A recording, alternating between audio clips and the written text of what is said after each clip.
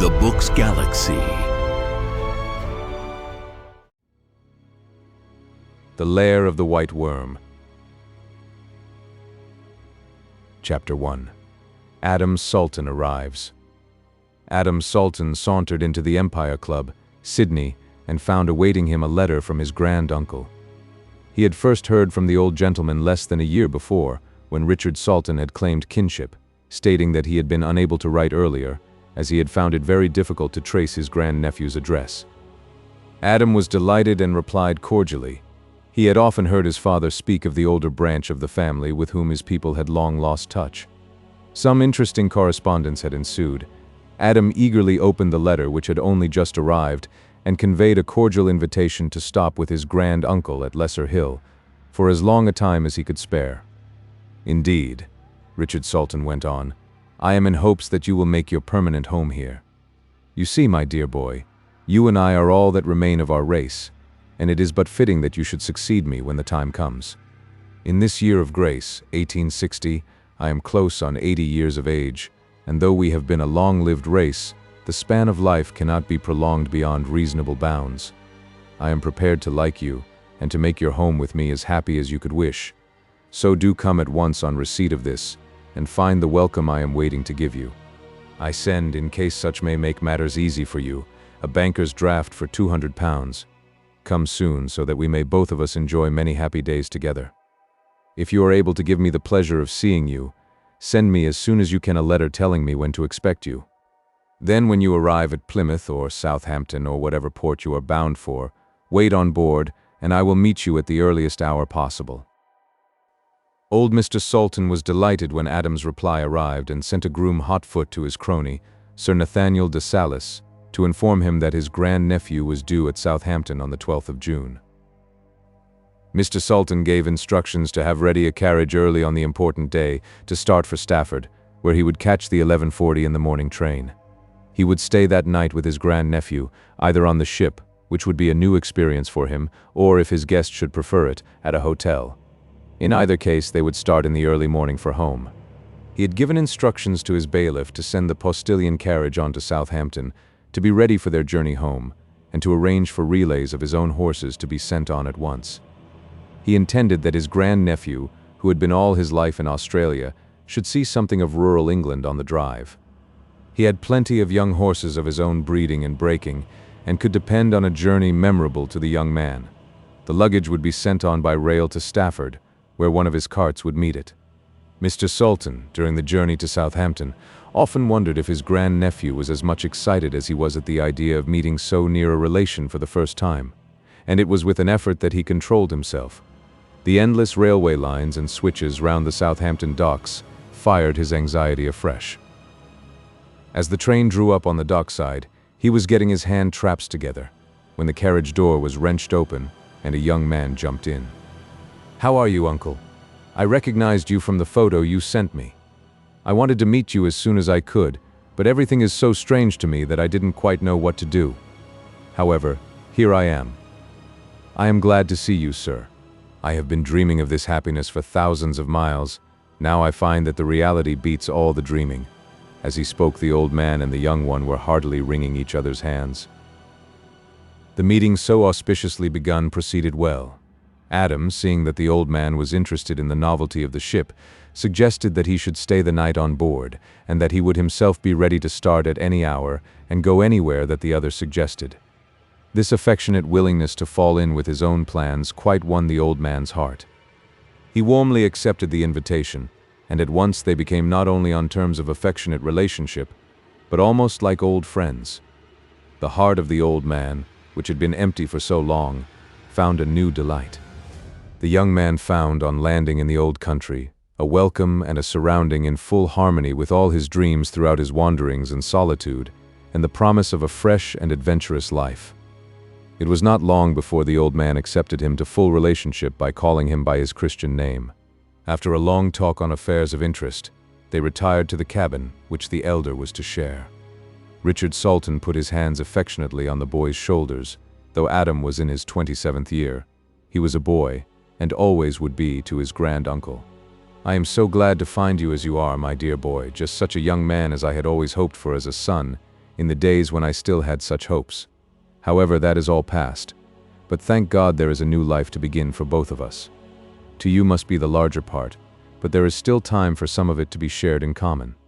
I have waited till we should have seen each other to enter upon the subject, for I thought it better not to tie up your young life to my old one till we should have sufficient personal knowledge to justify such a venture. Now I can, so far as I am concerned, enter into it freely, since from the moment my eyes rested on you I saw my son, as he shall be, God willing if he chooses such a course himself. Indeed I do, sir, with all my heart. Thank you, Adam, for that. The old man's eyes filled and his voice trembled. Then, after a long silence between them, he went on, "When I heard you were coming, I made my will. It was well that your interests should be protected from that moment on. Here is the deed. Keep it, Adam. All I have shall belong to you, and if love and good wishes, or the memory of them, can make life sweeter, yours shall be a happy one. Now, my dear boy, let us turn in. We start early in the morning and have a long drive before us. I hope you don't mind driving? I was going to have the old traveling carriage in which my grandfather, your great-grand-uncle, went to court when William VIII was king. It is all right.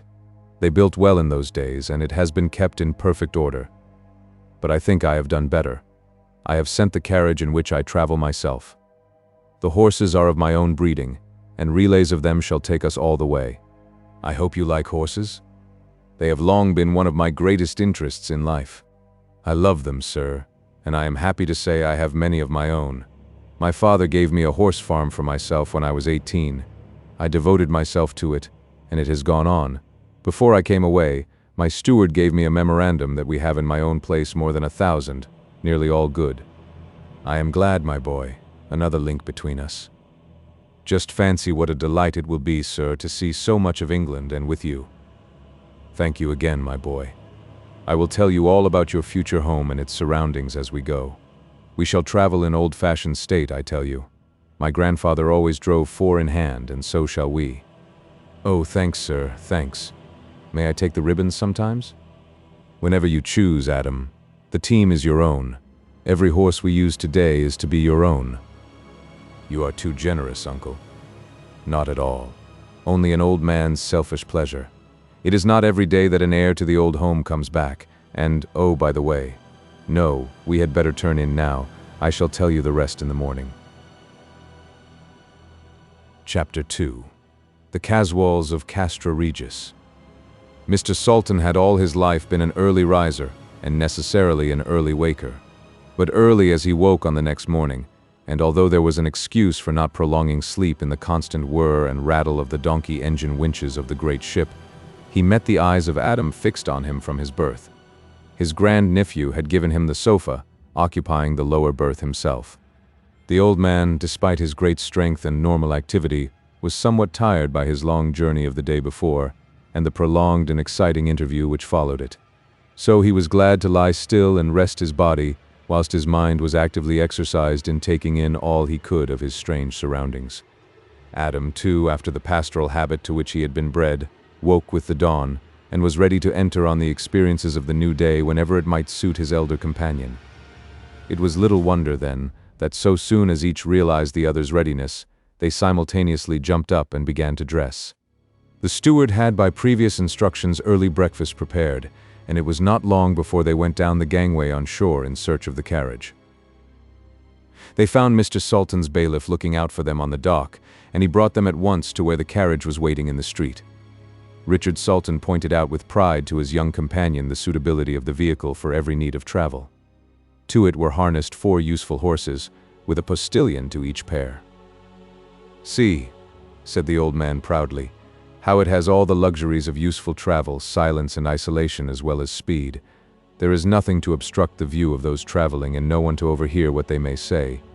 I have used that trap for a quarter of a century, and I never saw one more suitable for travel. You shall test it shortly. We are going to drive through the heart of England, and as we go I'll tell you what I was speaking of last night. Our route is to be by Salisbury, Bath, Bristol, Cheltenham, Worcester, Stafford, and so home." Adam remained silent a few minutes, during which he seemed all eyes, for he perpetually ranged the whole circle of the horizon. "Has our journey today, sir?" he asked. "Any special relation to what you said last night that you wanted to tell me?" "Not directly, but indirectly, everything." "Won't you tell me now? I see we cannot be overheard, and if anything strikes you as we go along, just run it in. I shall understand." So old Sultan spoke. "To begin at the beginning, Adam. That lecture of yours on the Romans in Britain, a report of which you posted to me, set me thinking in addition to telling me your tastes. I wrote to you at once and asked you to come home, for it struck me that if you were fond of historical research as seemed a fact, this was exactly the place for you, in addition to its being the home of your own forebears.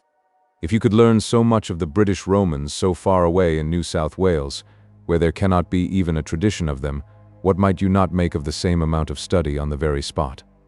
Where we are going is in the real heart of the old kingdom of Mercia, where there are traces of all the various nationalities which made up the conglomerate which became Britain. I rather gathered that you had some more definite, more personal reason for my hurrying. After all, history can keep except in the making." "Quite right, my boy. I had a reason such as you very wisely guessed. I was anxious for you to be here when a rather important phase of our local history occurred." "What is that, if I may ask, sir?" "Certainly, the principal landowner of our part of the county is on his way home, and there will be a great homecoming which you may care to see. The fact is, for more than a century the various owners in the succession here, with the exception of a short time, have lived abroad." "How is that, sir, if I may ask?" "The great house and estate in our part of the world is CASTRA REGIS, the family seat of the Caswall family. The last owner who lived here was Edgar Caswall, grandfather of the man who is coming here, and he was the only one who stayed even a short time. This man's grandfather, also named Edgar, they keep the tradition of the family Christian name, quarreled with his family and went to live abroad, not keeping up any intercourse, good or bad, with his relatives. Although this particular Edgar, as I told you, did visit his family estate, yet his son was born and lived and died abroad, while his grandson, the latest inheritor, was also born and lived abroad till he was over 30, his present age. This was the second line of absentees. The great estate of Castra Regis has had no knowledge of its owner for 5 generations, covering more than 120 years. It has been well administered, however, and no tenant or other connected with it has had anything of which to complain. All the same, there has been much natural anxiety to see the new owner, and we are all excited about the event of his coming. Even I am, though I own my own estate, which, though adjacent, is quite apart from Castra Regis. Here we are now in new ground for you. That is the spire of Salisbury Cathedral, and when we leave that we shall be getting close to the old Roman county, and you will naturally want your eyes. So we shall shortly have to keep our minds on old Mercia. However, you need not be disappointed. My old friend, Sir Nathaniel de Salis, who, like myself, is a freeholder near Castra Regis, his estate, Doom Tower, is over the border of Derbyshire, on the peak, is coming to stay with me for the festivities to welcome Edgar Caswall. He is just the sort of man you will like. He is devoted to history, and is president of the Mercian Archaeological Society. He knows more of our own part of the country, with its history and its people, than anyone else. I expect he will have arrived before us, and we 3 can have a long chat after dinner. He is also our local geologist and natural historian, so you and he will have many interests in common. Amongst other things, he has a special knowledge of the peak and its caverns, and knows all the old legends of prehistoric times. They spent the night at Cheltenham, and on the following morning resumed their journey to Stafford. Adam's eyes were in constant employment, and it was not till Sultan declared that they had now entered on the last stage of their journey that he referred to Sir Nathaniel's coming. As the dusk was closing down, they drove on to Lesser Hill, Mr. Sultan's house. It was now too dark to see any details of their surroundings.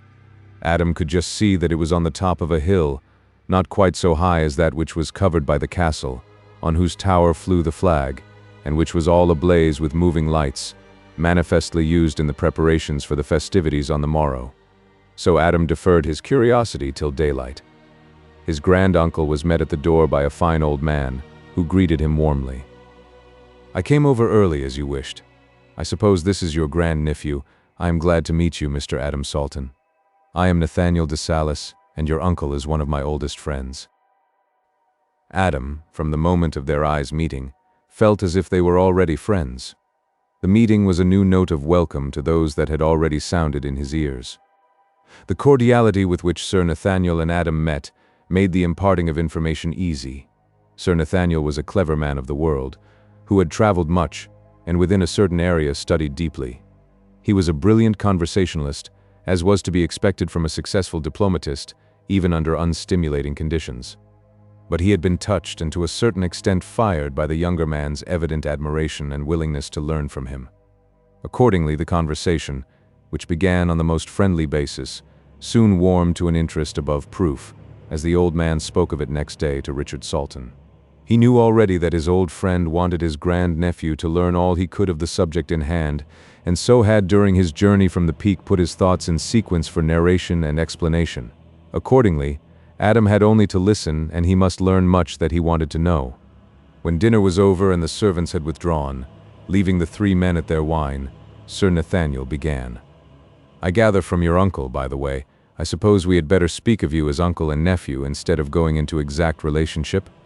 In fact, your uncle is so old and dear a friend that, with your permission, I shall drop formality with you altogether and speak of you and to you as Adam, as though you were his son." "I should like," answered the young man, "nothing better." The answer warmed the hearts of both the old men, but, with the usual avoidance of Englishmen of emotional subjects personal to themselves, they instinctively returned to the previous question. Sir Nathaniel took the lead. "I understand, Adam, that your uncle has posted you regarding the relationships of the Caswall family?" "Partly, sir, but I understood that I was to hear minuter details from you if you would be so good." "I shall be delighted to tell you anything so far as my knowledge goes. Well, the first Caswall in our immediate record is an Edgar, head of the family and owner of the estate, who came into his kingdom just about the time that George VIII did. He had one son of about 24. There was a violent quarrel between the two. No one of this generation has any idea of the cause, but, considering the family characteristics, we may take it for granted that though it was deep and violent, it was on the surface trivial. The result of the quarrel was that the son left the house without a reconciliation or without even telling his father where he was going. He never came back again. A few years after, he died, without having in the meantime exchanged a word or a letter with his father. He married abroad and left one son, who seems to have been brought up in ignorance of all belonging to him. The gulf between them appears to have been unbridgeable, for in time this son married and in turn had a son, but neither joy nor sorrow brought the sundered together. Under such conditions no rapprochement was to be looked for, and an utter indifference, founded at best on ignorance, took the place of family affection, even on community of interests. It was only due to the watchfulness of the lawyers that the birth of this new heir was ever made known. He actually spent a few months in the ancestral home. After this, the family interest merely rested on heirship of the estate. As no other children have been born to any of the newer generations in the intervening years, all hopes of heritage are now centered in the grandson of this man. Now, it will be well for you to bear in mind the prevailing characteristics of this race. These were well preserved and unchanging. One and all they are the same: cold, selfish, dominant, reckless of consequences in pursuit of their own will. It was not that they did not keep faith, though that was a matter which gave them little concern, but that they took care to think beforehand of what they should do in order to gain their own ends. If they should make a mistake, someone else should bear the burthen of it. This was so perpetually recurrent that it seemed to be a part of a fixed policy. It was no wonder that, whatever changes took place, they were always ensured in their own possessions. They were absolutely cold and hard by nature. Not one of them, so far as we have any knowledge, was ever known to be touched by the softer sentiments, to swerve from his purpose, or hold his hand in obedience to the dictates of his heart. The pictures and effigies of them all show their adherence to the early Roman type. Their eyes were full, their hair of raven blackness grew thick and close and curly. Their figures were massive and typical of strength. The thick black hair growing low down on the neck told of vast physical strength and endurance. But the most remarkable characteristic is the eyes. Black, piercing, almost unendurable, they seem to contain in themselves a remarkable willpower which there is no gainsaying. It is a power that is partly racial and partly individual, a power impregnated with some mysterious quality, partly hypnotic, partly mesmeric, which seems to take away from eyes that meet them all power of resistance, nay, all power of wishing to resist. With eyes like those, set in that all-commanding face, one would need to be strong indeed to think of resisting the inflexible will that lay behind. You may think, Adam, that all this is imagination on my part, especially as I have never seen any of them. So it is but imagination based on deep study. I have made use of all I know or can surmise logically regarding this strange race. With such strange, compelling qualities, is it any wonder that there is abroad an idea that in the race there is some demoniac possession, which tends to a more definite belief that certain individuals have in the past sold themselves to the devil? But I think we had better go to bed now. We have a lot to get through tomorrow, and I want you to have your brain clear and all your susceptibilities fresh. Moreover, I want you to come with me for an early walk, during which we may notice, whilst the matter is fresh in our minds, the peculiar disposition of this place, not merely your grand uncle's estate, but the lie of the country around it. There are many things on which we may seek and perhaps find enlightenment. The more we know at the start, the more things which may come into our view will develop themselves. Chapter 3. Diana's Grove. Curiosity took Adam Salton out of bed in the early morning, but when he had dressed and gone downstairs, he found that, early as he was, Sir Nathaniel was ahead of him. The old gentleman was quite prepared for a long walk, and they started at once. Sir Nathaniel, without speaking, led the way to the east, down the hill. When they had descended and risen again, they found themselves on the eastern brink of a steep hill. It was of lesser height than that on which the castle was situated, but it was so placed that it commanded the various hills that crowned the ridge. All along the ridge the rock cropped out, bare and bleak, but broken in rough natural castellation. The form of the ridge was a segment of a circle, with the higher points inland to the west. In the center rose the castle, on the highest point of all. Between the various rocky excrescences were groups of trees of various sizes and heights, amongst some of which were what, in the early morning light, looked like ruins. These, whatever they were of massive gray stone, probably limestone rudely cut, if indeed they were not shaped naturally. The fall of the ground was steep all along the ridge, so steep that here and there both trees and rocks and buildings seemed to overhang the plain far below, through which ran many streams. Sir Nathaniel stopped and looked around, as though to lose nothing of the effect. The sun had climbed the eastern sky and was making all details clear. He pointed with a sweeping gesture, as though calling Adam's attention to the extent of the view. Having done so, he covered the ground more slowly, as though inviting attention to detail. Adam was a willing and attentive pupil, and followed his motions exactly, missing or trying to miss nothing. I have brought you here, Adam, because it seems to me that this is the spot on which to begin our investigations. You have now in front of you almost the whole of the ancient kingdom of Mercia. In fact, we see the whole of it except that furthest part, which is covered by the Welsh marches, and those parts which are hidden from where we stand by the high ground of the immediate west. We can see, theoretically, the whole of the eastern bound of the kingdom, which ran south from the Humber to the Wash. I want you to bear in mind the trend of the ground for some time. Sooner or later, we shall do well to have it in our mind's eye when we are considering the ancient traditions and superstitions, and are trying to find the rationale of them. Each legend, each superstition which we receive, will help in the understanding and possible elucidation of the others. And as all such have a local basis, we can come closer to the truth or the probability by knowing the local conditions as we go along.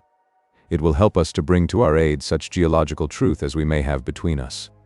For instance, the building materials used in various ages can afford their own lessons to understanding eyes.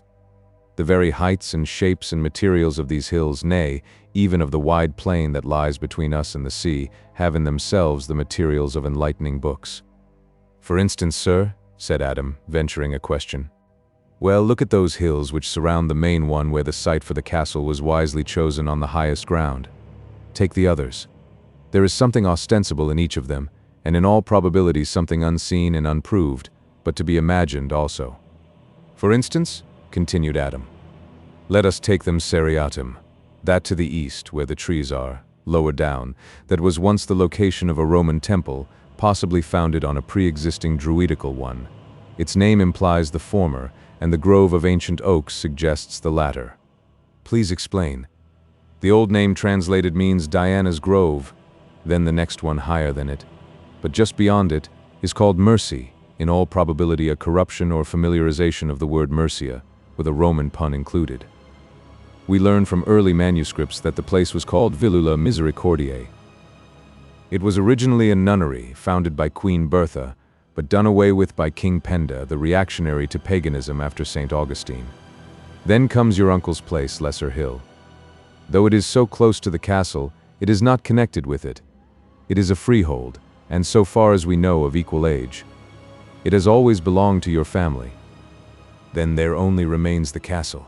That is all, but its history contains the histories of all the others, in fact, the whole history of early England. Sir Nathaniel, seeing the expectant look on Adam's face, went on. The history of the castle has no beginning so far as we know. The furthest records or surmises or inferences simply accept it as existing. Some of these guesses, let us call them, seem to show that there was some sort of structure there when the Romans came. Therefore, it must have been a place of importance in Druid times, if indeed that was the beginning. Naturally, the Romans accepted it, as they did everything of the kind that was, or might be, useful. The change is shown or inferred in the name Castra. It was the highest protected ground, and so naturally became the most important of their camps. A study of the map will show you that it must have been a most important center. It both protected the advances already made to the north and helped to dominate the seacoast. It sheltered the western marches, beyond which lay savage Wales and danger. It provided a means of getting to the Severn, round which lay the great Roman roads then coming into existence, and made possible the great waterway to the heart of England, through the Severn and its tributaries. It brought the east and the west together by the swiftest and easiest ways known to those times. And finally, it provided means of descent on London and all the expanse of country watered by the Thames. With such a center, already known and organized, we can easily see that each fresh wave of invasion, the Angles, the Saxons, the Danes, and the Normans, found it a desirable possession and so ensured its upholding. In the earlier centuries it was merely a vantage ground. But when the victorious Romans brought with them the heavy solid fortifications impregnable to the weapons of the time, its commanding position alone ensured its adequate building and equipment. Then it was that the fortified camp of the Caesars developed into the castle of the king. As we are as yet ignorant of the names of the first kings of Mercia, no historian has been able to guess which of them made it his ultimate defense, and I suppose we shall never know now. In process of time, as the arts of war developed, it increased in size and strength, and although recorded details are lacking, the history is written not merely in the stone of its building, but is inferred in the changes of structure. Then the sweeping changes which followed the Norman conquest wiped out all lesser records than its own. Today we must accept it as one of the earliest castles of the conquest, probably not later than the time of Henry I. Roman and Norman were both wise in their retention of places of approved strength or utility. So it was that these surrounding heights, already established and to a certain extent proved, were retained. Indeed, such characteristics as already pertained to them were preserved, and today afford to us lessons regarding things which have themselves long since passed away. So much for the fortified heights, but the hollows too have their own story. But how the time passes. We must hurry home, or your uncle will wonder what has become of us. He started with long steps towards Lesser Hill, and Adam was soon furtively running in order to keep up with him. Chapter 4. The Lady Arabella March.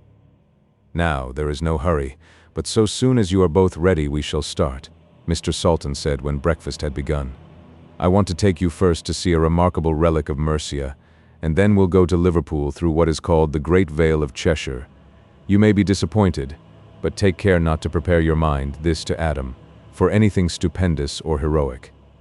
You would not think the place a vale at all, unless you were told so beforehand and had confidence in the veracity of the teller. We should get to the landing stage in time to meet the West African and catch Mr. Caswall as he comes ashore. We want to do him honor, and besides, it will be more pleasant to have the introductions over before we go to his fete at the castle.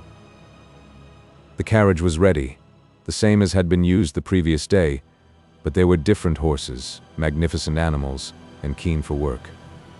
Breakfast was soon over, and they shortly took their places.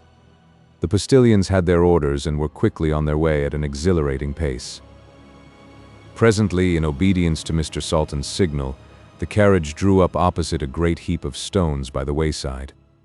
"Here, Adam," he said, "is something that you of all men should not pass by unnoticed.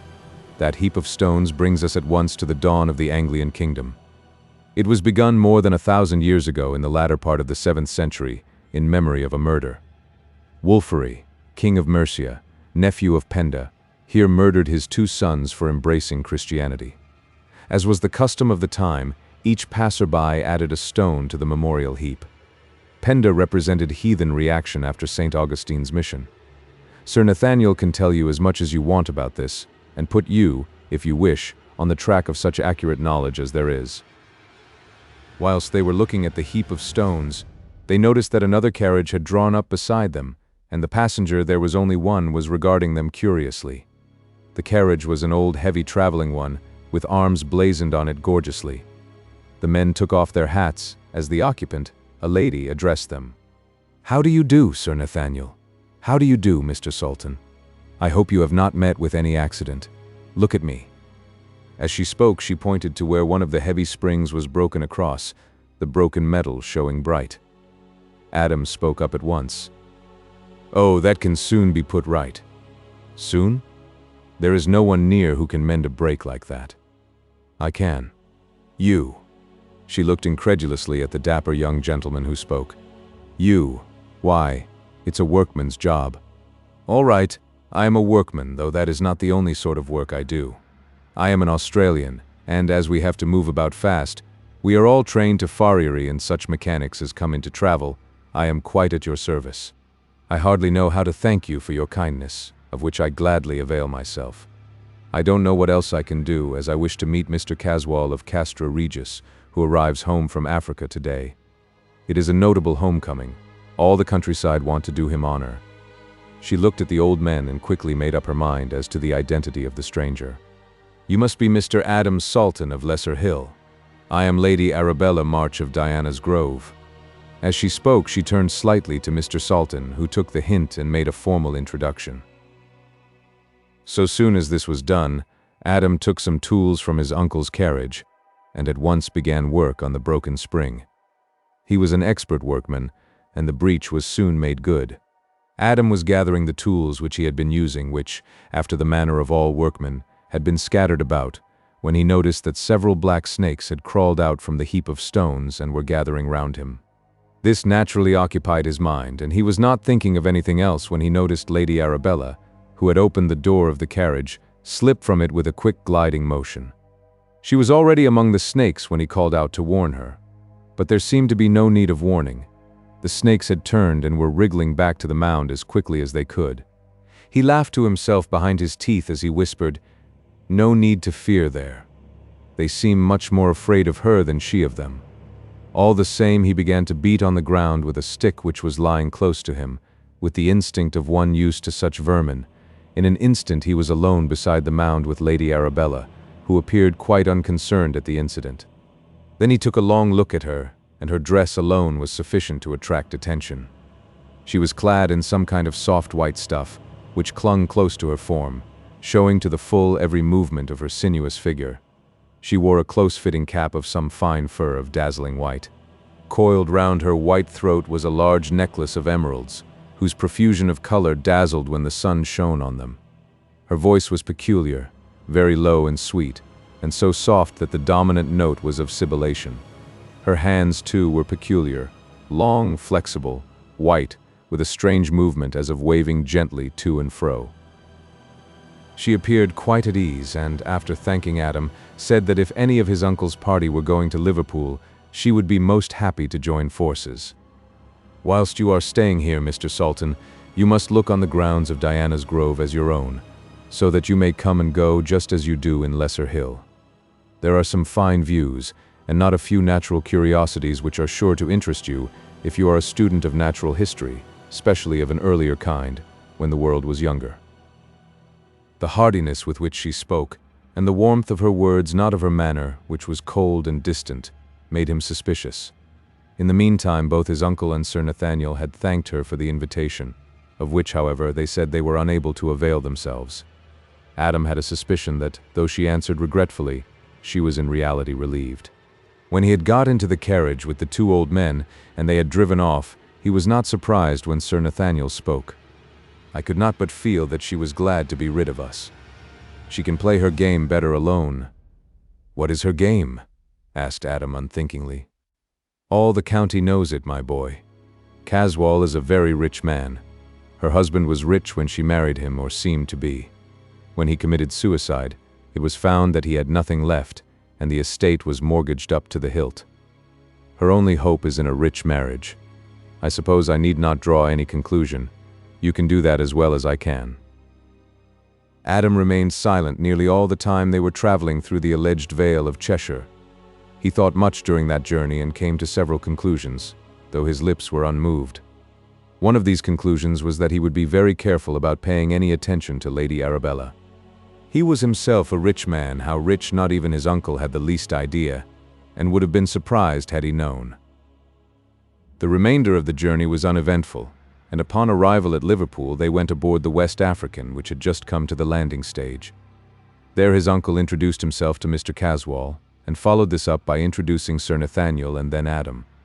The newcomer received them graciously and said what a pleasure it was to be coming home after so long an absence of his family from their old seat.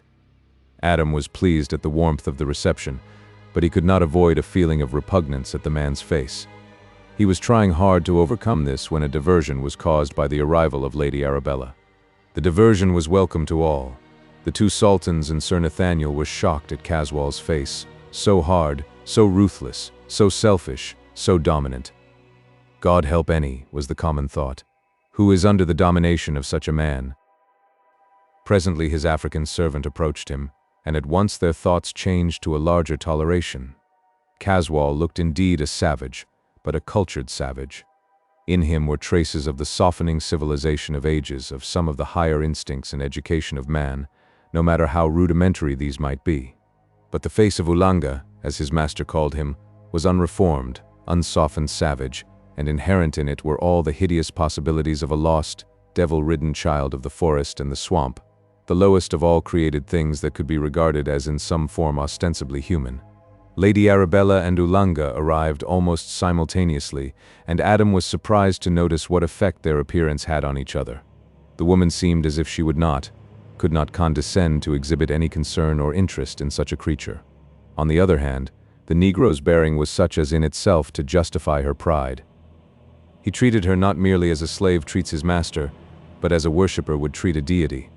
He knelt before her with his hands outstretched and his forehead in the dust. So long as she remained, he did not move. It was only when she went over to Caswall that he relaxed his attitude of devotion and stood by respectfully. Adam spoke to his own man, Davenport, who was standing by, having arrived with the bailiff of Lesser Hill, who had followed Mr. Sultan in a pony trap. As he spoke, he pointed to an attentive ship's steward, and presently the two men were conversing. "I think we ought to be moving," Mr. Sultan said to Adam. "I have some things to do in Liverpool, and I am sure that both Mr. Caswall and Lady Arabella would like to get under way for Castra Regis." "I too, sir, would like to do something," replied Adam. "I want to find out where Ross, the animal merchant, lives. I want to take a small animal home with me if you don't mind. He is only a little thing, and will be no trouble." "Of course not, my boy. What kind of animal is it that you want?" "A mongoose." "A mongoose? What on earth do you want it for?" "To kill snakes." "Good." The old man remembered the mound of stones. No explanation was needed. When Ross heard what was wanted, he asked, "Do you want something special, or will an ordinary mongoose do?" "Well, of course, I want a good one. But I see no need for anything special. It is for ordinary use." "I can let you have a choice of ordinary ones. I only asked because I have in stock a very special one which I got lately from Nepal. He has a record of his own. He killed a king cobra that had been seen in the Rajah's garden. But I don't suppose we have any snakes of the kind in this cold climate. I dare say an ordinary one will do." When Adam got back to the carriage, carefully carrying the box with the mongoose, Sir Nathaniel said, "Hello, what have you got there?" "A mongoose." "What for?" "To kill snakes." Sir Nathaniel laughed. "I heard Lady Arabella's invitation to you to come to Diana's Grove." "Well, What on earth has that got to do with it? Nothing directly that I know of, but we shall see. Adam waited, and the old man went on. Have you by any chance heard the other name which was given long ago to that place? No, sir. It was called, Look Here. This subject wants a lot of talking over. Suppose we wait till we are alone and have lots of time before us. All right, sir. Adam was filled with curiosity, but he thought it better not to hurry matters. All would come in good time. Then the three men returned home, leaving Mr. Caswall to spend the night in Liverpool. The following day, the Lesser Hill party set out for Castra Regis, and for the time Adam thought no more of Diana's Grove or of what mysteries it had contained or might still contain. The guests were crowding in, and special places were marked for important people. Adam, seeing so many persons of varied degree, looked round for Lady Arabella, but could not locate her. It was only when he saw the old-fashioned traveling carriage approach and heard the sound of cheering which went with it, that he realized that Edgar Caswall had arrived. Then, on looking more closely, he saw that Lady Arabella, dressed as he had seen her last, was seated beside him. When the carriage drew up at the great flight of steps, the host jumped down and gave her his hand. It was evident to all that she was the chief guest at the festivities. It was not long before the seats on the dais were filled, while the tenants and guests of lesser importance had occupied all the coigns of vantage not reserved. The order of the day had been carefully arranged by a committee. There were some speeches, happily neither many nor long, and then festivities were suspended till the time for feasting arrived. In the interval, Caswall walked among his guests, speaking to all in a friendly manner and expressing a general welcome. The other guests came down from the dais and followed his example, so there was unceremonious meeting and greeting between gentle and simple. Adam Sultan naturally followed with his eyes all that went on within their scope, taking note of all who seemed to afford any interest. He was young and a man and a stranger from a far distance, so on all these accounts he naturally took stock rather of the women than of the men, and of these, those who were young and attractive. There were lots of pretty girls among the crowd, and Adam, who was a handsome young man and well set up, got his full share of admiring glances. These did not concern him much, and he remained unmoved until there came along a group of three, by their dress and bearing, of the farmer class. One was a sturdy old man, the other two were good-looking girls, one of a little over 20, the other not quite so old. So soon as Adam's eyes met those of the younger girl, who stood nearest to him, some sort of electricity flashed, that divine spark which begins by recognition and ends in obedience. Men call it love. Both his companions noticed how much Adam was taken by the pretty girl and spoke of her to him in a way which made his heart warm to them. Did you notice that party that passed? The old man is Michael Watford, one of the tenants of Mr. Caswall. He occupies Mercy Farm, which Sir Nathaniel pointed out to you today. The girls are his granddaughters, the elder, Lilla, being the only child of his elder son, who died when she was less than a year old. His wife died on the same day. She is a good girl, as good as she is pretty. The other is her first cousin, the daughter of Watford's second son. He went for a soldier when he was just over 20 and was drafted abroad. He was not a good correspondent, though he was a good enough son. A few letters came, and then his father heard from the colonel of his regiment that he had been killed by dacoits in Burma. He heard from the same source that his boy had been married to a Burmese, and that there was a daughter only a year old. Watford had the child brought home, and she grew up beside Lilla. The only thing that they heard of her birth was that her name was Mimi. The two children adored each other, and do to this day. Strange how different they are. Lilla all fair, like the old Saxon stock from which she is sprung, Mimi showing a trace of her mother's race. Lilla is as gentle as a dove, but Mimi's black eyes can glow whenever she is upset. The only thing that upsets her is when anything happens to injure or threaten or annoy Lilla. Then her eyes glow as do the eyes of a bird when her young are menaced. Chapter 5. The White Worm. Mr. Sultan introduced Adam to Mr. Watford and his granddaughters, and they all moved on together. Of course, neighbors in the position of the Watfords knew all about Adam Sultan, his relationship, circumstances, and prospects. So it would have been strange indeed if both girls did not dream of possibilities of the future. In agricultural England, eligible men of any class are rare. This particular man was specially eligible, for he did not belong to a class in which barriers of caste were strong. So when it began to be noticed that he walked beside Mimi Watford and seemed to desire her society, all their friends endeavored to give the promising affair a helping hand. When the gongs sounded for the banquet, he went with her into the tent where her grandfather had seats. Mr. Salton and Sir Nathaniel noticed that the young man did not come to claim his appointed place at the dais table, but they understood and made no remark, or indeed did not seem to notice his absence. Lady Arabella sat as before at Edgar Caswall's right hand. She was certainly a striking and unusual woman, and to all it seemed fitting from her rank and personal qualities that she should be the chosen partner of the heir on his first appearance. Of course, nothing was said openly by those of her own class who were present, but words were not necessary when so much could be expressed by nods and smiles. It seemed to be an accepted thing that at last there was to be a mistress of Castra Regis, and that she was present amongst them. There were not lacking some who, whilst admitting all her charm and beauty, placed her in the second rank, Lilla Watford being marked as first. There was sufficient divergence of type, as well as of individual beauty, to allow of fair comment. Lady Arabella represented the aristocratic type, and Lilla that of the commonalty. When the dusk began to thicken, Mr. Salton and Sir Nathaniel walked home. The trap had been sent away early in the day, leaving Adam to follow in his own time. He came in earlier than was expected, and seemed upset about something. Neither of the elders made any comment.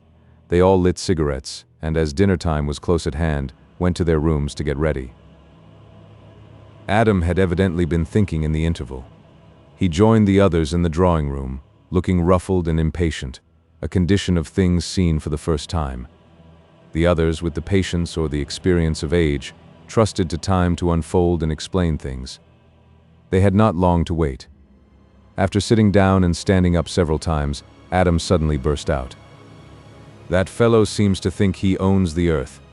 Can't he let people alone? He seems to think that he has only to throw his handkerchief to any woman and be her master." This outburst was in itself enlightening. Only thwarted affection in some guise could produce this feeling in an amiable young man. Sir Nathaniel, as an old diplomatist, had a way of understanding, as if by foreknowledge, the true inwardness of things, and asked suddenly, but in a matter-of-fact, indifferent voice, "Was he after Lilla?" Yes, and the fellow didn't lose any time either. Almost as soon as they met, he began to butter her up and tell her how beautiful she was. Why, before he left her side, he had asked himself to tea tomorrow at Mercy Farm. Stupid ass. He might see that the girl isn't his sort. I never saw anything like it. It was just like a hawk and a pigeon.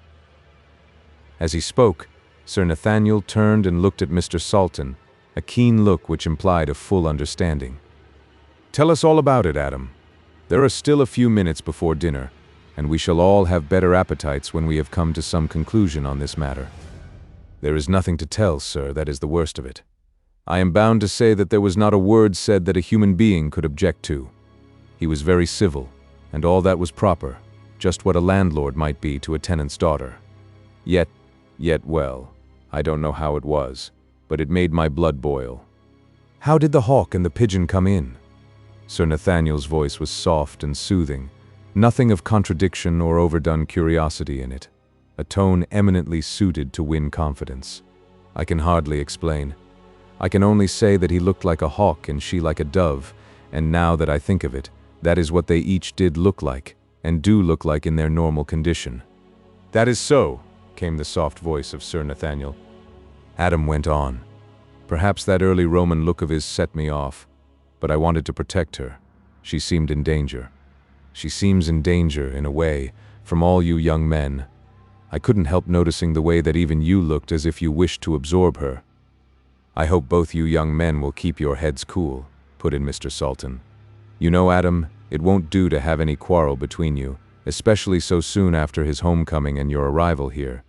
We must think of the feelings and happiness of our neighbors, mustn't we?" "I hope so, sir. I assure you that, whatever may happen, or even threaten, I shall obey your wishes in this as in all things." "Hush," whispered Sir Nathaniel, who heard the servants in the passage bringing dinner. After dinner, over the walnuts and the wine, Sir Nathaniel returned to the subject of the local legends. It will perhaps be a less dangerous topic for us to discuss than more recent ones. "All right, sir," said Adam heartily. "I think you may depend on me now with regard to any topic. I can even discuss Mr. Caswall. Indeed, I may meet him tomorrow. He is going, as I said, to call at Mercy Farm at 3 o'clock, but I have an appointment at 2. "I notice," said Mr. Salton, "that you do not lose any time." The two old men once more looked at each other steadily. Then, lest the mood of his listeners should change with delay, Sir Nathaniel began at once. "I don't propose to tell you all the legends of Mercia, or even to make a selection of them. It will be better, I think, for our purpose if we consider a few facts, recorded or unrecorded, about this neighborhood. I think we might begin with Diana's Grove. It has roots in the different epochs of our history, and each has its special crop of legend. The Druid and the Roman are too far off for matters of detail, but it seems to me the Saxon and the Angles are near enough to yield material for legendary lore. We find that this particular place had another name besides Diana's Grove. This was manifestly of Roman origin, or of Grecian accepted as Roman. The other is more pregnant of adventure and romance than the Roman name. In Mercian tongue it was the Lair of the White Worm. This needs a word of explanation at the beginning. In the dawn of the language, the word worm had a somewhat different meaning from that in use today. It was an adaptation of the Anglo-Saxon wyrm, meaning a dragon or snake, or from the Gothic worms, a serpent, or the Icelandic ormur, or the German worm. We gather that it conveyed originally an idea of size and power, not as now in the diminutive of both these meanings. Here legendary history helps us. We have the well-known legend of the Worm Well of Lambton Castle, and that of the Laidley Worm of Spindleston Heugh near Bamborough. In both these legends the worm was a monster of vast size and power, a veritable dragon or serpent, such as legend attributes to vast fens or quags where there was illimitable room for expansion. A glance at a geological map will show that whatever truth there may have been of the actuality of such monsters in the early geologic periods, at least there was plenty of possibility. In England there were originally vast plains where the plentiful supply of water could gather. The streams were deep and slow, and there were holes of abysmal depth, where any kind and size of antediluvian monster could find a habitat. In places which now we can see from our windows were mud holes 100 or more feet deep. Who can tell us when the age of the monsters which flourished in slime came to an end? There must have been places and conditions which made for greater longevity, greater size, greater strength than was usual. Such overlappings may have come down even to our earlier centuries. Nay, are there not now creatures of a vastness of bulk regarded by the generality of men as impossible? Even in our own day there are seen the traces of animals, if not the animals themselves, of stupendous size, veritable survivals from earlier ages, preserved by some special qualities in their habitats. I remember meeting a distinguished man in India who had the reputation of being a great shikaree, who told me that the greatest temptation he had ever had in his life was to shoot a giant snake which he had come across in the Terai of Upper India.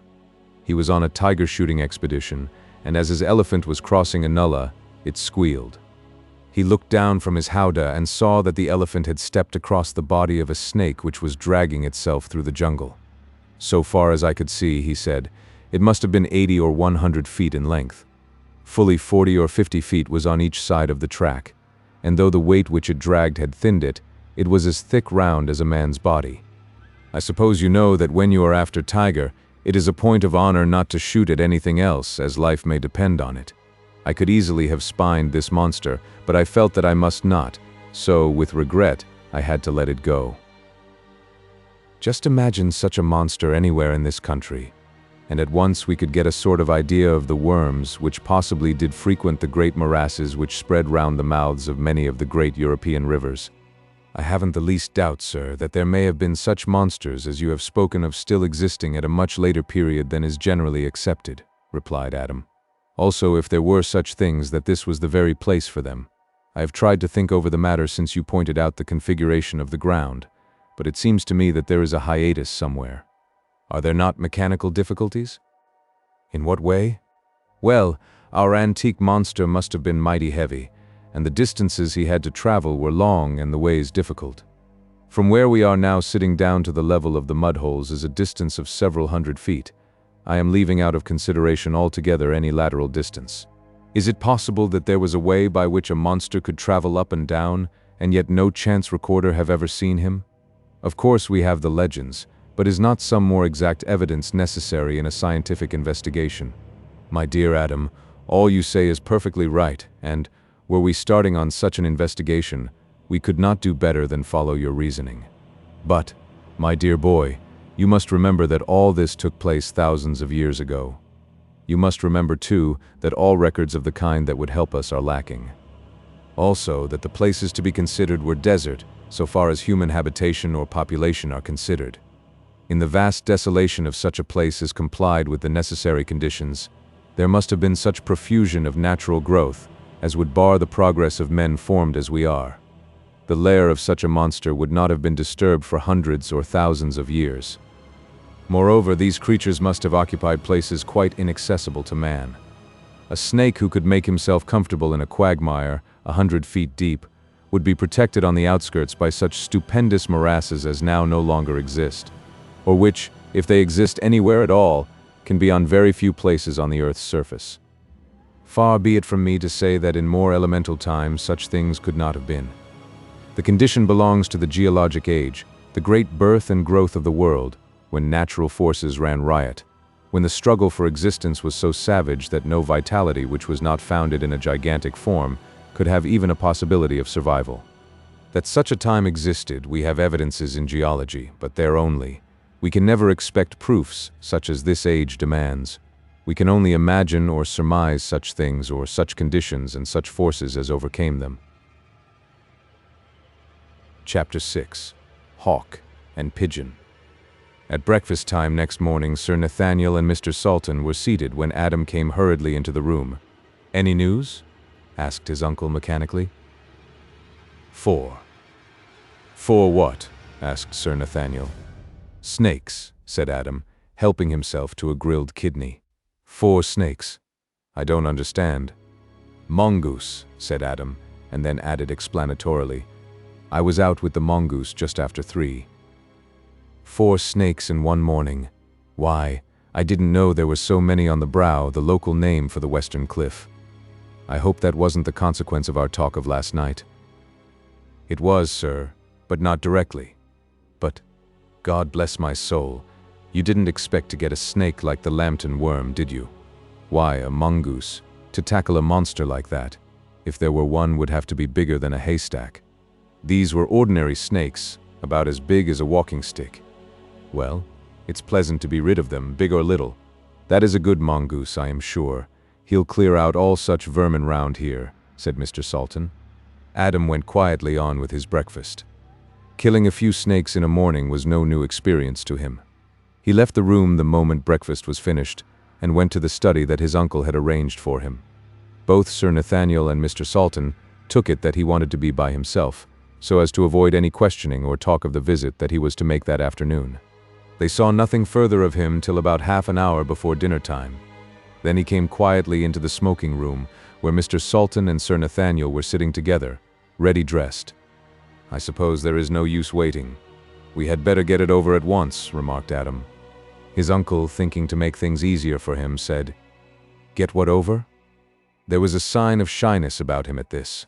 He stammered a little at first, but his voice became more even as he went on. "My visit to Mercy Farm." Mr. Salton waited eagerly. The old diplomatist simply smiled. "I suppose you both know that I was much interested yesterday in the Watfords." There was no denial or fending off the question. Both the old men smiled acquiescence. Adam went on, "I meant you to see it. Both of you. You, uncle, because you are my uncle and the nearest of my own kin, and, moreover, you couldn't have been more kind to me or made me more welcome if you had been my own father." Mr. Salton said nothing. He simply held out his hand, and the other took it and held it for a few seconds. "And you, sir, because you have shown me something of the same affection which in my wildest dreams of home I had no right to expect." He stopped for an instant, much moved.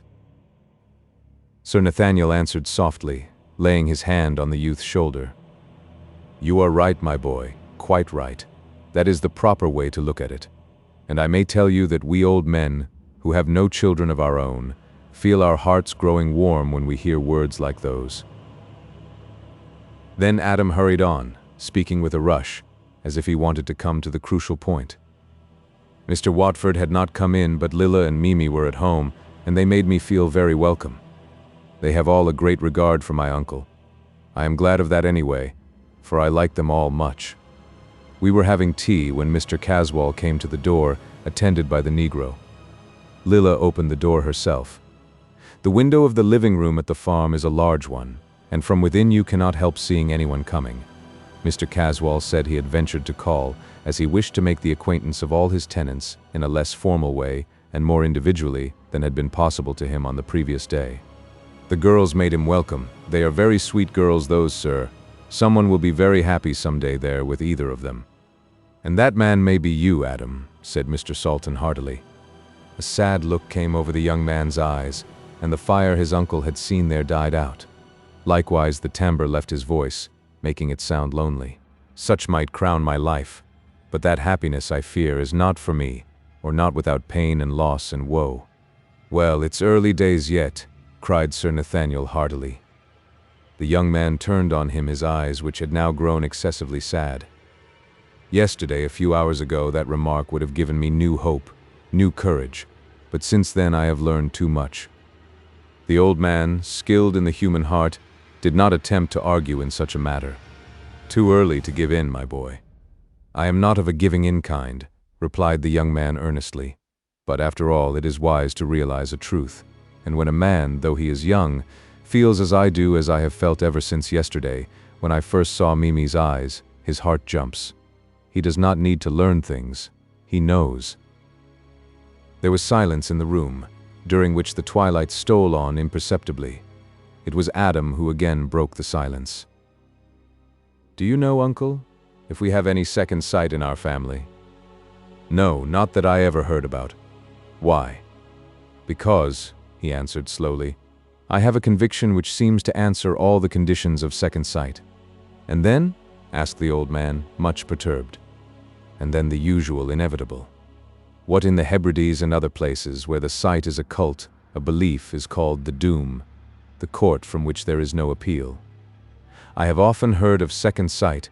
We have many Western Scots in Australia, but I have realized more of its true inwardness in an instant of this afternoon than I did in the whole of my life previously, a granite wall stretching up to the very heavens, so high and so dark that the eye of God himself cannot see beyond. Well, if the doom must come, it must. That is all. The voice of Sir Nathaniel broke in, smooth and sweet and grave. Can there not be a fight for it? There can for most things. For most things, yes, but for the doom, no. What a man can do, I shall do. There must be a fight. When and where and how I know not, but a fight there will be. But after all, what is a man in such a case? Adam, there are three of us.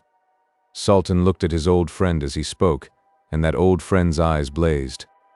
Aye, three of us, he said, and his voice rang. There was again a pause, and Sir Nathaniel endeavored to get back to less emotional and more neutral ground. Tell us of the rest of the meeting. Remember, we are all pledged to this. It is a fight à l'outrance, and we can afford to throw away or forgo no chance. We shall throw away or lose nothing that we can help. We fight to win, and the stake is a life, perhaps more than one we shall see. Then he went on in a conversational tone, such as he had used when he spoke of the coming to the farm of Edgar Caswall. When Mr. Caswall came in, the Negro went a short distance away, and there remained. It gave me the idea that he expected to be called, and intended to remain in sight, or within hail.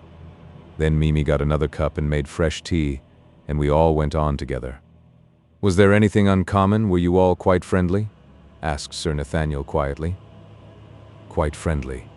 There was nothing that I could notice out of the common except, he went on, with a slight hardening of the voice, except that he kept his eyes fixed on Lilla in a way which was quite intolerable to any man who might hold her dear. Now, in what way did he look? Asked Sir Nathaniel.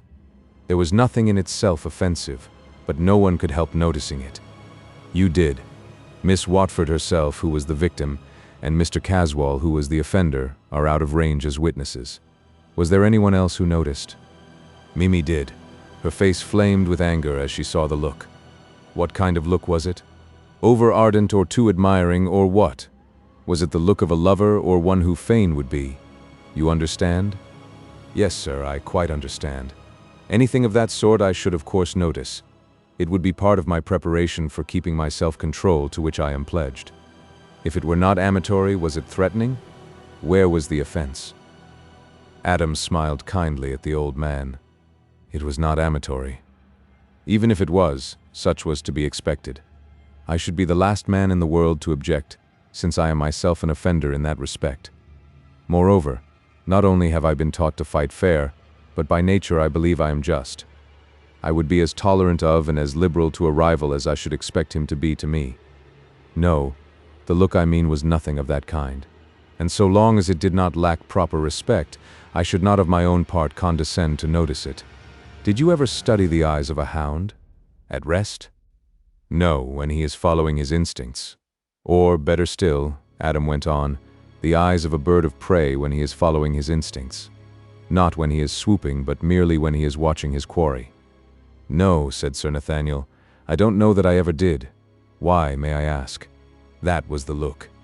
Certainly not amatory or anything of that kind, yet it was. It struck me more dangerous, if not so deadly as an actual threatening. Again there was a silence, which Sir Nathaniel broke as he stood up. I think it would be well if we all thought over this by ourselves. Then we can renew the subject. Chapter 7. Oolanga. Mr. SALTON had an appointment for 6 o'clock at Liverpool. When he had driven off, Sir Nathaniel took Adam by the arm. May I come with you for a while to your study? I want to speak to you privately without your uncle knowing about it, or even what the subject is. You don't mind, do you? It is not idle curiosity. No, no. It is on the subject to which we are all committed. Is it necessary to keep my uncle in the dark about it? He might be offended. It is not necessary, but it is advisable. It is for his sake that I asked.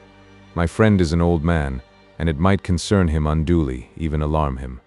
I promise you there shall be nothing that could cause him anxiety in our silence, or at which he could take umbrage. Go on, sir, said Adam simply. You see, your uncle is now an old man. I know it, for we were boys together. He has led an uneventful and somewhat self-contained life, so that any such condition of things as has now arisen is apt to perplex him from its very strangeness. In fact, any new matter is trying to old people. It has its own disturbances and its own anxieties, and neither of these things are good for lives that should be restful. Your uncle is a strong man with a very happy and placid nature. Given health and ordinary conditions of life, there is no reason why he should not live to be 100. You and I, therefore, who both love him, though in different ways, should make it our business to protect him from all disturbing influences.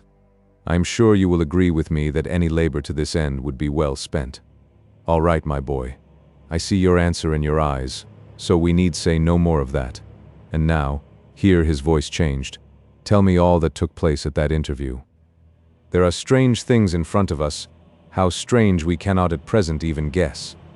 Doubtless some of the difficult things to understand which lie behind the veil will in time be shown to us to see and to understand. In the meantime, all we can do is to work patiently, fearlessly, and unselfishly to an end that we think is right. You had got so far as where Lilla opened the door to Mr. Caswall and the Negro. You also observed that Mimi was disturbed in her mind at the way Mr. Caswall looked at her cousin. Certainly, though disturbed is a poor way of expressing her objection. Can you remember well enough to describe Caswall's eyes and how Lilla looked, and what Mimi said and did? Also Oolanga, Caswall's West African servant. I'll do what I can, sir. All the time Mr. Caswall was staring, he kept his eyes fixed and motionless, but not as if he was in a trance. His forehead was wrinkled up, as it is when one is trying to see through or into something. At the best of times his face has not a gentle expression, but when it was screwed up like that it was almost diabolical. It frightened poor Lilla so that she trembled and after a bit got so pale that I thought she had fainted. However, she held up and tried to stare back, but in a feeble kind of way. Then Mimi came close and held her hand. That braced her up, and still, never ceasing her return stare, she got color again and seemed more like herself. Did he stare too? More than ever. The weaker Lila seemed, the stronger he became, just as if he were feeding on her strength. All at once she turned round, threw up her hands, and fell down in a faint. I could not see what else happened just then, for Mimi had thrown herself on her knees beside her and hid her from me. Then there was something like a black shadow between us, and there was the nigger, looking more like a malignant devil than ever. I am not usually a patient man, and the sight of that ugly devil is enough to make one's blood boil. When he saw my face, he seemed to realize danger, immediate danger, and slunk out of the room as noiselessly as if he had been blown out. I learned one thing, however: he is an enemy, if ever a man had one. That still leaves us 3-2, put in Sir Nathaniel. Then CASWALLS slunk out, much as the nigger had done. When he had gone, Lila recovered at once. Now, said Sir Nathaniel, anxious to restore peace, have you found out anything yet regarding the Negro? I am anxious to be posted regarding him. I fear there will be, or may be, grave trouble with him. Yes, sir, I've heard a good deal about him. Of course it is not official, but hearsay must guide us at first. You know my man Davenport, private secretary, confidential man of business, and general factotum. He is devoted to me, and has my full confidence. I asked him to stay on board the West African, and have a good look round, and find out what he could about Mr. Caswall. Naturally, he was struck with the aboriginal savage. He found one of the ship's stewards, who had been on the regular voyages to South Africa. He knew Oolanga and had made a study of him. He is a man who gets on well with niggers, and they open their hearts to him. It seems that this Oolanga is quite a great person in the nigger world of the African West Coast. He has the two things which men of his own color respect. He can make them afraid, and he is lavish with money. I don't know whose money, but that does not matter. They are always ready to trumpet his greatness. Evil greatness it is, but neither does that matter. Briefly, this is his history. He was originally a witch-finder, about as low an occupation as exists amongst aboriginal savages. Then he got up in the world and became an obi-man, which gives an opportunity to wealth via blackmail. Finally, he reached the highest honor in hellish service. He became a user of voodoo, which seems to be a service of the utmost baseness and cruelty. I was told some of his deeds of cruelty, which are simply sickening. They made me long for an opportunity of helping to drive him back to hell. You might think to look at him that you could measure in some way the extent of his vileness, but it would be a vain hope. Monsters such as he is belong to an earlier and more rudimentary stage of barbarism. He is in his way a clever fellow for a nigger, but is none the less dangerous or the less hateful for that. The men in the ship told me that he was a collector. Some of them had seen his collections. Such collections.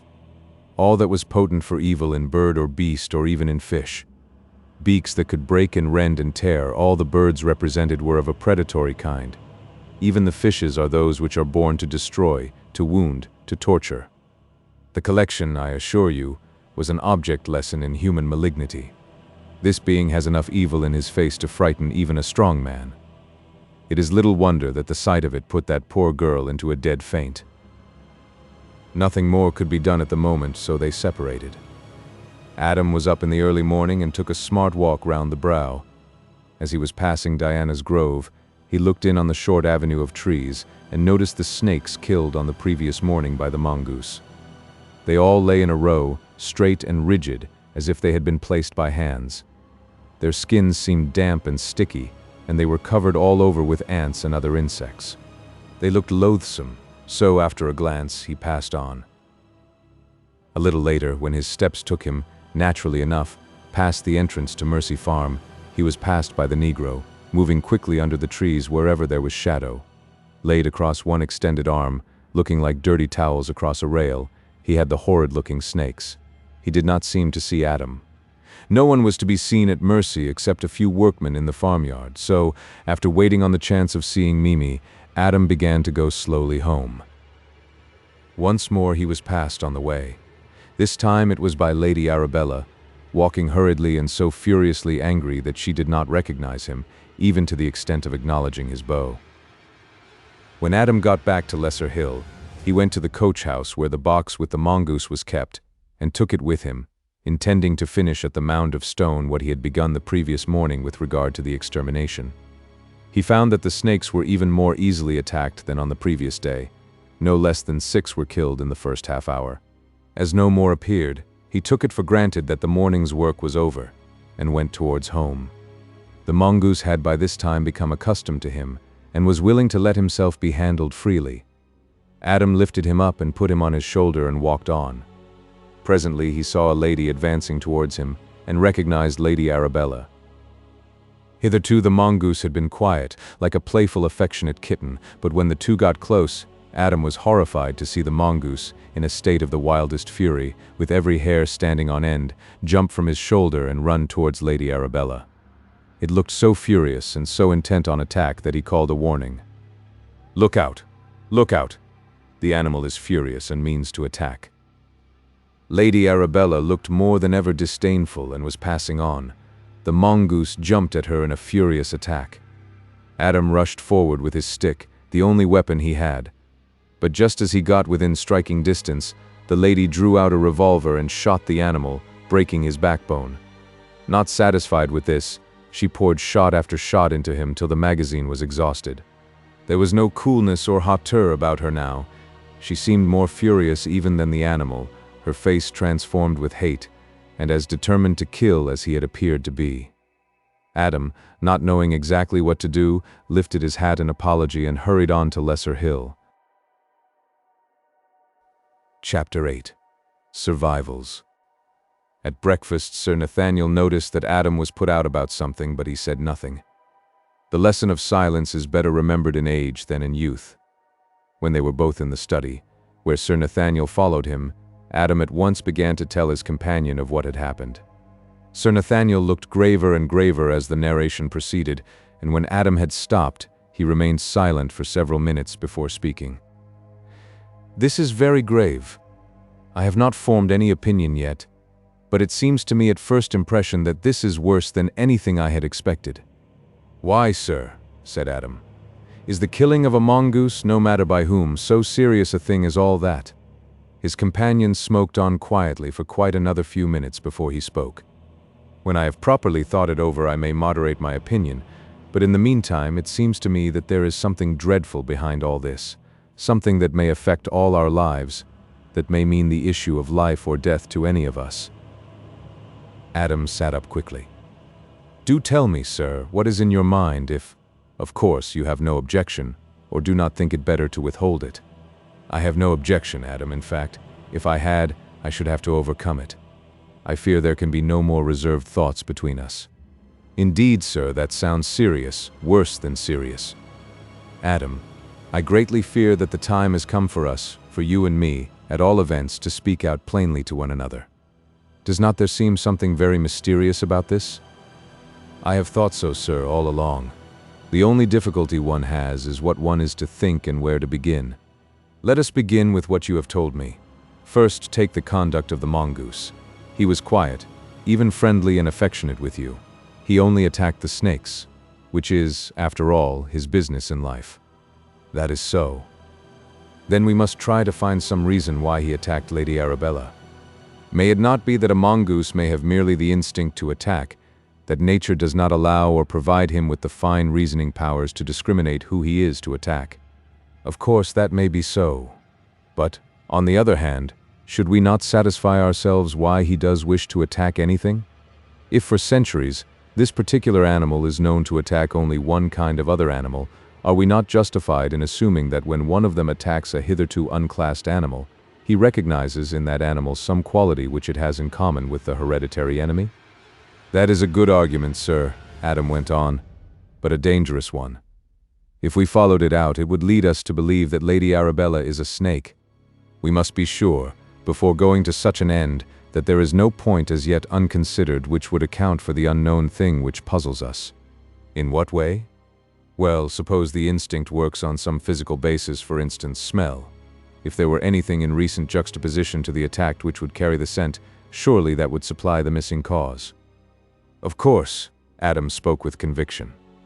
"Now, from what you tell me, the Negro had just come from the direction of Diana's Grove, carrying the dead snakes which the mongoose had killed the previous morning.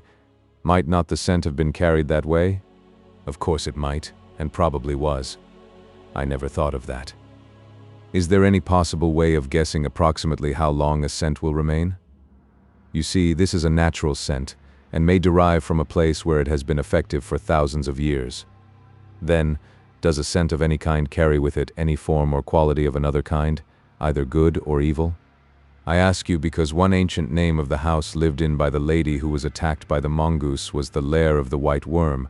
If any of these things be so, our difficulties have multiplied indefinitely. They may even change in kind. We may get into moral entanglements. Before we know it, we may be in the midst of a struggle between good and evil. Sir Nathaniel smiled gravely. With regard to the first question, so far as I know, there are no fixed periods for which a scent may be active. I think we may take it that that period does not run into thousands of years. As to whether any moral change accompanies a physical one, I can only say that I have met no proof of the fact.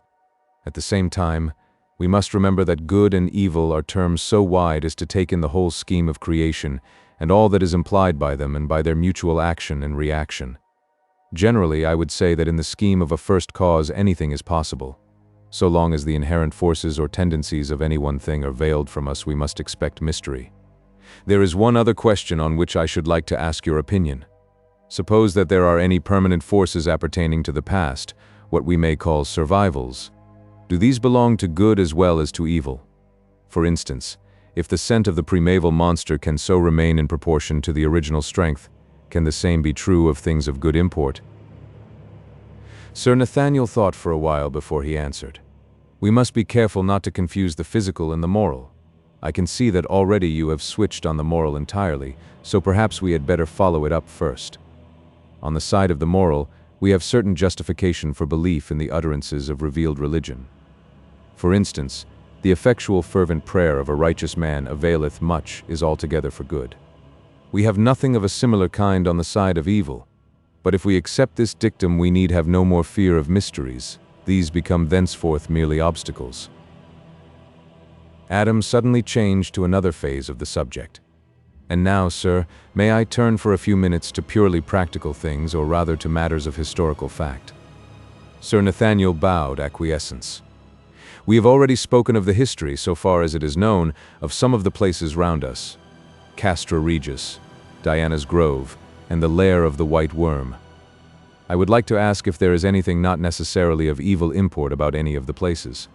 Which? Asked Sir Nathaniel shrewdly. Well, for instance, this house and Mercy Farm? Here we turn, said Sir Nathaniel to the other side, the light side of things. Let us take Mercy Farm first. When Augustine was sent by Pope Gregory to Christianize England, in the time of the Romans, he was received and protected by Ethelbert, King of Kent, whose wife, daughter of Charibert, King of Paris, was a Christian and did much for Augustine. She founded a nunnery in memory of Columba, which was named Sedis Misericordioe, the House of Mercy, and as the region was Mercian, the two names became involved. As Columba is the Latin for dove, the dove became a sort of signification of the nunnery. She seized on the idea and made the newly founded nunnery a house of doves.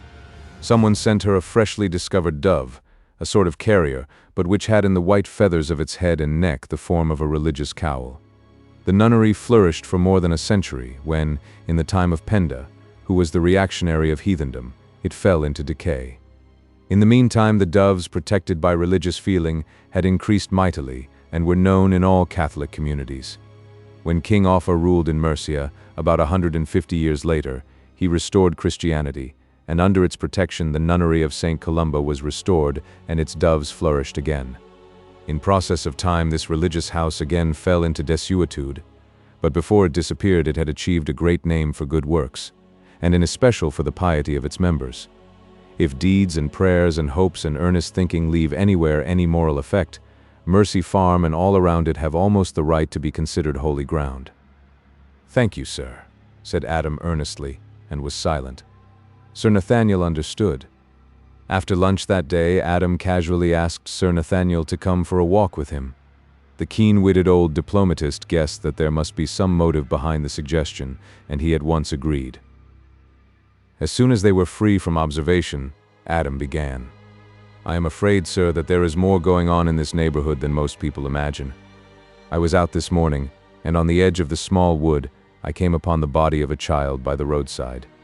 At first, I thought she was dead, and while examining her, I noticed on her neck some marks that looked like those of teeth. "Some wild dog, perhaps?" put in Sir Nathaniel. "Possibly, sir, though I think not. But listen to the rest of my news." I glanced around, and to my surprise, I noticed something white moving among the trees. I placed the child down carefully and followed, but I could not find any further traces. So I returned to the child and resumed my examination, and, to my delight, I discovered that she was still alive. I chafed her hands, and gradually she revived, but to my disappointment she remembered nothing except that something had crept up quietly from behind and had gripped her round the throat. Then, apparently, she fainted. Gripped her round the throat. Then it cannot have been a dog. No, sir, that is my difficulty, and explains why I brought you out here, where we cannot possibly be overheard. You have noticed, of course, the peculiar sinuous way in which Lady Arabella moves. Well, I feel certain that the white thing that I saw in the wood was the mistress of Diana's grove. Good God, boy, be careful what you say. Yes, sir, I fully realize the gravity of my accusation, but I feel convinced that the marks on the child's throat were human and made by a woman. Adam's companion remained silent for some time, deep in thought. "Adam, my boy," he said at last, "this matter appears to me to be far more serious even than you think. It forces me to break confidence with my old friend, your uncle, but in order to spare him, I must do so. For some time now, things have been happening in this district that have been worrying him dreadfully. Several people have disappeared, without leaving the slightest trace. A dead child was found by the roadside, with no visible or ascertainable cause of death. Sheep and other animals have been found in the fields, bleeding from open wounds. There have been other matters, many of them apparently trivial in themselves. Some sinister influence has been at work, and I admit that I have suspected Lady Arabella. That is why I questioned you so closely about the mongoose and its strange attack upon Lady Arabella. You will think it strange that I should suspect the mistress of Diana's grove, a beautiful woman of aristocratic birth. Let me explain. The family seat is near my own place, Doom Tower, and at one time I knew the family well. When still a young girl, Lady Arabella wandered into a small wood near her home and did not return. She was found unconscious and in a high fever. The doctor said that she had received a poisonous bite, and the girl being at a delicate and critical age, the result was serious, so much so that she was not expected to recover. A great London physician came down but could do nothing indeed. He said that the girl would not survive the night. All hope had been abandoned when, to everyone's surprise, Lady Arabella made a sudden and startling recovery. Within a couple of days she was going about as usual. But to the horror of her people, she developed a terrible craving for cruelty, maiming and injuring birds and small animals, even killing them. This was put down to a nervous disturbance due to her age, and it was hoped that her marriage to Captain March would put this right. However, it was not a happy marriage, and eventually her husband was found shot through the head. I have always suspected suicide, though no pistol was found near the body. He may have discovered something, God knows what, so possibly Lady Arabella may herself have killed him. Putting together many small matters that have come to my knowledge, I have come to the conclusion that the foul white worm obtained control of her body, just as her soul was leaving its earthly tenement. That would explain the sudden revival of energy. The strange and inexplicable craving for maiming and killing, as well as many other matters with which I need not trouble you now, Adam. As I said just now, God alone knows what poor Captain March discovered. It must have been something too ghastly for human endurance. If my theory is correct that the once beautiful human body of Lady Arabella is under the control of this ghastly white worm. Adam nodded. But what can we do, sir? It seems a most difficult problem. We can do nothing, my boy, that is the important part of it. It would be impossible to take action. All we can do is to keep careful watch, especially as regards Lady Arabella, and be ready to act, promptly and decisively, if the opportunity occurs. Adam agreed, and the two men returned to Lesser Hill. Chapter 9. Smelling Death. Adam SALTON, though he talked little, did not let the grass grow under his feet in any matter which he had undertaken, or in which he was interested. He had agreed with Sir Nathaniel that they should not do anything with regard to the mystery of Lady Arabella's fear of the mongoose. but he steadily pursued his course in being prepared to act whenever the opportunity might come. He was in his own mind perpetually casting about for information or clues which might lead to possible lines of action. Baffled by the killing of the mongoose, he looked around for another line to follow. He was fascinated by the idea of there being a mysterious link between the woman and the animal, but he was already preparing a second string to his bow. His new idea was to use the faculties of Oolanga, so far as he could, in the service of discovery. His first move was to send Davenport to Liverpool to try to find the steward of the West African, who had told him about Oolanga, and if possible secure any further information, and then try to induce, by bribery or other means, the nigger to come to the brow. So soon as he himself could have speech of the voodoo man, he would be able to learn from him something useful. Davenport was successful in his missions, for he had to get another mongoose, and he was able to tell Adam that he had seen the steward, who told him much that he wanted to know, and had also arranged for Oolanga to come to Lesser Hill the following day. At this point, Adam saw his way sufficiently clear to admit Davenport to some extent into his confidence. He had come to the conclusion that it would be better, certainly at first, not himself to appear in the matter, with which Davenport was fully competent to deal. It would be time for himself to take a personal part when matters had advanced a little further. If what the nigger said was in any wise true, the man had a rare gift which might be useful in the quest they were after. He could, as it were, smell death.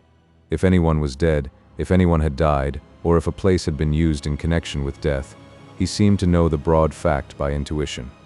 Adam made up his mind that to test this faculty with regard to several places would be his first task. Naturally, he was anxious, and the time passed slowly. The only comfort was the arrival the next morning of a strong packing case, locked, from Ross, the key being in the custody of Davenport. In the case were two smaller boxes, both locked. One of them contained a mongoose to replace that killed by Lady Arabella. The other was the special mongoose which had already killed the king cobra in Nepal. When both the animals had been safely put under lock and key, he felt that he might breathe more freely. No one was allowed to know the secret of their existence in the house, except himself and Davenport. He arranged that Davenport should take Oolanga round the neighborhood for a walk, stopping at each of the places which he designated. Having gone all along the brow, he was to return the same way and induce him to touch on the same subjects in talking with Adam, who was to meet them as if by chance at the farthest part that beyond Mercy Farm. The incidents of the day proved much as Adam expected. At Mercy Farm, at Diana's Grove, at CASTRA Regis, and a few other spots, the Negro stopped and, opening his wide nostrils as if to sniff boldly, said that he smelled death. It was not always in the same form. At Mercy Farm he said there were many small deaths. At Diana's Grove his bearing was different. There was a distinct sense of enjoyment about him, especially when he spoke of many great deaths. Here, too, he sniffed in a strange way, like a bloodhound at check, and looked puzzled. He said no word in either praise or disparagement, but in the center of the grove where, hidden amongst ancient oak stumps, was a block of granite slightly hollowed on the top. He bent low and placed his forehead on the ground. This was the only place where he showed distinct reverence. At the castle, though he spoke of much death, he showed no sign of respect. There was evidently something about Diana's Grove which both interested and baffled him. Before leaving, he moved all over the place unsatisfied, and in one spot, close to the edge of the brow where there was a deep hollow, he appeared to be afraid. After returning several times to this place, he suddenly turned and ran in a panic of fear to the higher ground, crossing as he did so the outcropping rock. Then he seemed to breathe more freely, and recovered some of his jaunty impudence. All this seemed to satisfy Adam's expectations. He went back to Lesser Hill with a serene and settled calm upon him. Sir Nathaniel followed him into his study. By the way, I forgot to ask you details about one thing. When that extraordinary staring episode of Mr. Caswall went on, how did Lilla take it? How did she bear herself? She looked frightened and trembled just as I have seen a pigeon with a hawk or a bird with a serpent. Thanks. It is just as I expected. There have been circumstances in the Caswall family which lead one to believe that they have had from the earliest times some extraordinary mesmeric or hypnotic faculty. Indeed, a skilled eye could read so much in their physiognomy. That shot of yours, whether by instinct or intention, of the hawk and the pigeon was peculiarly apposite. I think we may settle on that as a fixed trait to be accepted throughout our investigation." When dusk had fallen, Adam took the new mongoose, not the one from Nepal, and, carrying the box slung over his shoulder, strolled towards Diana's grove. Close to the gateway he met Lady Arabella, clad as usual in tightly fitting white, which showed off her slim figure. To his intense astonishment, the mongoose allowed her to pet him, take him up in her arms and fondle him. As she was going in his direction, they walked on together. Round the roadway between the entrances of Diana's Grove and Lesser Hill were many trees, with not much foliage except at the top. In the dusk this place was shadowy, and the view was hampered by the clustering trunks. In the uncertain, tremulous light which fell through the treetops, it was hard to distinguish anything clearly, and at last, somehow, he lost sight of her altogether and turned back on his track to find her. Presently he came across her close to her own gate. She was leaning over the paling of split oak branches which formed the paling of the avenue. He could not see the mongoose, so he asked her where it had gone. "He slipped out of my arms while I was petting him," she answered, and disappeared under the hedges. They found him at a place where the avenue widened so as to let carriages pass each other. The little creature seemed quite changed. He had been ebulliently active. Now he was dull and spiritless, seemed to be dazed. He allowed himself to be lifted by either of the pair, but when he was alone with Lady Arabella, he kept looking round him in a strange way, as though trying to escape. When they had come out on the roadway, Adam held the mongoose tight to him and, lifting his hat to his companion, moved quickly towards Lesser Hill. He and Lady Arabella lost sight of each other in the thickening gloom. When Adam got home, he put the mongoose in his box and locked the door of the room. The other mongoose, the one from Nepal, was safely locked in his own box, but he lay quiet and did not stir. When he got to his study, Sir Nathaniel came in, shutting the door behind him. "I have come," he said, "while we have an opportunity of being alone, to tell you something of the Caswall family which I think will interest you. There is, or used to be, a belief in this part of the world that the Caswall family had some strange power of making the wills of other persons subservient to their own. There are many allusions to the subject in memoirs and other unimportant works, but I only know of one where the subject is spoken of definitely. It is Mercia and its Worthies, written by Ezra Toms more than 100 years ago. The author goes into the question of the close association of the then Edgar Caswall with Mesmer in Paris. He speaks of Caswall being a pupil and the fellow worker of Mesmer, and states that though, when the latter left France, he took away with him a vast quantity of philosophical and electric instruments, he was never known to use them again. He once made it known to a friend that he had given them to his old pupil. The term he used was odd, for it was bequeathed, but no such bequest of Mesmer was ever made known. At any rate, the instruments were missing, and never turned up. A servant came into the room to tell Adam that there was some strange noise coming from the locked room into which he had gone when he came in. He hurried off to the place at once, Sir Nathaniel going with him. Having locked the door behind them, Adam opened the packing case where the boxes of the two mongooses were locked up. There was no sound from one of them, but from the other a queer, restless struggling. Having opened both boxes, he found that the noise was from the Nepal animal, which, however, became quiet at once. In the other box, the new mongoose lay dead, with every appearance of having been strangled. Chapter 10. The Kite. On the following day, a little after 4 o'clock, Adam set out for Mercy. He was home just as the clocks were striking 6. He was pale and upset, but otherwise looked strong and alert. The old man summed up his appearance and manner thus: "Braced up for battle." "Now," said Sir Nathaniel, and settled down to listen, looking at Adam steadily and listening attentively that he might miss nothing, even the inflection of a word. "I found Lilla and Mimi at home. Watford had been detained by business on the farm. Miss Watford received me as kindly as before. Mimi, too, seemed glad to see me. Mr. Caswall came so soon after I arrived that he or someone on his behalf must have been watching for me. He was followed closely by the Negro, who was puffing hard as if he had been running, so it was probably he who watched. Mr. Caswall was very cool and collected, but there was a more than usually iron look about his face that I did not like. However, we got on very well. He talked pleasantly on all sorts of questions. The nigger waited a while and then disappeared as on the other occasion. Mr. Caswall's eyes were as usual fixed on Lilla. True, They seemed to be very deep and earnest, but there was no offense in them. Had it not been for the drawing down of the brows and the stern set of the jaws, I should not at first have noticed anything. But the stare, when presently it began, increased in intensity. I could see that Lilla began to suffer from nervousness, as on the first occasion, but she carried herself bravely. However, the more nervous she grew, the harder Mr. Caswall stared. It was evident to me that he had come prepared for some sort of mesmeric or hypnotic battle. After a while he began to throw glances round him and then raised his hand, without letting either Lilla or Mimi see the action. It was evidently intended to give some sign to the Negro, for he came, in his usual stealthy way, quietly in by the hall door, which was open. Then Mr. Caswall's efforts at staring became intensified, and poor Lilla's nervousness grew greater.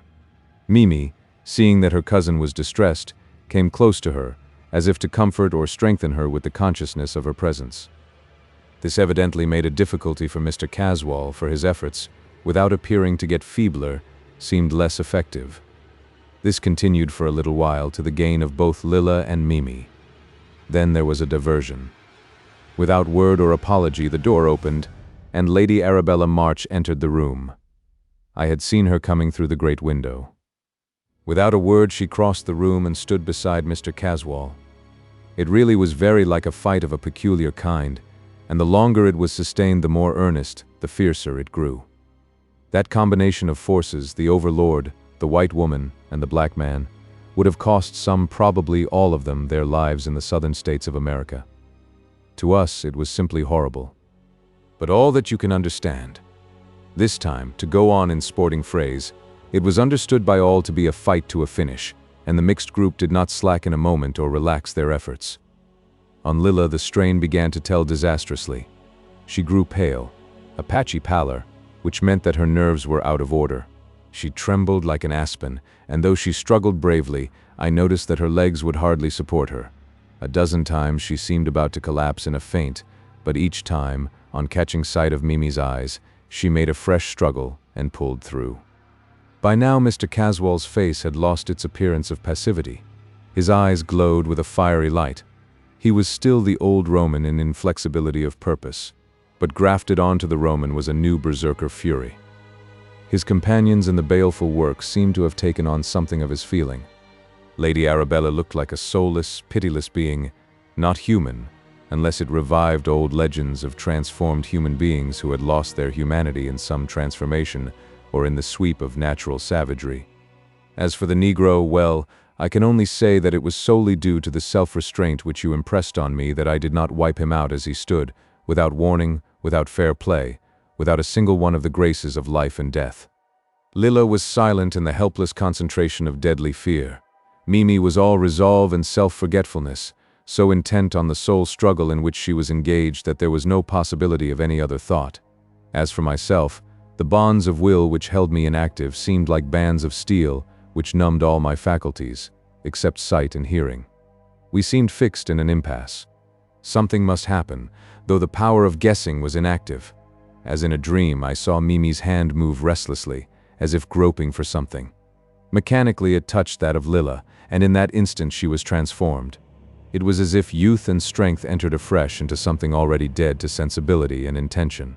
As if by inspiration, she grasped the other's band with a force which blenched the knuckles. Her face suddenly flamed, as if some divine light shone through it. Her form expanded till it stood out majestically. Lifting her right hand, she stepped forward towards Caswall, and with a bold sweep of her arm seemed to drive some strange force towards him.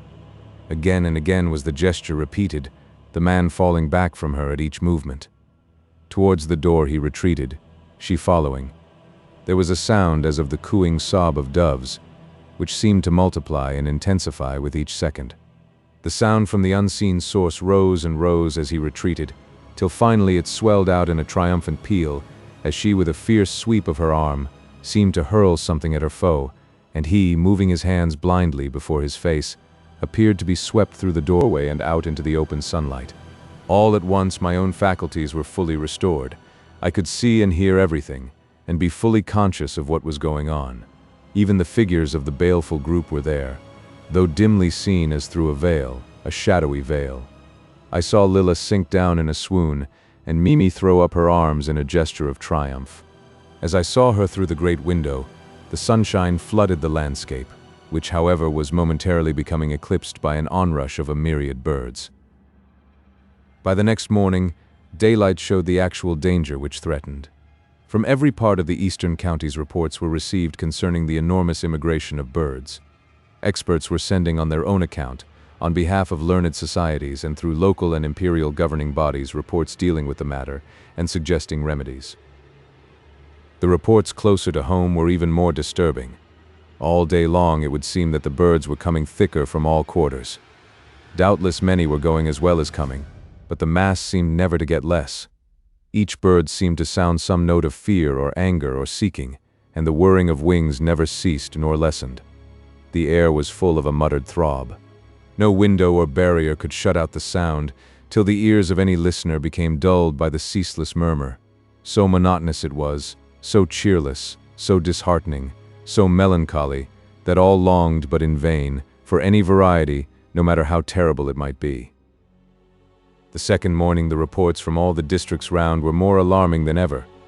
Farmers began to dread the coming of winter as they saw the dwindling of the timely fruitfulness of the earth.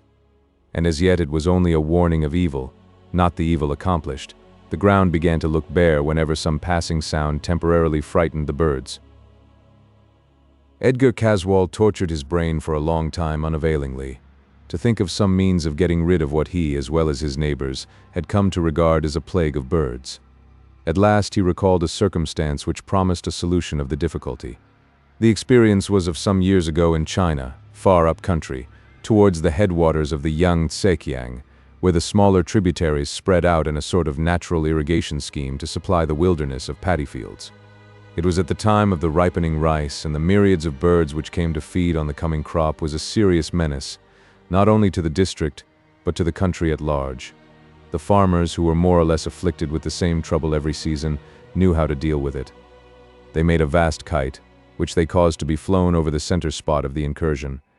The kite was shaped like a great hawk, and the moment it rose into the air, the birds began to cower and seek protection, and then to disappear.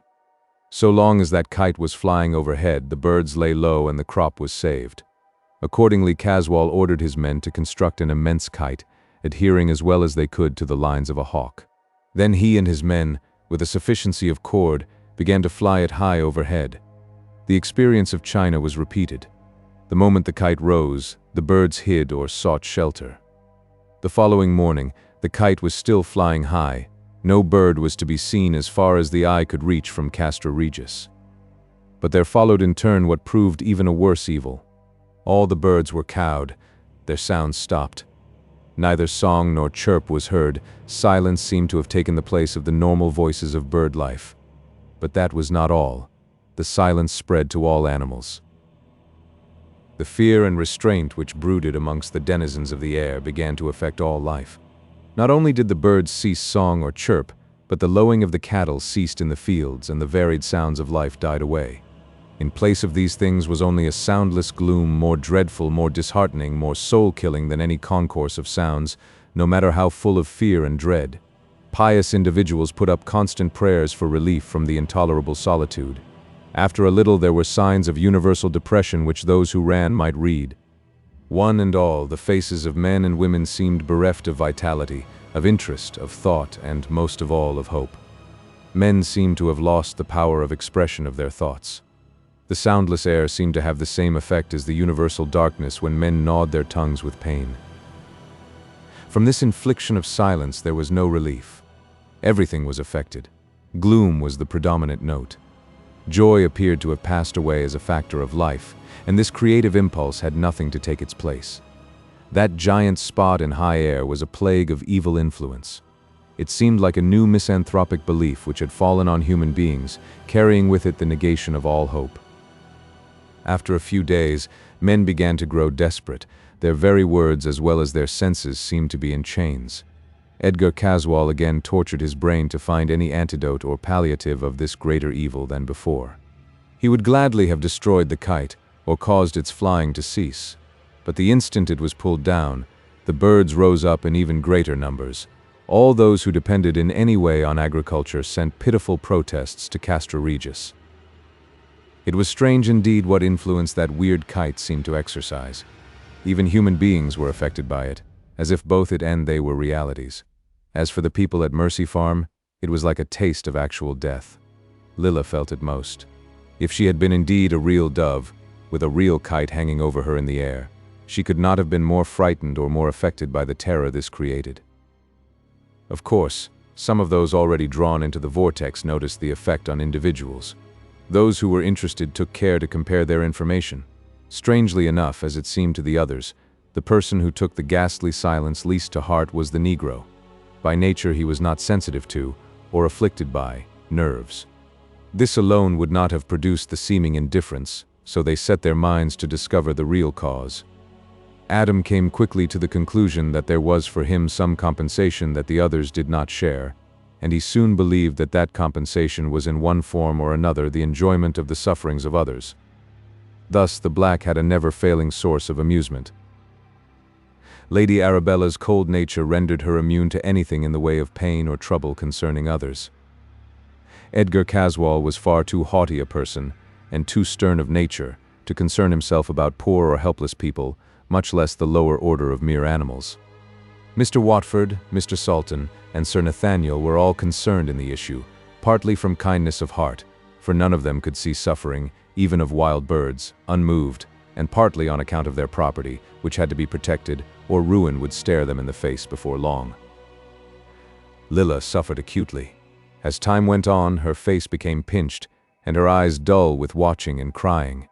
Mimi suffered too on account of her cousin's suffering, but as she could do nothing, she resolutely made up her mind to self-restraint and patience. Adam's frequent visits comforted her. Chapter 11. Mesmer's Chest. After a couple of weeks had passed, the kite seemed to give Edgar Caswall a new zest for life. He was never tired of looking at its movements. He had a comfortable armchair put out on the tower, wherein he sat sometimes all day long, watching as though the kite was a new toy, and he a child lately come into possession of it.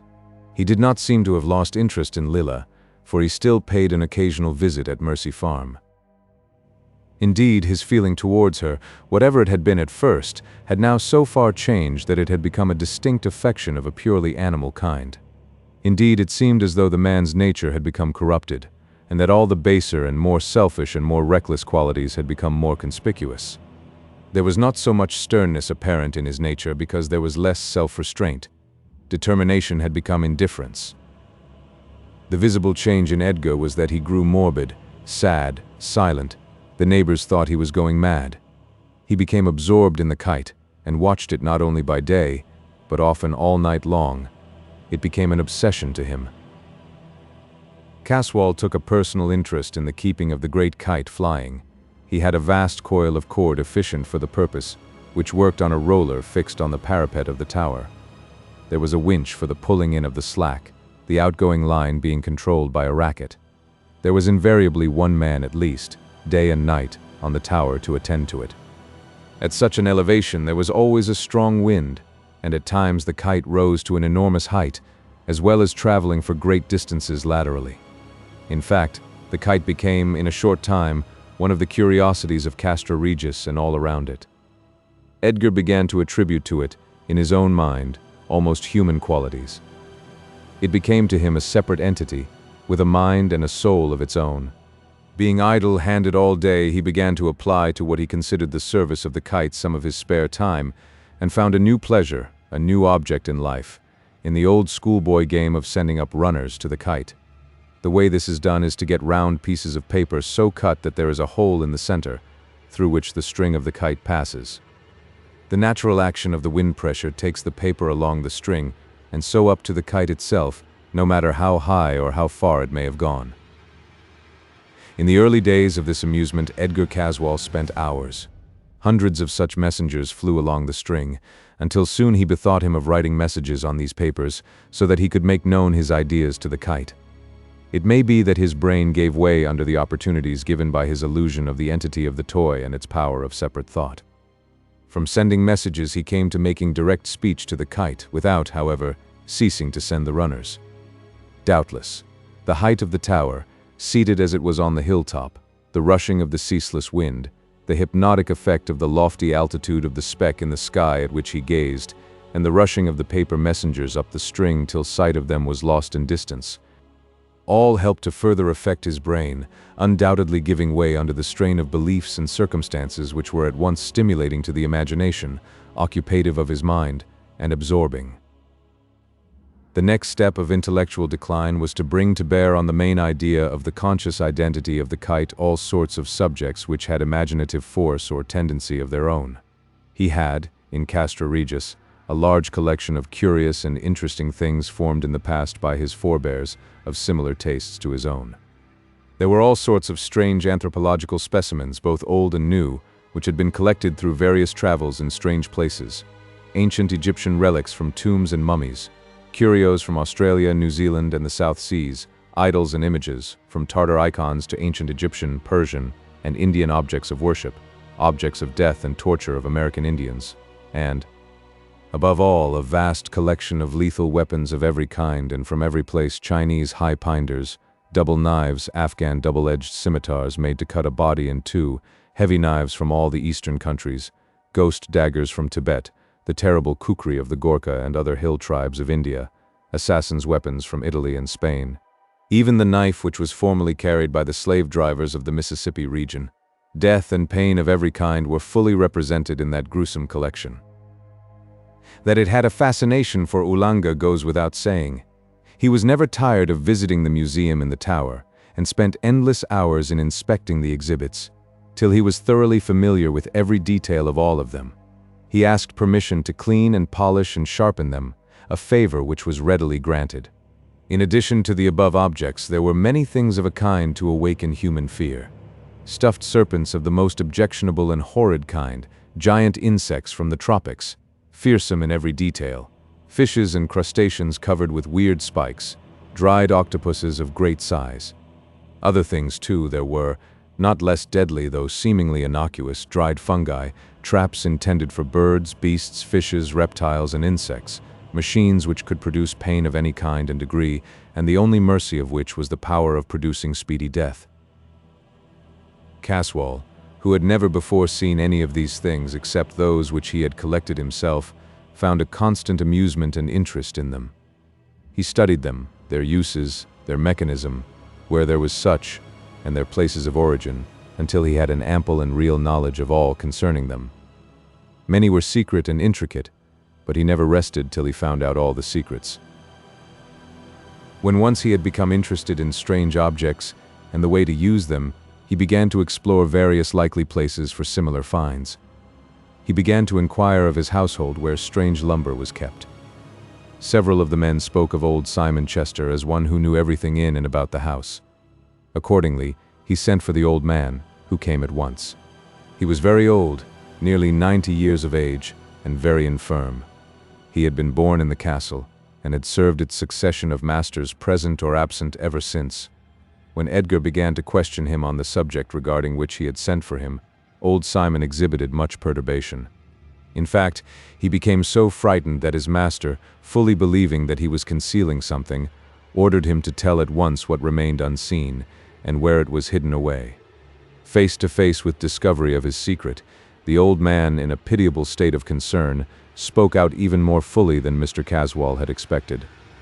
Indeed, sir, everything is here in the tower that has ever been put away in my time except here," he began to shake and tremble it, "except the chest which Mr. Edgar, he who was Mr. Edgar when I first took service, brought back from France, after he had been with Dr. Mesmer.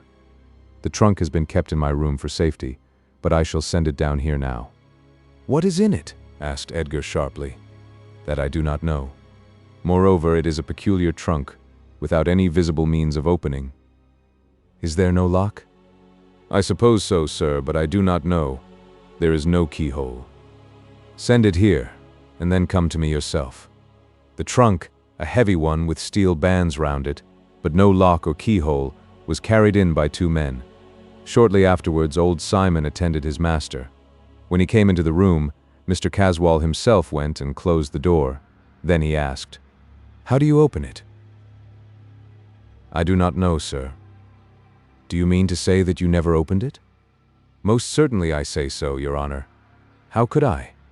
It was entrusted to me with the other things by my master. To open it would have been a breach of trust. CASWALLS sneered. Quite remarkable. Leave it with me. Close the door behind you. Stay, did no one ever tell you about it, say anything regarding it, make any remark? Old Simon turned pale and put his trembling hands together. Oh, sir, I entreat you not to touch it. That trunk probably contains secrets which Dr. Mesmer told my master. Told them to his ruin. How do you mean? What ruin? Sir, he it was who, men said, sold his soul to the evil one. I had thought that that time and the evil of it had all passed away. That will do.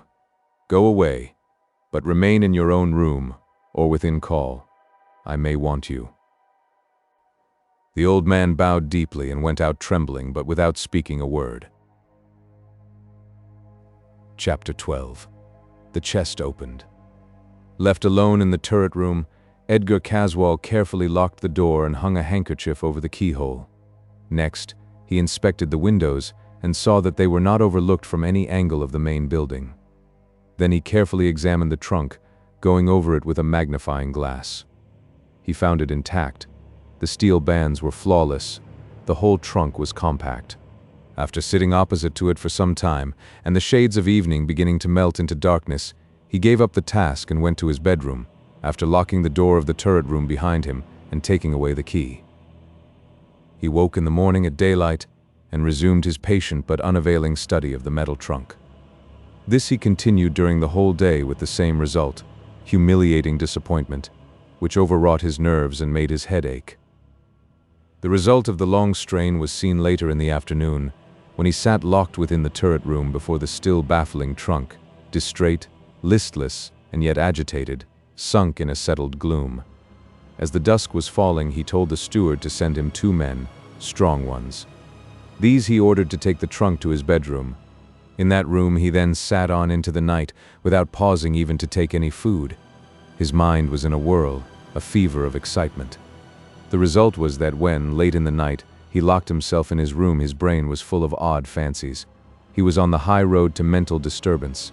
He lay down on his bed in the dark, still brooding over the mystery of the closed trunk. Gradually he yielded to the influences of silence and darkness. After lying there quietly for some time, his mind became active again. But this time there were round him no disturbing influences. His brain was active and able to work freely and to deal with memory. 1,000 forgotten or only half-known incidents, fragments of conversations or theories long ago guessed at and long forgotten, crowded on his mind. He seemed to hear again around him the legions of whirring wings to which he had been so lately accustomed. Even to himself he knew that that was an effort of imagination founded on imperfect memory. But he was content that imagination should work, for out of it might come some solution of the mystery which surrounded him. And in this frame of mind, sleep made another and more successful essay. This time he enjoyed peaceful slumber, restful alike to his wearied body and his overwrought brain.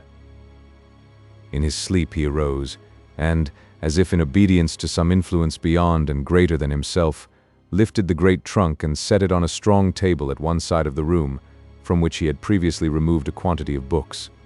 To do this, he had to use an amount of strength which was, he knew, far beyond him in his normal state. As it was, it seemed easy enough. Everything yielded before his touch. Then he became conscious that somehow, how he never could remember, the chest was open. He unlocked his door and, taking the chest on his shoulder, carried it up to the turret room, the door of which also he unlocked. Even at the time he was amazed at his own strength and wondered whence it had come. His mind, lost in conjecture, was too far off to realize more immediate things. He knew that the chest was enormously heavy. He seemed, in a sort of vision which lit up the absolute blackness around, to see the 2 sturdy servant men staggering under its great weight. He locked himself again in the turret room and laid the open chest on a table, and in the darkness began to unpack it, laying out the contents, which were mainly of metal and glass, great pieces in strange forms, on another table. He was conscious of being still asleep, and of acting rather in obedience to some unseen and unknown command than in accordance with any reasonable plan, to be followed by results which he understood. This phase completed, he proceeded to arrange and order the component parts of some large instruments, formed mostly of glass. His fingers seemed to have acquired a new and exquisite subtlety and even a volition of their own. Then weariness of brain came upon him, his head sank down on his breast, and little by little everything became wrapped in gloom. He awoke in the early morning in his bedroom and looked around him, now clear-headed, in amazement. In its usual place on the strong table stood the great steel-hooped chest without lock or key. But it was now locked. He arose quietly and stole to the turret room. There everything was as it had been on the previous evening. He looked out of the window where high in air flew, as usual, the giant kite. He unlocked the wicket gate of the turret stair and went out on the roof. Close to him was the great coil of cord on its reel. It was humming in the morning breeze, and when he touched the string it sent a quick thrill through hand and arm. There was no sign anywhere that there had been any disturbance or displacement of anything during the night. Utterly bewildered, he sat down in his room to think. Now for the first time he felt that he was asleep and dreaming. Presently he fell asleep again, and slept for a long time. He awoke hungry and made a hearty meal. Then towards evening, having locked himself in, he fell asleep again. When he woke he was in darkness, and was quite at sea as to his whereabouts. He began feeling about the dark room, and was recalled to the consequences of his position by the breaking of a large piece of glass. Having obtained a light, he discovered this to be a glass wheel, part of an elaborate piece of mechanism which he must in his sleep have taken from the chest, which was now opened. He had once again opened it whilst asleep, but he had no recollection of the circumstances. Caswall came to the conclusion that there had been some sort of dual action of his mind, which might lead to some catastrophe or some discovery of his secret plans, so he resolved to forego for a while the pleasure of making discoveries regarding the chest. To this end, he applied himself to quite another matter, an investigation of the other treasures and rare objects in his collections. He went amongst them in simple, idle curiosity, his main object being to discover some strange item which he might use for experiment with the kite. He had already resolved to try some runners other than those made of paper. He had a vague idea that with such a force as the great kite straining at its leash, this might be used to lift to the altitude of the kite itself heavier articles. His first experiment with articles of little but increasing weight was eminently successful. So he added by degrees more and more weight, until he found out that the lifting power of the kite was considerable. He then determined to take a step further, and send to the kite some of the articles which lay in the steel-hooped chest. The last time he had opened it in sleep, it had not been shut again, and he had inserted a wedge so that he could open it at will. He made examination of the contents, but came to the conclusion that the glass objects were unsuitable. They were too light for testing weight, and they were so frail as to be dangerous to send to such a height. So he looked around for something more solid with which to experiment. His eye caught sight of an object which at once attracted him. This was a small copy of one of the ancient Egyptian gods, that of Bes, who represented the destructive power of nature. It was so bizarre and mysterious as to commend itself to his mad humor. In lifting it from the cabinet, he was struck by its great weight in proportion to its size. He made accurate examination of it by the aid of some instruments, and came to the conclusion that it was carved from a lump of lodestone. He remembered that he had read somewhere of an ancient Egyptian god cut from a similar substance, and, thinking it over, he came to the conclusion that he must have read it in Sir Thomas Browne's Popular Errors, a book of the 17th century. He got the book from the library and looked out the passage. A great example we have from the observation of our learned friend Mr. Graves in an Egyptian idol cut out of lodestone and found among the mummies, which still retains its attraction, though probably taken out of the mine about 2,000 years ago. The strangeness of the figure, and its being so close akin to his own nature, attracted him. He made from thin wood a large circular runner, and in front of it placed the weighty god, sending it up to the flying kite along the throbbing cord. Chapter 13. OOLANGA'S Hallucinations. During the last few days, Lady Arabella had been getting exceedingly impatient. Her debts, always pressing, were growing to an embarrassing amount.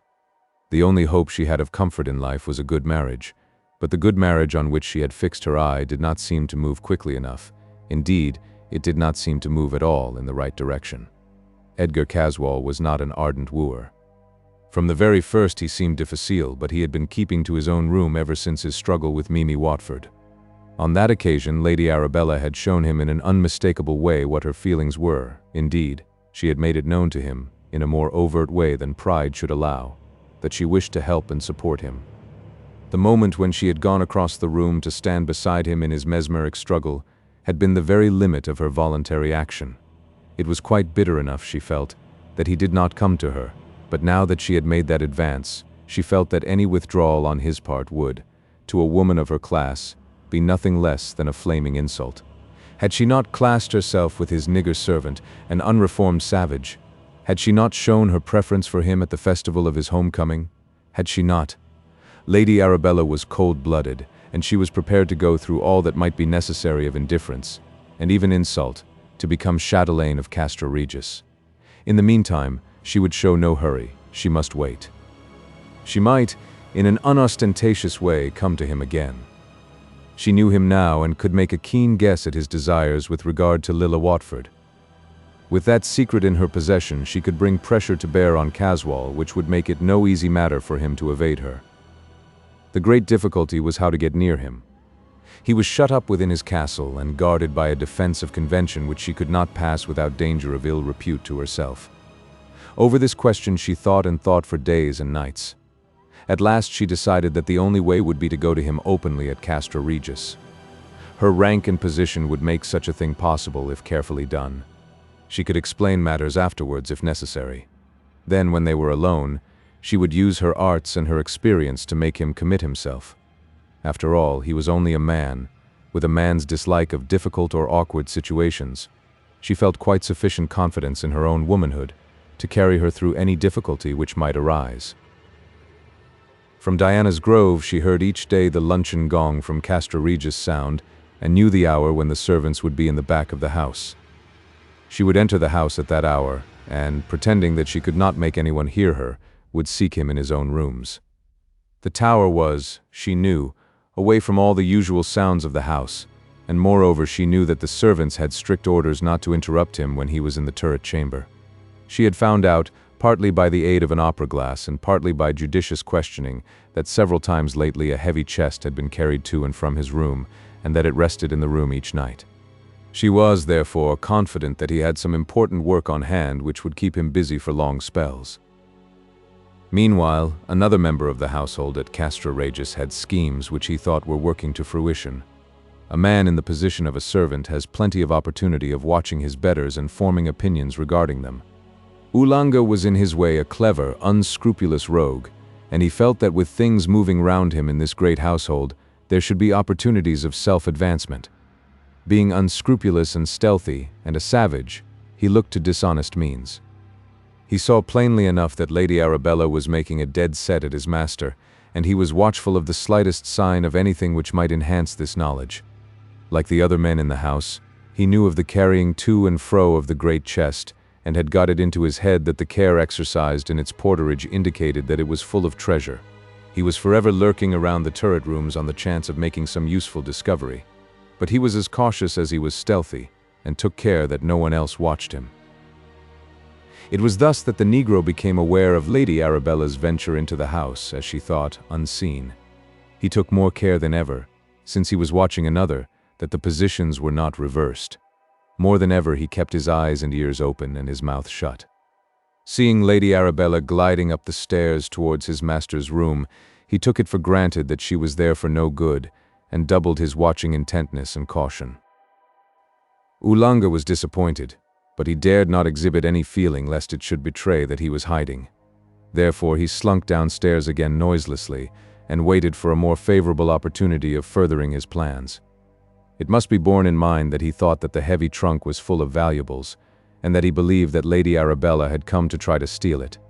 His purpose of using for his own advantage the combination of these two ideas was seen later in the day. Oolanga secretly followed her home. He was an expert at this game and succeeded admirably on this occasion. He watched her enter the private gate of Diana's Grove, and then, taking a roundabout course and keeping out of her sight, he at last overtook her in a thick part of the grove where no one could see the meeting. Lady Arabella was much surprised. She had not seen the Negro for several days, and had almost forgotten his existence. Oolanga would have been startled had he known and been capable of understanding the real value placed on him, his beauty, his worthiness, by other persons, and compared it with the value in these matters in which he held himself. Doubtless Oolanga had his dreams like other men. In such cases he saw himself as a young sun god, as beautiful as the eye of dusky or even white womanhood had ever dwelt upon. He would have been filled with all noble and captivating qualities, or those regarded as such in West Africa. Women would have loved him, and would have told him so in the overt and fervid manner usual in affairs of the heart in the shadowy depths of the forest of the Gold Coast.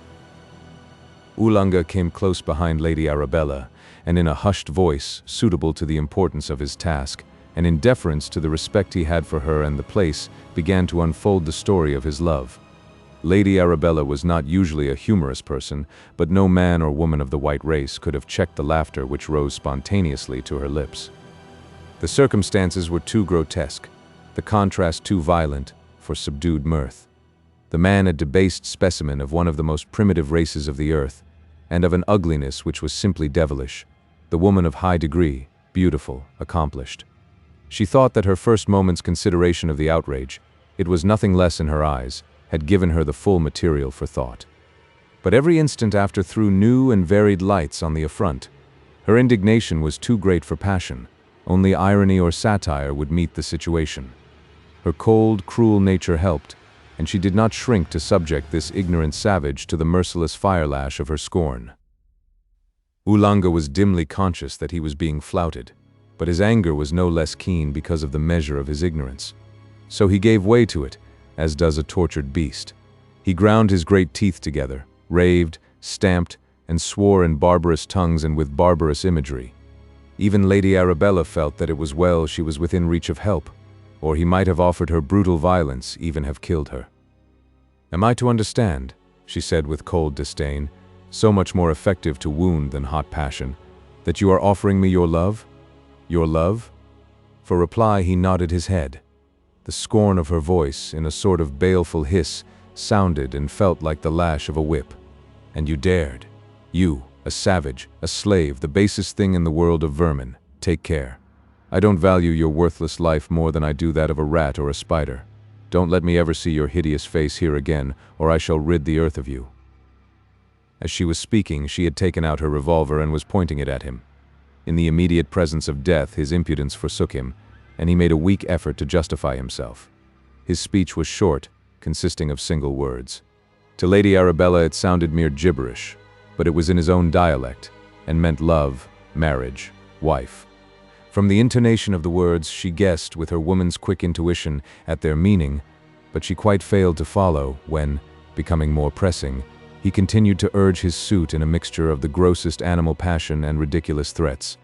He warned her that he knew she had tried to steal his master's treasure, and that he had caught her in the act. But if she would be his, he would share the treasure with her, and they could live in luxury in the African forests. But if she refused, he would tell his master, who would flog and torture her, and then give her to the police, who would kill her. Chapter 14. Battle renewed. The consequences of that meeting in the dusk of Diana's Grove were acute and far-reaching, and not only to the two engaged in it. From Oolanga, this might have been expected by anyone who knew the character of the tropical African savage. To such there are two passions that are inexhaustible and insatiable, vanity and that which they are pleased to call love. Oolanga left the grove with an absorbing hatred in his heart. His lust and greed were afire, while his vanity had been wounded to the core. Lady Arabella's icy nature was not so deeply stirred, though she was in a seething passion. More than ever she was set upon bringing Edgar Caswall to her feet. The obstacles she had encountered, the insults she had endured, were only as fuel to the purpose of revenge which consumed her. As she sought her own rooms in Diana's Grove, she went over the whole subject again and again, always finding in the face of Lilla Watford a key to a problem which puzzled her, the problem of a way to turn Caswall's powers, his very existence, to aid her purpose. When in her boudoir she wrote a note, taking so much trouble over it that she destroyed and rewrote, till her dainty wastebasket was half full of torn sheets of notepaper.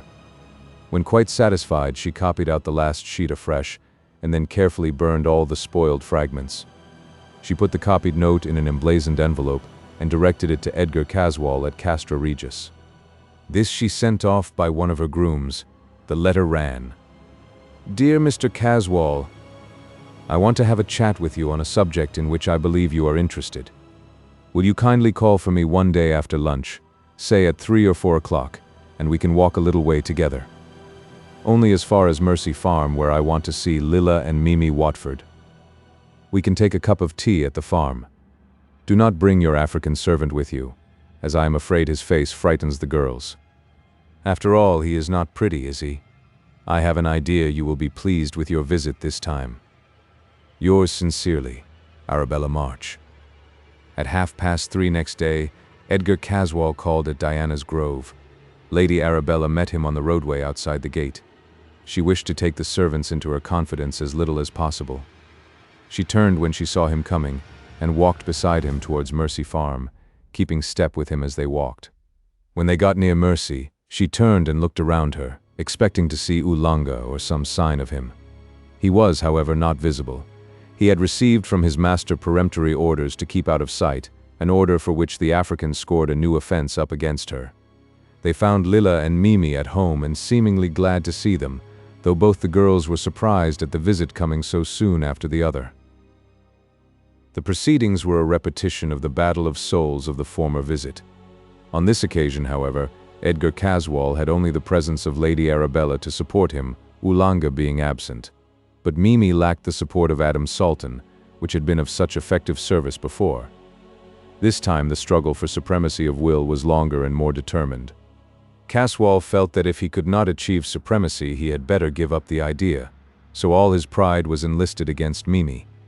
When they had been waiting for the door to be opened, Lady Arabella, believing in a sudden attack, had said to him in a low voice, which somehow carried conviction, "This time you should win. Mimi is, after all, only a woman. Show her no mercy. That is weakness. Fight her, beat her, trample on her, kill her if need be. She stands in your way, and I hate her. Never take your eyes off her. Never mind Lilla, she is afraid of you. You are already her master. Mimi will try to make you look at her cousin. There lies defeat. Let nothing take your attention from Mimi, and you will win. If she is overcoming you, take my hand and hold it hard whilst you are looking into her eyes. If she is too strong for you, I shall interfere.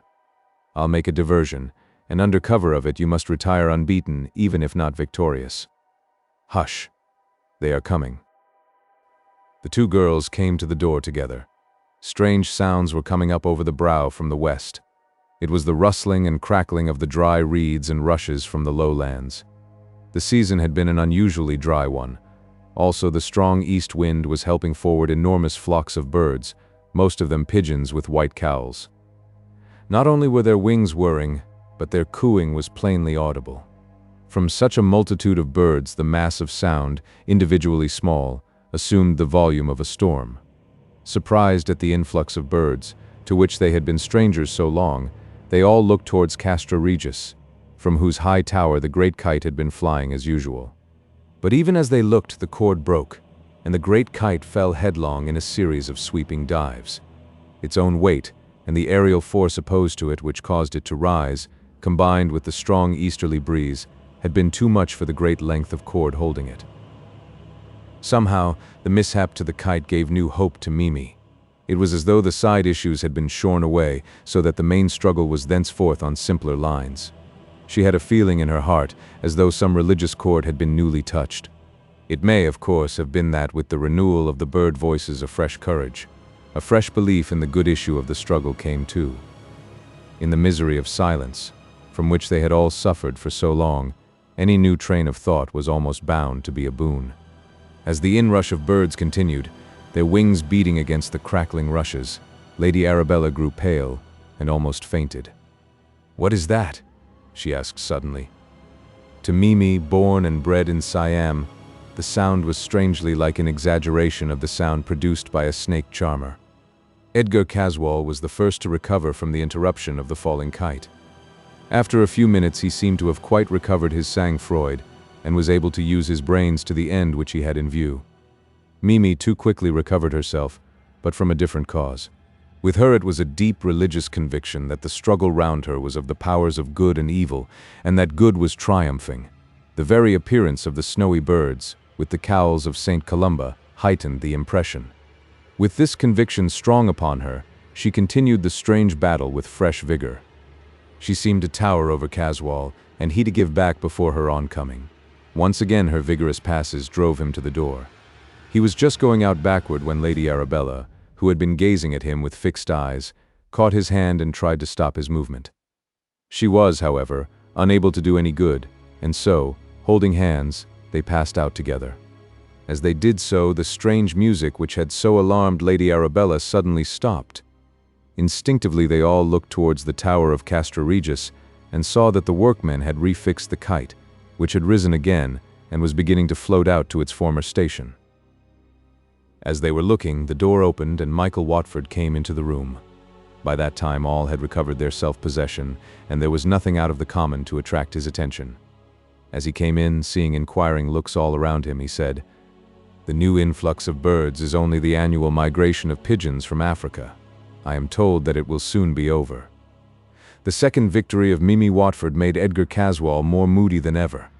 He felt thrown back on himself, and this, added to his absorbing interest in the hope of a victory of his mesmeric powers, became a deep and settled purpose of revenge. The chief object of his animosity was, of course, Mimi, whose will had overcome his, but it was obscured in greater or lesser degree by all who had opposed him. Lilla was next to Mimi in his hate. Lilla, the harmless, tender-hearted, sweet-natured girl, whose heart was so full of love for all things that in it was no room for the passions of ordinary life, whose nature resembled those doves of St. Columba, whose color she wore, whose appearance she reflected. Adam SALTON came next after a gap, for against him Caswall had no direct animosity. He regarded him as an interference, a difficulty to be got rid of or destroyed. The young Australian had been so discreet that the most he had against him was his knowledge of what had been. Caswall did not understand him, and to such a nature as his, ignorance was a cause of alarm, of dread.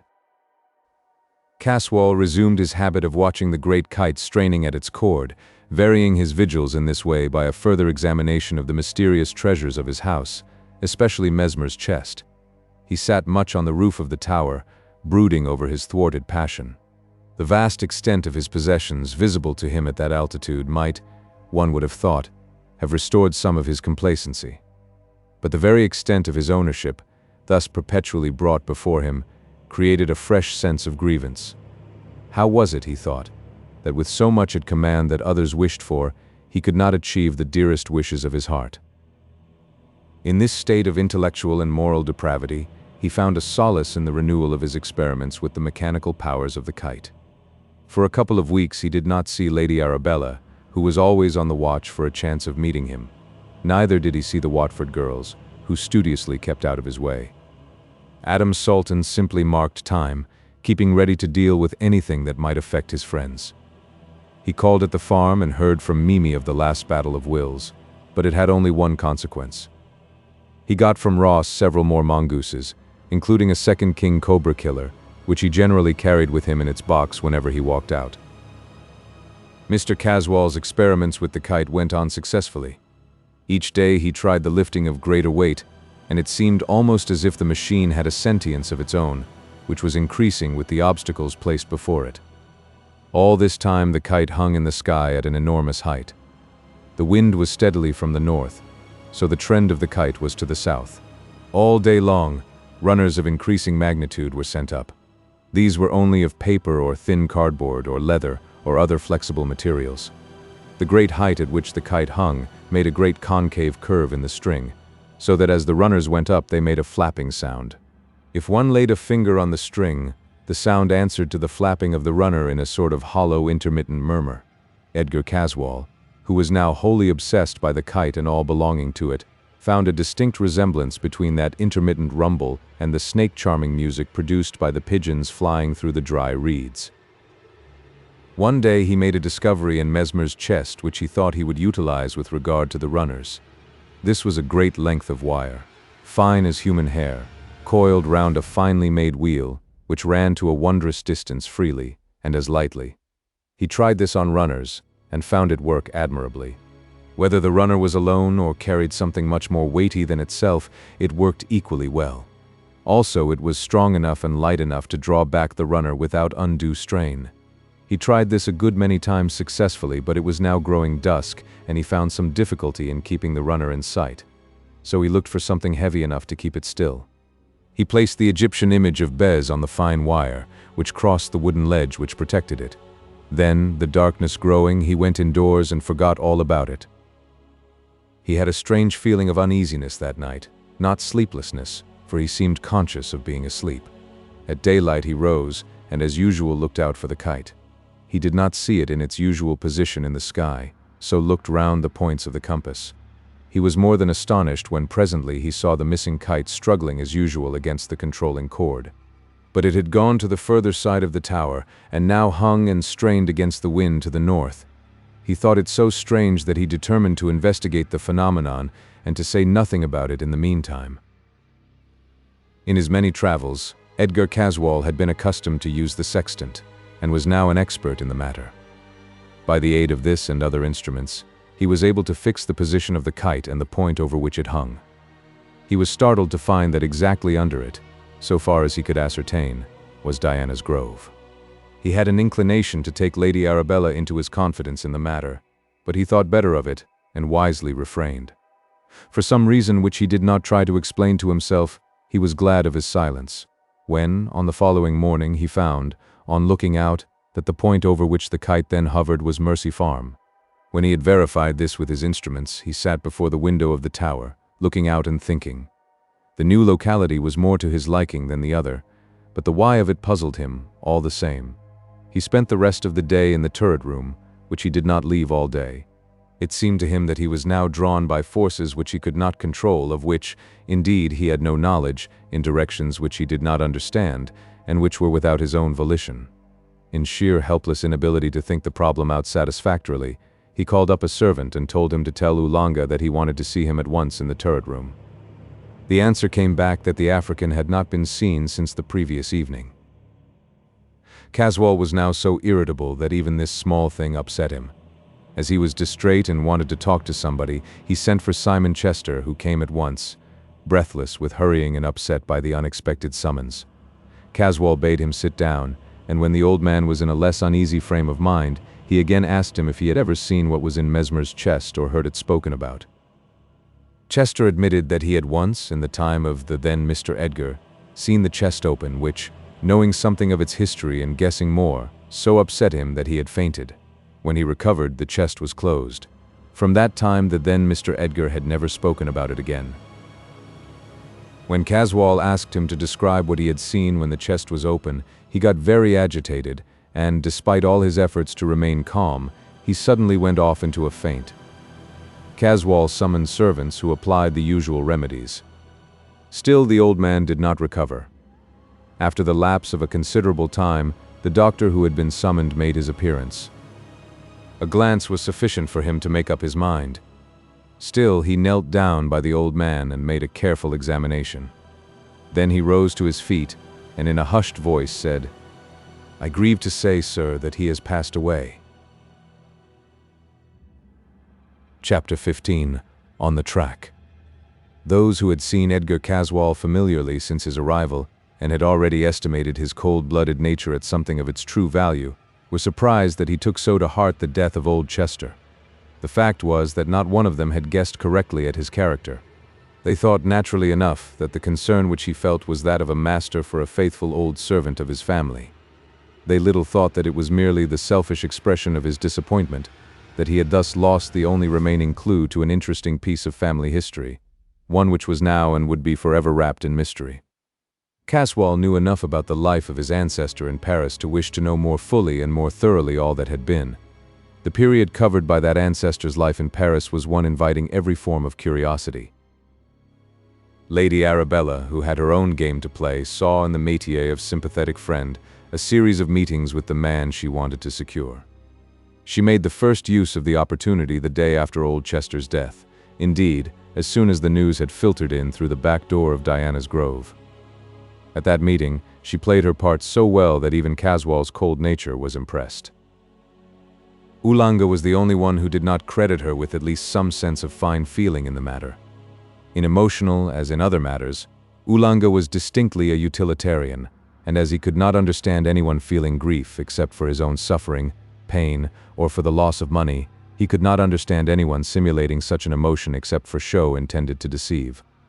He thought that she had come to Castra Regis again for the opportunity of stealing something, and was determined that on this occasion the chance of pressing his advantage over her should not pass. He felt, therefore, that the occasion was one for extra carefulness in the watching of all that went on. Ever since he had come to the conclusion that Lady Arabella was trying to steal the treasure chest, he suspected nearly everyone of the same design, and made it a point to watch all suspicious persons and places. As Adam was engaged on his own researches regarding Lady Arabella, it was only natural that there should be some crossing of each other's tracks. This is what did actually happen. Adam had gone for an early morning survey of the place in which he was interested, taking with him the mongoose in its box. He arrived at the gate of Diana's Grove just as Lady Arabella was preparing to set out for Castra Regis on what she considered her mission of comfort. Seeing Adam from her window going through the shadows of the trees round the gate, she thought that he must be engaged on some purpose similar to her own. So, quickly making her toilet, she quietly left the house, and taking advantage of every shadow and substance which could hide her, followed him on his walk. Oolanga, the experienced tracker, followed her, but succeeded in hiding his movements better than she did. He saw that Adam had on his shoulder a mysterious box, which he took to contain something valuable. Seeing that Lady Arabella was secretly following Adam, he was confirmed in this idea. His mind, such as it was fixed on her trying to steal, and he credited her at once with making use of this new opportunity. In his walk, Adam went into the grounds of Castra Regis, and Oolanga saw her follow him with great secrecy. He feared to go closer, as now on both sides of him were enemies who might make discovery. When he realized that Lady Arabella was bound for the castle, he devoted himself to following her with singleness of purpose. He therefore missed seeing that Adam branched off the track and returned to the high road. That night Edgar Caswall had slept badly. The tragic occurrence of the day was on his mind, and he kept waking and thinking of it. After an early breakfast, he sat at the open window watching the kite and thinking of many things. From his room he could see all round the neighborhood, but the two places that interested him most were Mercy Farm and Diana's Grove. At first the movements about those spots were of a humble kind, those that belonged to domestic service or agricultural needs, the opening of doors and windows, the sweeping and brushing, and generally the restoration of habitual order. From his high window, whose height made it a screen from the observation of others, he saw the chain of watchers move into his own grounds, and then presently break up, Adam SALTON going one way, and Lady Arabella, followed by the nigger, another. Then Oolanga disappeared amongst the trees, but Caswall could see that he was still watching. Lady Arabella, after looking around her, slipped in by the open door, and he could, of course, see her no longer. Presently, however, he heard a light tap at his door. Then the door opened slowly, and he could see the flash of Lady Arabella's white dress through the opening. Chapter 16. A Visit of Sympathy. Caswall was genuinely surprised when he saw Lady Arabella, though he need not have been after what had already occurred in the same way. The look of surprise on his face was so much greater than Lady Arabella had expected, though she thought she was prepared to meet anything that might occur, that she stood still, in sheer amazement. Cold-blooded as she was and ready for all social emergencies, she was nonplussed how to go on. She was plucky, however, and began to speak at once, although she had not the slightest idea what she was going to say. "I came to offer you my very warm sympathy with the grief you have so lately experienced." "My grief? I'm afraid I must be very dull, but I really do not understand." Already she felt at a disadvantage, and hesitated. "I mean about the old man who died so suddenly, your old retainer." Caswall's face relaxed something of its puzzled concentration. Oh, he was only a servant, and he had overstayed his 70 years by something like 20 years. He must have been 90. Still, as an old servant. Caswall's words were not so cold as their inflection. "I never interfere with servants. He was kept on here merely because he had been so long on the premises. I suppose the steward thought it might make him unpopular if the old fellow had been dismissed." How on earth was she to proceed on such a task as hers if this was the utmost geniality she could expect? So she at once tried another tack, this time a personal one. "I am sorry I disturbed you. I am really not unconventional, though certainly no slave to convention. Still, there are limits. It is bad enough to intrude in this way, and I do not know what you can say or think of the time selected for the intrusion." After all, Edgar Caswall was a gentleman by custom and habit, so he rose to the occasion. "I can only say, Lady Arabella, that you are always welcome at any time you may deign to honor my house with your presence." She smiled at him sweetly. "Thank you so much. You do put one at ease. My breach of convention makes me glad rather than sorry. I feel that I can open my heart to you about anything." Forthwith she proceeded to tell him about Oolanga and his strange suspicions of her honesty. Caswall laughed and made her explain all the details. His final comment was enlightening.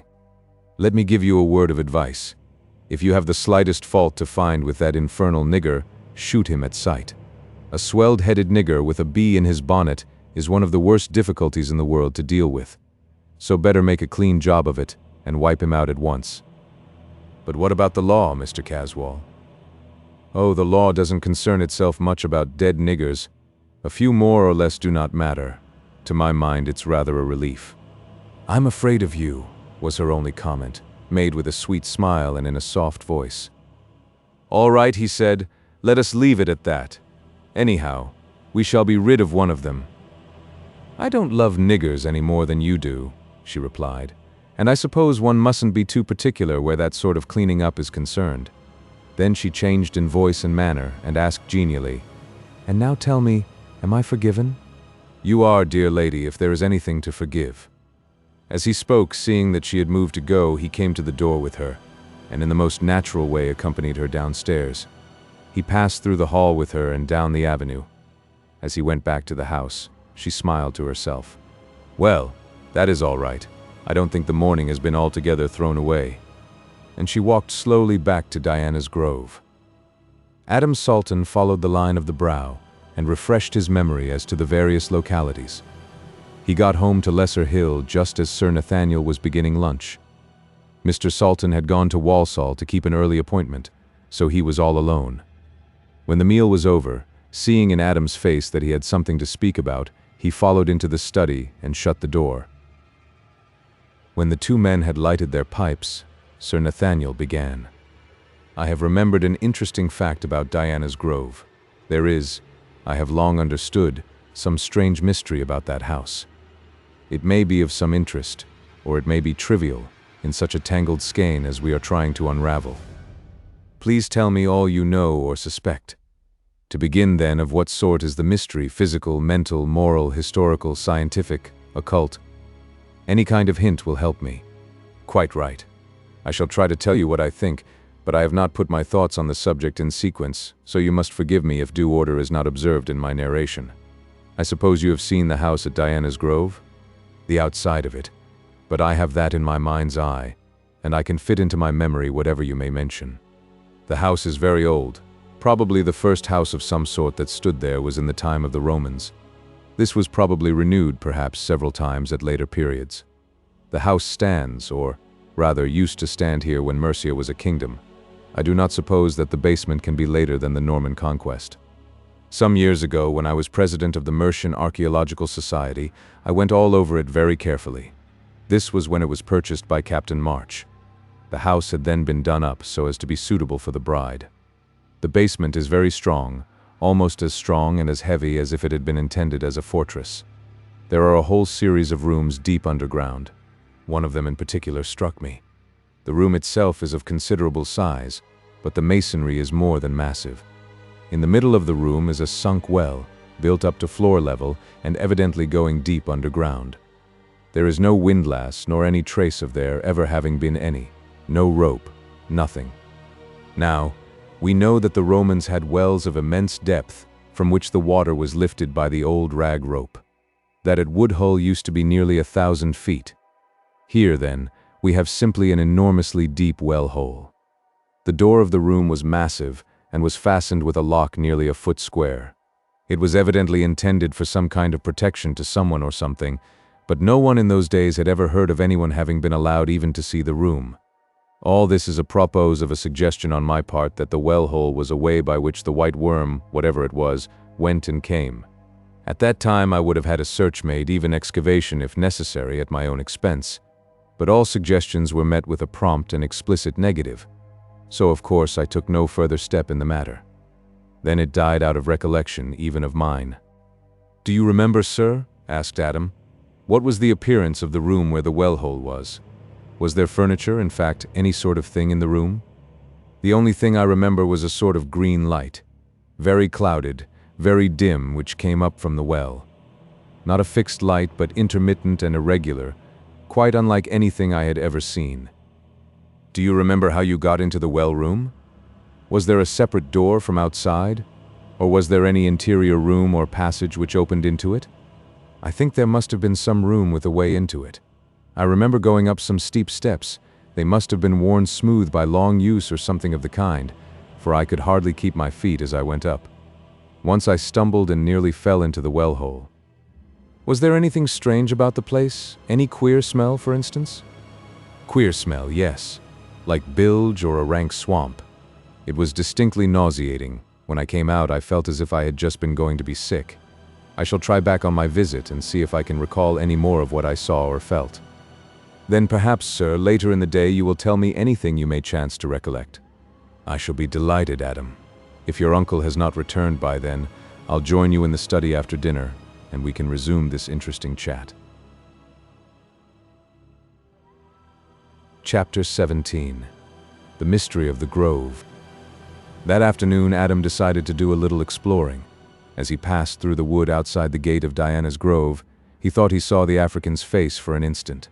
So he went deeper into the undergrowth, and followed along parallel to the avenue to the house. He was glad that there was no workman or servant about, for he did not care that any of Lady Arabella's people should find him wandering about her grounds. Taking advantage of the denseness of the trees, he came close to the house and skirted round it. He was repaid for his trouble, for on the far side of the house, close to where the rocky frontage of the cliff fell away, he saw Oolanga crouched behind the irregular trunk of a great oak. The man was so intent on watching someone or something that he did not guard against being himself watched. This suited Adam, for he could thus make scrutiny at will. The thick wood, though the trees were mostly of small girth, threw a heavy shadow, so that the steep declension, in front of which grew the tree behind which the African lurked, was almost in darkness. Adam drew as close as he could, and was amazed to see a patch of light on the ground before him. When he realized what it was, he was determined, more than ever, to follow on his quest. The nigger had a dark lantern in his hand, and was throwing the light down the steep incline. The glare showed a series of stone steps, which ended in a low-lying heavy iron door fixed against the side of the house. All the strange things he had heard from Sir Nathaniel, and all those, little and big, which he had himself noticed, crowded into his mind in a chaotic way. Instinctively he took refuge behind a thick oak stem, and set himself down to watch what might occur. After a short time it became apparent that the African was trying to find out what was behind the heavy door. There was no way of looking in, for the door fitted tight into the massive stone slabs. The only opportunity for the entrance of light was through a small hole between the great stones above the door. This hole was too high up to look through from the ground level. Oolanga, having tried standing tiptoe on the highest point near, and holding the lantern as high as he could, threw the light round the edges of the door to see if he could find anywhere a hole or a flaw in the metal through which he could obtain a glimpse. Foiled in this, he brought from the shrubbery a plank, which he leant against the top of the door and then climbed up with great dexterity.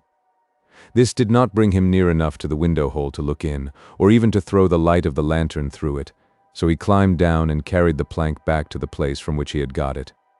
Then he concealed himself near the iron door and waited, manifestly with the intent of remaining there till someone came near. Presently Lady Arabella, moving noiselessly through the shade, approached the door. When he saw her close enough to touch it, Oolanga stepped forward from his concealment and spoke in a whisper, which through the gloom sounded like a hiss. "I want to see you, Missy, soon and secret." "What do you want?" "You know well, Missy. I told you already." She turned on him with blazing eyes, the green tint in them glowing like emeralds. "Come, None of that. If there is anything sensible which you wish to say to me, you can see me here, just where we are at 7 o'clock. He made no reply in words, but, putting the backs of his hands together, bent lower and lower till his forehead touched the earth. Then he rose and went slowly away. Adam SALTON, from his hiding place, saw and wondered. In a few minutes he moved from his place and went home to Lesser Hill, fully determined that 7 o'clock would find him in some hidden place behind Diana's grove. At a little before 7, Adam stole softly out of the house and took the back way to the rear of Diana's grove. The place seemed silent and deserted, so he took the opportunity of concealing himself near the spot whence he had seen Oolanga trying to investigate whatever was concealed behind the iron door. He waited, perfectly still, and at last saw a gleam of white passing soundlessly through the undergrowth. He was not surprised when he recognized the color of Lady Arabella's dress. She came close and waited, with her face to the iron door. From some place of concealment near at hand, Oolanga appeared and came close to her. Adam noticed with surprised amusement that over his shoulder was the box with the mongoose. Of course, the African did not know that he was seen by anyone, least of all by the man whose property he had with him. Silent-footed as he was, Lady Arabella heard him coming and turned to meet him. It was somewhat hard to see in the gloom, for, as usual, he was all in black, only his collar and cuffs showing white. Lady Arabella opened the conversation which ensued between the two. "What do you want? To rob me? Or murder me?" "No, to love you." This frightened her a little, and she tried to change the tone. "Is that a coffin you have with you? If so, you are wasting your time. It would not hold me." When a nigger suspects he is being laughed at, all the ferocity of his nature comes to the front, and this man was of the lowest kind. "Dis ain't no coffin for nobody. Dis box is for you, somefin you lub. Me give him to you." Still anxious to keep off the subject of affection on which she believed him to have become crazed, she made another effort to keep his mind elsewhere. "Is this why you want to see me?"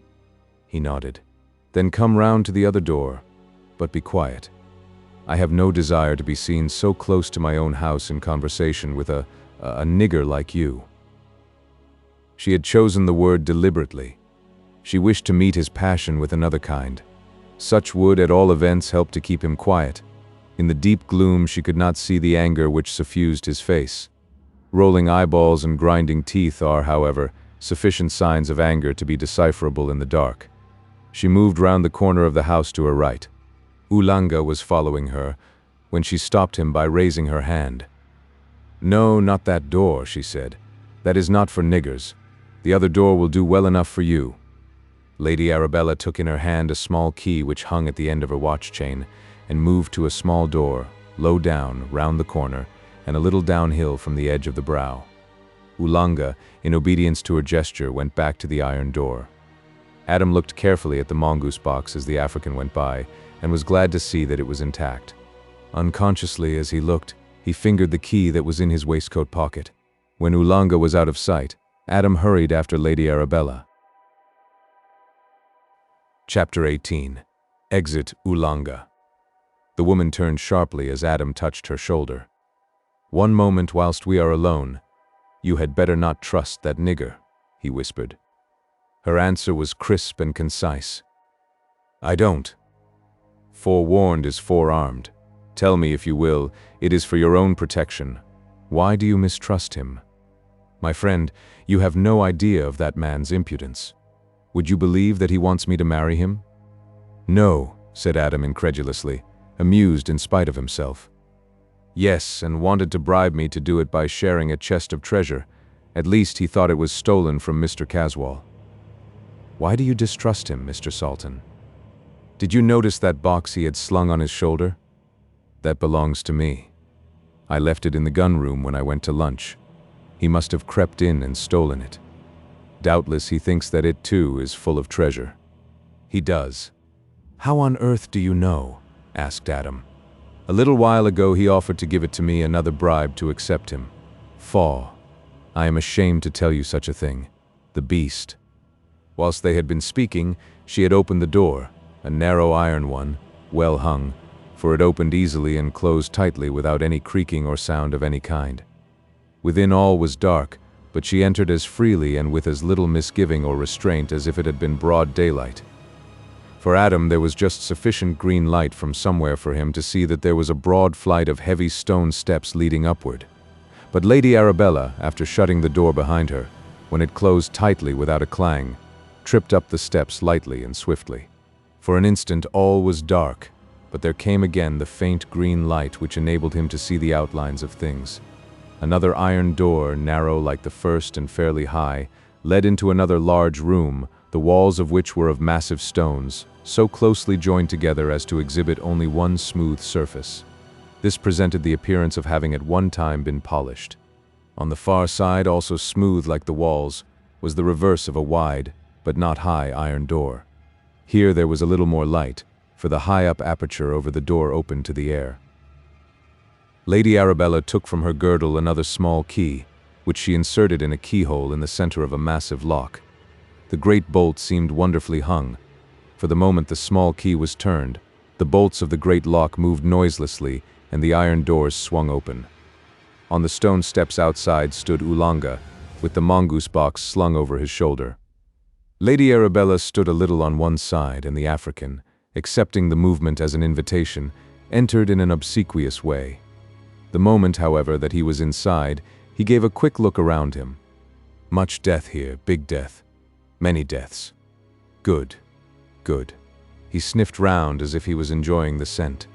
The matter and manner of his speech were so revolting that instinctively Adam's hand wandered to his revolver, and, with his finger on the trigger, he rested satisfied that he was ready for any emergency. There was certainly opportunity for the nigger's enjoyment, for the open well-hole was almost under his nose, sending up such a stench as almost made Adam sick, though Lady Arabella seemed not to mind it at all. It was like nothing that Adam had ever met with. He compared it with all the noxious experiences he had ever had, the drainage of war hospitals, of slaughterhouses, the refuse of dissecting rooms. None of these was like it, though it had something of them all, with, added, the sourness of chemical waste and the poisonous effluvium of the bilge of a water-logged ship whereon a multitude of rats had been drowned. Then, quite unexpectedly, the Negro noticed the presence of a third person, Adam SALTON. He pulled out a pistol and shot at him, happily missing. Adam was himself usually a quick shot, but this time his mind had been on something else, and he was not ready. However, he was quick to carry out an intention, and he was not a coward. In another moment both men were in grips. Beside them was the dark well-hole, with that horrid effluvium stealing up from its mysterious depths. Adam and Oolanga both had pistols. Lady Arabella, who had not one, was probably the most ready of them all in the theory of shooting, but that being impossible, she made her effort in another way. Gliding forward, she tried to seize the African, but he eluded her grasp, just missing, in doing so, falling into the mysterious hole. As he swayed back to firm foothold, he turned his own gun on her and shot. Instinctively, Adam leaped at his assailant. Clutching at each other, they tottered on the very brink. Lady Arabella's anger, now fully awake, was all for Oolanga. She moved towards him with her hands extended, and had just seized him when the catch of the locked box, due to some movement from within, flew open, and the king cobra killer flew at her with a venomous fury impossible to describe. As it seized her throat, she caught hold of it, and, with a fury superior to its own, tore it in two just as if it had been a sheet of paper. The strength used for such an act must have been terrific. In an instant it seemed to spout blood and entrails, and was hurled into the well-hole. In another instant she had seized Oolanga, and with a swift rush had drawn him, her white arms encircling him, down with her into the gaping aperture.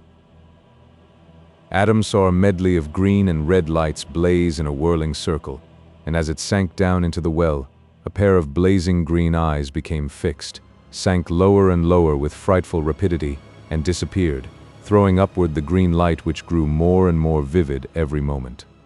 As the light sank into the noisome depths, there came a shriek which chilled Adam's blood, a prolonged agony of pain and terror which seemed to have no end. Adam SALTON felt that he would never be able to free his mind from the memory of those dreadful moments. The gloom which surrounded that horrible charnel pit, which seemed to go down to the very bowels of the earth, conveyed from far down the sights and sounds of the nethermost hell. The ghastly fate of the African as he sank down to his terrible doom, his black face growing gray with terror, his white eyeballs, now like veined bloodstone, rolling in the helpless extremity of fear. The mysterious green light was in itself a milieu of horror, and through it all the awful cry came up from that fathomless pit, whose entrance was flooded with spots of fresh blood. Even the death of the fearless little snake killer, so fierce, so frightful, as if stained with a ferocity which told of no living force above earth, but only of the devils of the pit, was only an incident. Adam was in a state of intellectual tumult, which had no parallel in his experience. He tried to rush away from the horrible place. Even the baleful green light, thrown up through the gloomy well shaft, was dying away as its source sank deeper into the primeval ooze. The darkness was closing in on him in overwhelming density, darkness in such a place and with such a memory of it. He made a wild rush forward, slipped on the steps in some sticky, acrid-smelling mass that felt and smelt like blood, and falling forward, felt his way into the inner room, where the well shaft was not. Then he rubbed his eyes in sheer amazement. Up the stone steps from the narrow door by which he had entered, glided the white-clad figure of Lady Arabella, the only color to be seen on her being blood marks on her face and hands and throat. Otherwise, she was calm and unruffled, as when earlier she stood aside for him to pass in through the narrow iron door. Chapter 19. An Enemy in the Dark. Adam SALTON went for a walk before returning to Lesser Hill. He felt that it might be well, not only to steady his nerves, shaken by the horrible scene, but to get his thoughts into some sort of order, so as to be ready to enter on the matter with Sir Nathaniel. He was a little embarrassed as to telling his uncle, for affairs had so vastly progressed beyond his original view that he felt a little doubtful as to what would be the old gentleman's attitude when he should hear of the strange events for the first time. Mr. SALTON would certainly not be satisfied at being treated as an outsider with regard to such things, most of which had points of contact with the inmates of his own house. It was with an immense sense of relief that Adam heard that his uncle had telegraphed to the housekeeper that he was detained by business at Walsall, where he would remain for the night, and that he would be back in the morning in time for lunch. When Adam got home after his walk, he found Sir Nathaniel just going to bed. He did not say anything to him then of what had happened, but contented himself with arranging that they would walk together in the early morning, as he had much to say that would require serious attention. Strangely enough, he slept well, and awoke at dawn with his mind clear and his nerves in their usual unshaken condition. The maid brought up, with his early morning cup of tea, a note which had been found in the letter box. It was from Lady Arabella, and was evidently intended to put him on his guard as to what he should say about the previous evening. He read it over carefully several times before he was satisfied that he had taken in its full import. Dear Mr. SALTON, I cannot go to bed until I have written to you, so you must forgive me if I disturb you, and at an unseemly time. Indeed, you must also forgive me if, in trying to do what is right, I err in saying too much or too little. The fact is that I am quite upset and unnerved by all that has happened in this terrible night. I find it difficult even to write. My hands shake so that they are not under control, and I am trembling all over with memory of the horrors we saw enacted before our eyes. I am grieved beyond measure that I should be, however remotely, a cause of this horror coming on you.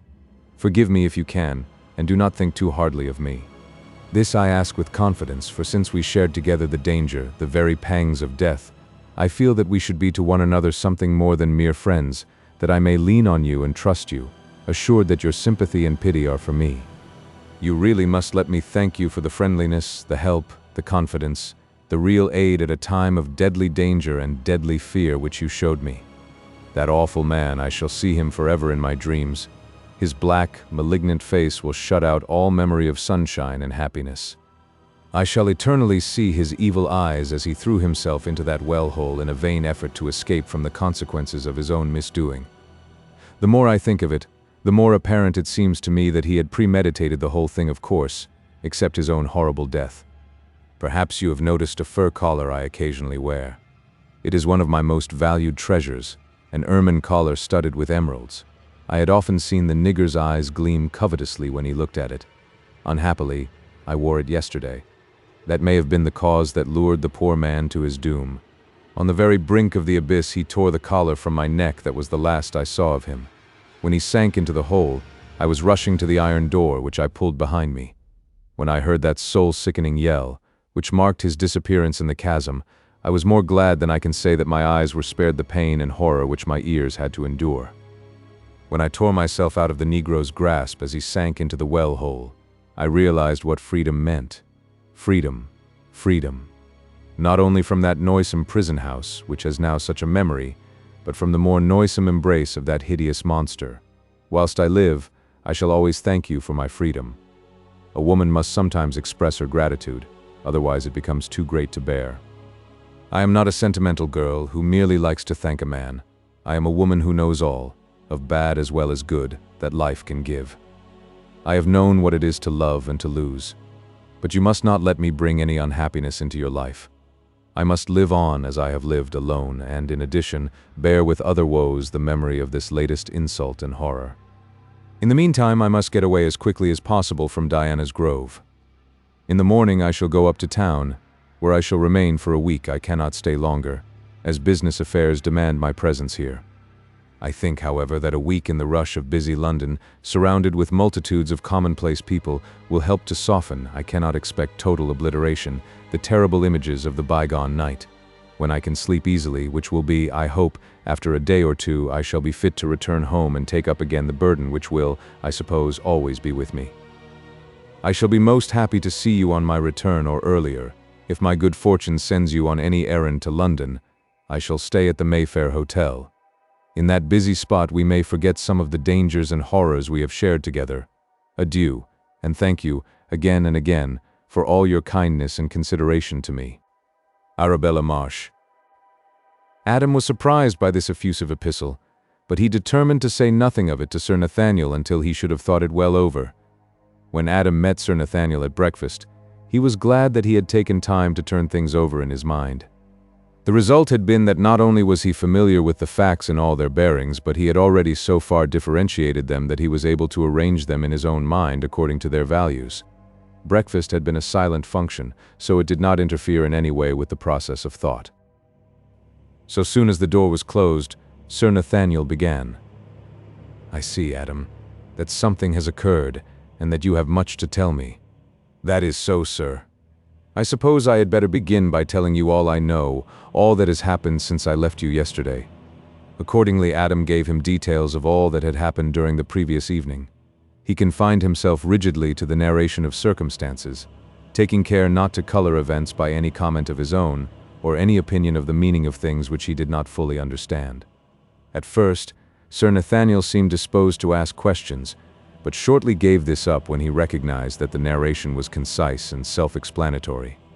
Thenceforth, he contented himself with quick looks and glances, easily interpreted, or by some acquiescent motions of his hands, when such could be convenient, to emphasize his idea of the correctness of any inference. Until Adam ceased speaking. Having evidently come to an end of what he had to say with regard to this section of his story, the elder man made no comment whatever. Even when Adam took from his pocket Lady Arabella's letter, with the manifest intention of reading it, he did not make any comment. Finally, when Adam folded up the letter and put it, in its envelope, back in his pocket, as an intimation that he had now quite finished, the old diplomatist carefully made a few notes in his pocketbook. "Your narrative, my dear Adam, is altogether admirable. I think I may now take it that we are both well versed in the actual facts, and that our conference had better take the shape of a mutual exchange of ideas. Let us both ask questions as they may arise, and I do not doubt that we shall arrive at some enlightening conclusions. Will you kindly begin, sir? I do not doubt that, with your longer experience, you will be able to dissipate some of the fog which envelops certain of the things which we have to consider." "I hope so, my dear boy. For a beginning, then, let me say that Lady Arabella's letter makes clear some things which she intended, and also some things which she did not intend. But before I begin to draw deductions, let me ask you a few questions. Adam, are you heart-whole, quite heart-whole, in the matter of Lady Arabella?" His companion answered at once, each looking the other straight in the eyes during question and answer. "Lady Arabella, sir, is a charming woman, and I should have deemed it a privilege to meet her, to talk to her even, since I am in the confessional, to flirt a little with her." But if you mean to ask if my affections are in any way engaged, I can emphatically answer no, as indeed you will understand when presently I give you the reason. Apart from that, there are the unpleasant details we discussed the other day. Would you mind giving me the reason now? It will help us to understand what is before us in the way of difficulty. Certainly, sir. My reason, on which I can fully depend, is that I love another woman. That clinches it. May I offer my good wishes and, I hope, my congratulations. I am proud of your good wishes, sir, and I thank you for them. But it is too soon for congratulations. The lady does not even know my hopes yet. Indeed, I hardly knew them myself, as definite, till this moment. I take it then, Adam, that at the right time I may be allowed to know who the lady is? Adam laughed a low, sweet laugh, such as ripples from a happy heart. There need not be an hour's, a minute's delay. I shall be glad to share my secret with you, sir. The lady, sir, whom I am so happy as to love, and in whom my dreams of lifelong happiness are centered, is Mimi Watford. Then, my dear Adam, I need not wait to offer congratulations. She is indeed a very charming young lady. I do not think I ever saw a girl who united in such perfection the qualities of strength of character and sweetness of disposition. With all my heart I congratulate you. Then I may take it that my question as to your heart wholeness is answered in the affirmative. Yes, and now, sir, may I ask in turn why the question? Certainly, I asked, because it seems to me that we are coming to a point where my questions might be painful to you. It is not merely that I love Mimi, but I have reason to look on Lady Arabella as her enemy, Adam continued. Her enemy? Yes. A rank and unscrupulous enemy who is bent on her destruction. Sir Nathaniel went to the door, looked outside it and returned, locking it carefully behind him. Chapter 20. Metabolism. Am I looking grave? Asked Sir Nathaniel inconsequently when he re-entered the room. You certainly are, sir. We little thought when first we met that we should be drawn into such a vortex. Already we are mixed up in robbery and probably murder, but 1,000 times worse than all the crimes in the calendar, in an affair of ghastly mystery which has no bottom and no end, with forces of the most unnerving kind, which had their origin in an age when the world was different from the world which we know. We are going back to the origin of superstition, to an age when dragons tore each other in their slime. We must fear nothing, no conclusion, however improbable, almost impossible it may be. Life and death is hanging on our judgment, not only for ourselves, but for others whom we love. Remember, I count on you as I hope you count on me. I do, with all confidence. Then, said Sir Nathaniel, let us think justly and boldly and fear nothing, however terrifying it may seem. I suppose I am to take as exact in every detail your account of all the strange things which happened whilst you were in Diana's Grove? So far as I know, yes. Of course, I may be mistaken in recollection of some detail or another, but I am certain that in the main what I have said is correct. You feel sure that you saw Lady Arabella seize the Negro round the neck and drag him down with her into the hole? Absolutely certain, sir, otherwise I should have gone to her assistance. We have, then, an account of what happened from an eyewitness whom we trust, that is yourself. We have also another account, written by Lady Arabella under her own hand. These two accounts do not agree. Therefore, we must take it that one of the two is lying. Apparently, sir. And that Lady Arabella is the liar. Apparently, as I am not. We must, therefore, try to find a reason for her lying. She has nothing to fear from Oolanga, who is dead. Therefore, the only reason which could actuate her would be to convince someone else that she was blameless. This someone could not be you, for you had the evidence of your own eyes. There was no one else present. Therefore, it must have been an absent person. That seems beyond dispute, sir. There is only one other person whose good opinion she could wish to keep, Edgar Caswall.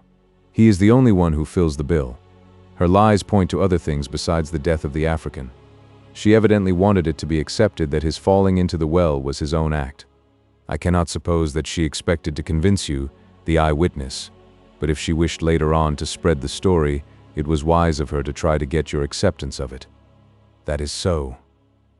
Then there were other matters of untruth. That, for instance, of the ermine collar embroidered with emeralds. If an understandable reason be required for this, It would be to draw attention away from the green lights which were seen in the room, and especially in the well-hole. Any unprejudiced person would accept the green lights to be the eyes of a great snake, such as tradition pointed to living in the well-hole. In fine, therefore, Lady Arabella wanted the general belief to be that there was no snake of the kind in Diana's grove. For my own part, I don't believe in a partial liar. This art does not deal in veneer. A liar is a liar right through. Self-interest may prompt falsity of the tongue, but if one prove to be a liar, nothing that he says can ever be believed.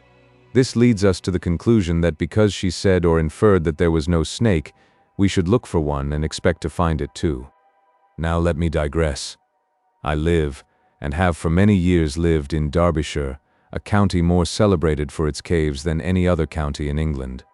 I have been through them all and am familiar with every turn of them, as also with other great caves in Kentucky, in France, in Germany, and a host of other places. In many of these are tremendously deep caves of narrow aperture, which are valued by intrepid explorers, who descend narrow gullets of abysmal depth and sometimes never return. In many of the caverns in the peak, I am convinced that some of the smaller passages were used in primeval times as the lairs of some of the great serpents of legend and tradition. It may have been that such caverns were formed in the usual geologic way, bubbles or flaws in the Earth's crust which were later used by the monsters of the period of the Young World. It may have been, of course, that some of them were worn originally by water, but in time they all found a use when suitable for living monsters. This brings us to another point, more difficult to accept and understand than any other, requiring belief in a base not usually accepted, or indeed entered on, whether such abnormal growths could have ever changed in their nature. Someday, the study of metabolism may progress so far as to enable us to accept structural changes proceeding from an intellectual or moral base. We may lean towards a belief that great animal strength may be a sound base for changes of all sorts. If this be so, what could be a more fitting subject than primeval monsters whose strength was such as to allow a survival of thousands of years? We do not know yet if brain can increase and develop independently of other parts of the living structure. After all, the medieval belief in the philosopher's stone which could transmute metals has its counterpart in the accepted theory of metabolism which changes living tissue. In an age of investigation like our own, when we are returning to science as the base of wonders, almost of miracles, we should be slow to refuse to accept facts, however impossible they may seem to be. Let us suppose a monster of the early days of the world, a dragon of the prime, of vast age running into thousands of years, to whom had been conveyed in some way, it matters not, a brain just sufficient for the beginning of growth. Suppose the monster to be of incalculable size and of a strength quite abnormal, a veritable incarnation of animal strength. Suppose this animal is allowed to remain in one place, thus being removed from accidents of interrupted development. Would not this creature, in process of time ages, if necessary, have that rudimentary intelligence developed? There is no impossibility in this. It is only the natural process of evolution. In the beginning, the instincts of animals are confined to alimentation, self-protection, and the multiplication of their species. As time goes on and the needs of life become more complex, power follows need. We have been long accustomed to consider growth as applied almost exclusively to size in its various aspects.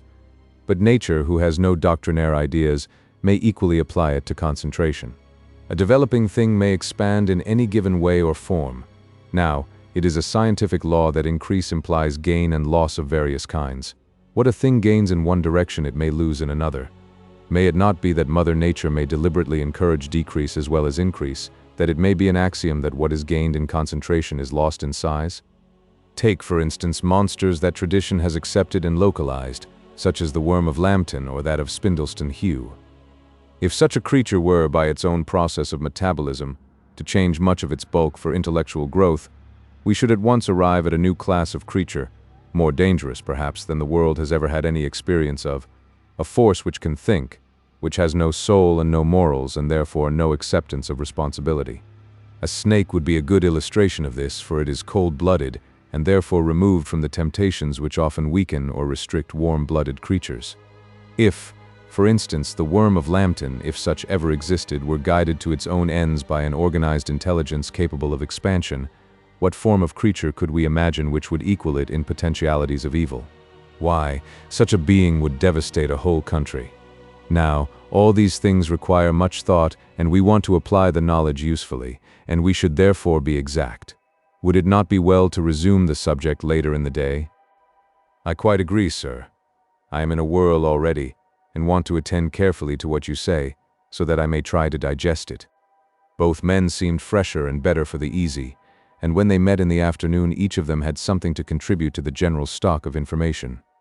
Adam, who was by nature of a more militant disposition than his elderly friend, was glad to see that the conference at once assumed a practical trend. Sir Nathaniel recognized this and, like an old diplomatist, turned it to present use. Tell me now, Adam, what is the outcome, in your own mind, of our conversation? That the whole difficulty already assumes practical shape, but with added dangers that at first I did not imagine.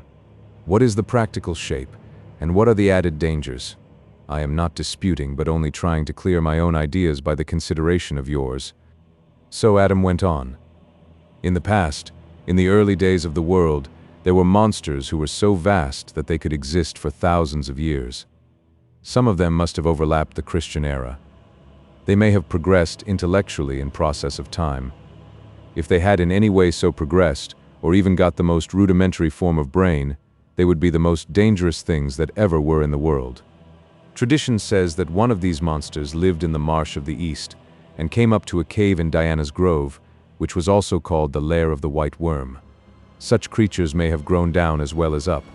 They may have grown into or something like human beings. Lady Arabella March is of snake nature. She has committed crimes to our knowledge. She retains something of the vast strength of her primal being can see in the dark, has the eyes of a snake. She used the nigger and then dragged him through the snake's hole down to the swamp. She is intent on evil and hates someone we love. Result. Yes, the result? First, that Mimi Watford should be taken away at once, then... Yes? The monster must be destroyed. Bravo. That is a true and fearless conclusion. At whatever cost, it must be carried out. At once? Soon, at all events. That creature's very existence is a danger. Her presence in this neighborhood makes the danger immediate. As he spoke, Sir Nathaniel's mouth hardened and his eyebrows came down till they met. There was no doubting his concurrence in the resolution, or his readiness to help in carrying it out. But he was an elderly man with much experience and knowledge of law and diplomacy. It seemed to him to be a stern duty to prevent anything irrevocable taking place till it had been thought out, and all was ready. There were all sorts of legal cruxes to be thought out, not only regarding the taking of life, even of a monstrosity in human form, but also of property. Lady Arabella, be she woman or snake or devil, owned the ground she moved in, according to British law, and the law is jealous and swift to avenge wrongs done within its ken. All such difficulties must be avoided for Mr. Sultan's sake, for Adam's own sake, and most of all for Mimi Watford's sake. Before he spoke again, Sir Nathaniel had made up his mind that he must try to postpone decisive action until the circumstances on which they depended, which, after all, were only problematical, should have been tested satisfactorily, one way or another. When he did speak, Adam at first thought that his friend was wavering in his intention, or funking the responsibility. However, his respect for Sir Nathaniel was so great that he would not act, or even come to a conclusion on a vital point, without his sanction. He came close and whispered in his ear, "We will prepare our plans to combat and destroy this horrible menace, after we have cleared up some of the more baffling points. Meanwhile, we must wait for the night. I hear my uncle's footsteps echoing down the hall." Sir Nathaniel nodded his approval. Chapter 21. Green Light. When old Mr. Sultan had retired for the night, Adam and Sir Nathaniel returned to the study. Things went with great regularity at Lesser Hill, so they knew that there would be no interruption to their talk. When their cigars were lighted, Sir Nathaniel began. "I hope, Adam, that you do not think me either slack or changeable of purpose. I mean to go through this business to the bitter end, whatever it may be. Be satisfied that my first care is, and shall be, the protection of Mimi Watford. To that I am pledged, my dear boy. We who are interested are all in the same danger. That semi-human monster out of the pit hates and means to destroy us all, you and me certainly, and probably your uncle. I wanted especially to talk with you tonight, for I cannot help thinking that the time is fast coming, if it has not come already, when we must take your uncle into our confidence. It was one thing when fancied evils threatened, but now he is probably marked for death, and it is only right that he should know all. I am with you, sir. Things have changed since we agreed to keep him out of the trouble. Now we dare not. Consideration for his feelings might cost his life. It is a duty, and no light or pleasant one either. I have not a shadow of doubt that he will want to be one with us in this. But remember, we are his guests. His name, his honor, have to be thought of as well as his safety. All shall be as you wish, Adam. And now as to what we are to do. We cannot murder Lady Arabella offhand. Therefore we shall have to put things in order for the killing, and in such a way that we cannot be taxed with a crime. It seems to me, sir, that we are in an exceedingly tight place. Our first difficulty is to know where to begin. I never thought this fighting an antediluvian monster would be such a complicated job. This one is a woman, with all a woman's wit, combined with the heartlessness of a cocotte. She has the strength and impregnability of a diplodocus. We may be sure that in the fight that is before us there will be no semblance of fair play, also that our unscrupulous opponent will not betray herself. That is so, but being feminine, she will probably overreach herself. Now, Adam, it strikes me that as we have to protect ourselves and others against feminine nature, our strong game will be to play our masculine against her feminine. Perhaps we had better sleep on it. She is a thing of the night, and the night may give us some ideas. So they both turned in. Adam knocked at Sir Nathaniel's door in the grey of the morning, and, on being bidden, came into the room. He had several letters in his hand. Sir Nathaniel sat up in bed. Well, I should like to read you a few letters, but, of course, I shall not send them unless you approve. In fact, with a smile and a blush, there are several things which I want to do, but I hold my hand and my tongue till I have your approval. Go on, said the other kindly. Tell me all, and count at any rate on my sympathy, and on my approval and help if I can see my way. Accordingly, Adam proceeded.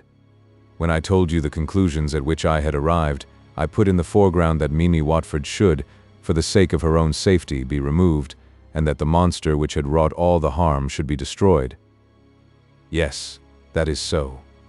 To carry this into practice, sir, one preliminary is required, unless harm of another kind is to be faced. Mimi should have some protector whom all the world would recognize. The only form recognized by convention is marriage.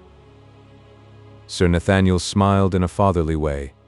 To marry, a husband is required, and that husband should be you. Yes, yes. And the marriage should be immediate and secret, or, at least, not spoken of outside ourselves. Would the young lady be agreeable to that proceeding? I do not know, sir. Then how are we to proceed? I suppose that we, or one of us, must ask her. Is this a sudden idea, Adam? A sudden resolution? A sudden resolution, sir, but not a sudden idea. If she agrees, all is well and good. The sequence is obvious. And it is to be kept a secret amongst ourselves? I want no secrets, sir, except for Mimi's good. For myself, I should like to shout it from the housetops. But we must be discreet. Untimely knowledge to our enemy might work incalculable harm. And how would you suggest, Adam, that we could combine the momentous question with secrecy? Adam grew red and moved uneasily. Someone must ask her as soon as possible. And that someone? I thought that you, sir, would be so good. God bless my soul. This is a new kind of duty to take on at my time of life. Adam, I hope you know that you can count on me to help in any way I can. I have already counted on you, sir, when I ventured to make such a suggestion. I can only ask, he added, that you will be more than ever kind to me, to us, and look on the painful duty as a voluntary act of grace, prompted by kindness and affection. Painful duty. Yes, said Adam boldly. Painful to you, though to me it would be all joyful. It is a strange job for an early morning. Well, we all live and learn. I suppose the sooner I go the better. You had better write a line for me to take with me. For, you see, this is to be a somewhat unusual transaction, and it may be embarrassing to the lady, even to myself. So we ought to have some sort of warrant, something to show that we have been mindful of her feelings. It will not do to take acquiescence for granted, although we act for her good. Sir Nathaniel, you are a true friend, I am sure that both Mimi and I shall be grateful to you for all our lives, however long they may be." So the two talked it over and agreed as to points to be borne in mind by the ambassador. It was striking 10 when Sir Nathaniel left the house, Adam seeing him quietly off. As the young man followed him with wistful eyes, almost jealous of the privilege which his kind deed was about to bring him, he felt that his own heart was in his friend's breast. The memory of that morning was like a dream to all those concerned in it. Sir Nathaniel had a confused recollection of detail and sequence, though the main facts stood out in his memory boldly and clearly. Adam SALTON's recollection was of an illimitable weight, filled with anxiety, hope, and chagrin, all dominated by a sense of the slow passage of time and accompanied by vague fears. Mimi could not for a long time think at all, or recollect anything, except that Adam loved her and was saving her from a terrible danger. When she had time to think, later on, she wondered when she had any ignorance of the fact that Adam loved her, and that she loved him with all her heart. Everything, every recollection, however small, every feeling, seemed to fit into those elemental facts, as though they had all been molded together. The main and crowning recollection was her saying goodbye to Sir Nathaniel, and entrusting to him loving messages straight from her heart to Adam SALTON, and of his bearing when, with an impulse which she could not check, she put her lips to his and kissed him. Later, when she was alone and had time to think, it was a passing grief to her that she would have to be silent, for a time, to Lilla on the happy events of that strange mission. She had, of course, agreed to keep all secret until Adam should give her leave to speak. The advice and assistance of Sir Nathaniel was a great help to Adam in carrying out his idea of marrying Mimi Watford without publicity. He went with him to London, and, with his influence, the young man obtained the license of the Archbishop of Canterbury for a private marriage. Sir Nathaniel then persuaded old Mr. SALTON to allow his nephew to spend a few weeks with him at Doom Tower, and it was here that Mimi became Adam's wife. But that was only the first step in their plans. Before going further, however, Adam took his bride off to the Isle of Man. He wished to place a stretch of sea between Mimi and the White Worm, while things matured. On their return, Sir Nathaniel met them and drove them at once to Doom, taking care to avoid anyone that he knew on the journey. Sir Nathaniel had taken care to have the doors and windows shut and locked, all but the door used for their entry. The shutters were up and the blinds down. Moreover, heavy curtains were drawn across the windows. When Adam commented on this, Sir Nathaniel said in a whisper, "Wait till we are alone, and I'll tell you why this is done. In the meantime, not a word or a sign. You will approve when we have had a talk together." They said no more on the subject till after dinner, when they were ensconced in Sir Nathaniel's study, which was on the top story. Doom Tower was a lofty structure, situated on an eminence high up in the peak. The top commanded a wide prospect, ranging from the hills above the Ribble to the near side of the Brow, which marked the northern bound of ancient Mercia. It was of the early Norman period, less than a century younger than Castra Regis. The windows of the study were barred and locked, and heavy dark curtains closed them in. When this was done, not a gleam of light from the tower could be seen from outside. When they were alone, Sir Nathaniel explained that he had taken his old friend, Mr. SALTON, into full confidence, and that in future all would work together. "It is important for you to be extremely careful. In spite of the fact that our marriage was kept secret, as also your temporary absence, both are known." "How? To whom?" "How, I know not, but I am beginning to have an idea." "To her?" asked Adam, in momentary consternation. Sir Nathaniel shivered perceptibly. "The White Worm, yes." Adam noticed that from now on, his friend never spoke of Lady Arabella otherwise, except when he wished to divert the suspicion of others. Sir Nathaniel switched off the electric light, and when the room was pitch dark, he came to Adam, took him by the hand, and led him to a seat set in the southern window. Then he softly drew back a piece of the curtain and motioned his companion to look out. Adam did so and immediately shrank back as though his eyes had opened on pressing danger. His companion set his mind at rest by saying in a low voice, "It is all right. You may speak, but speak low. There is no danger here at present." Adam leaned forward, taking care, however, not to press his face against the glass. What he saw would not under ordinary circumstances have caused concern to anybody. With his special knowledge, It was appalling, though the night was now so dark that in reality there was little to be seen. On the western side of the tower stood a grove of old trees, of forest dimensions. They were not grouped closely, but stood a little apart from each other, producing the effect of a row widely planted. Over the tops of them was seen a green light, something like the danger signal at a railway crossing. It seemed at first quite still, but presently, when Adam's eye became accustomed to it, he could see that it moved as if trembling. This at once recalled to Adam's mind the light quivering above the well-hole in the darkness of that inner room at Diana's grove, OOLANGA'S awful shriek, and the hideous black face, now grown gray with terror, disappearing into the impenetrable gloom of the mysterious orifice. Instinctively he laid his hand on his revolver and stood up ready to protect his wife. Then, seeing that nothing happened, and that the light and all outside the tower remained the same, he softly pulled the curtain over the window. Sir Nathaniel switched on the light again, and in its comforting glow they began to talk freely. Chapter 22. At Close Quarters. "She has diabolical cunning," said Sir Nathaniel. "Ever since you left, she has ranged along the brow and wherever you were accustomed to frequent. I have not heard whence the knowledge of your movements came to her, nor have I been able to learn any data whereon to found an opinion. She seems to have heard both of your marriage and your absence, but I gather by inference that she does not actually know where you and Mimi are, or of your return. So soon as the dusk fails, she goes out on her rounds, and before dawn covers the whole ground round the brow, and away up into the heart of the peak. The white worm, in her own proper shape, certainly has great facilities for the business on which she is now engaged. She can look into windows of any ordinary kind. Happily, this house is beyond her reach, if she wishes, as she manifestly does, to remain unrecognized.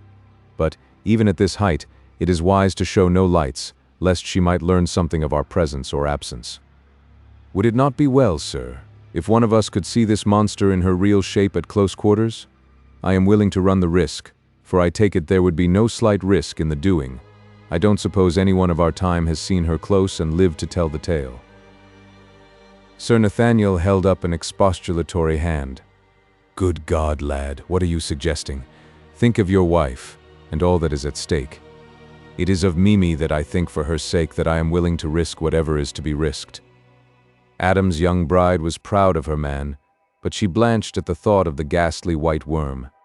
Adam saw this, and at once reassured her.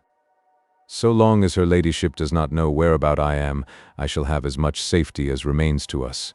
Bear in mind, my darling, that we cannot be too careful." Sir Nathaniel realized that Adam was right. The white worm had no supernatural powers and could not harm them until she discovered their hiding place. It was agreed, therefore, that the two men should go together. When the two men slipped out by the back door of the house, they walked cautiously along the avenue which trended towards the west. Everything was pitch dark, so dark that at times they had to feel their way by the palings and tree trunks.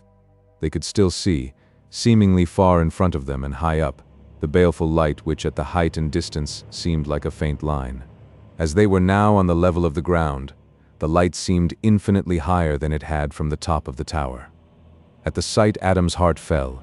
The danger of the desperate enterprise which he had undertaken burst upon him. But this feeling was shortly followed by another which restored him to himself, a fierce loathing, and a desire to kill, such as he had never experienced before. They went on for some distance on a level road, fairly wide, from which the green light was visible. Here Sir Nathaniel spoke softly, placing his lips to Adam's ear for safety. "We know nothing whatever of this creature's power of hearing or smelling, though I presume that both are of no great strength.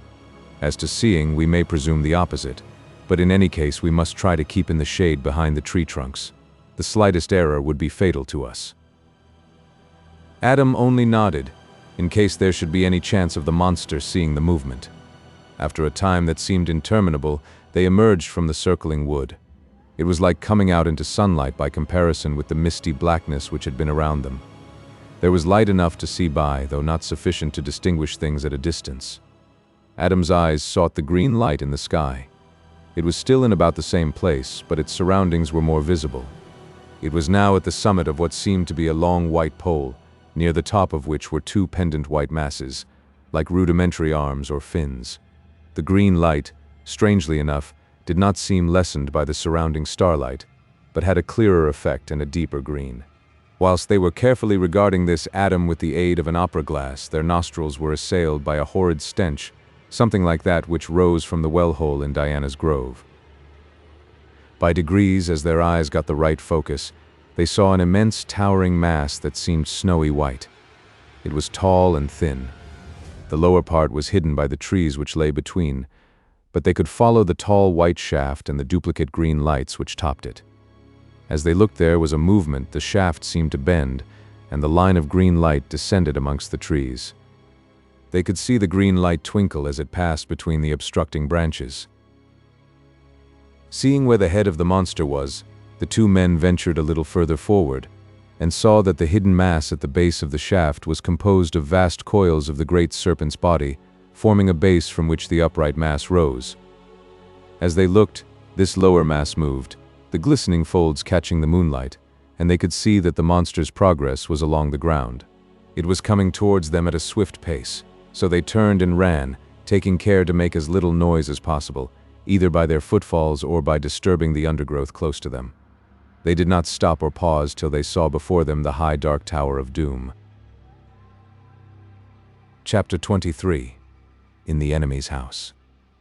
Sir Nathaniel was in the library next morning after breakfast, when Adam came to him carrying a letter. "Her ladyship doesn't lose any time. She has begun work already." Sir Nathaniel, who was writing at a table near the window, looked up. "What is it?" said he. Adam held out the letter he was carrying. It was in a blazoned envelope. "Ha," said Sir Nathaniel, "from the White Worm. I expected something of the kind." "But," said Adam, "how could she have known we were here? She didn't know last night." "I don't think we need trouble about that, Adam. There is so much we do not understand. This is only another mystery. Suffice it that she does know, perhaps it is all the better and safer for us." "How is that?" asked Adam with a puzzled look. "General process of reasoning, my boy, and the experience of some years in the diplomatic world. This creature is a monster without heart or consideration for anything or anyone. She is not nearly so dangerous in the open as when she has the dark to protect her. Besides, we know, by our own experience of her movements, that for some reason she shuns publicity. In spite of her vast bulk and abnormal strength, she is afraid to attack openly.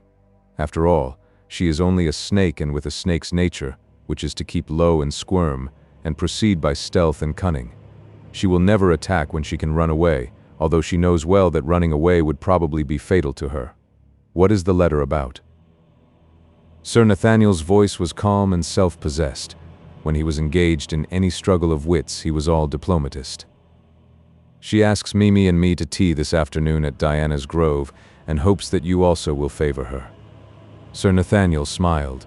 "Please ask Mrs. Salton to accept for us all. She means some deadly mischief. Surely it would be wiser not. It is an old trick that we learn early in diplomacy, Adam, to fight on ground of your own choice. It is true that she suggested the place on this occasion, but by accepting it we make it ours. Moreover, she will not be able to understand our reason for doing so, and her own bad conscience, if she has any, bad or good, and her own fears and doubts will play our game for us.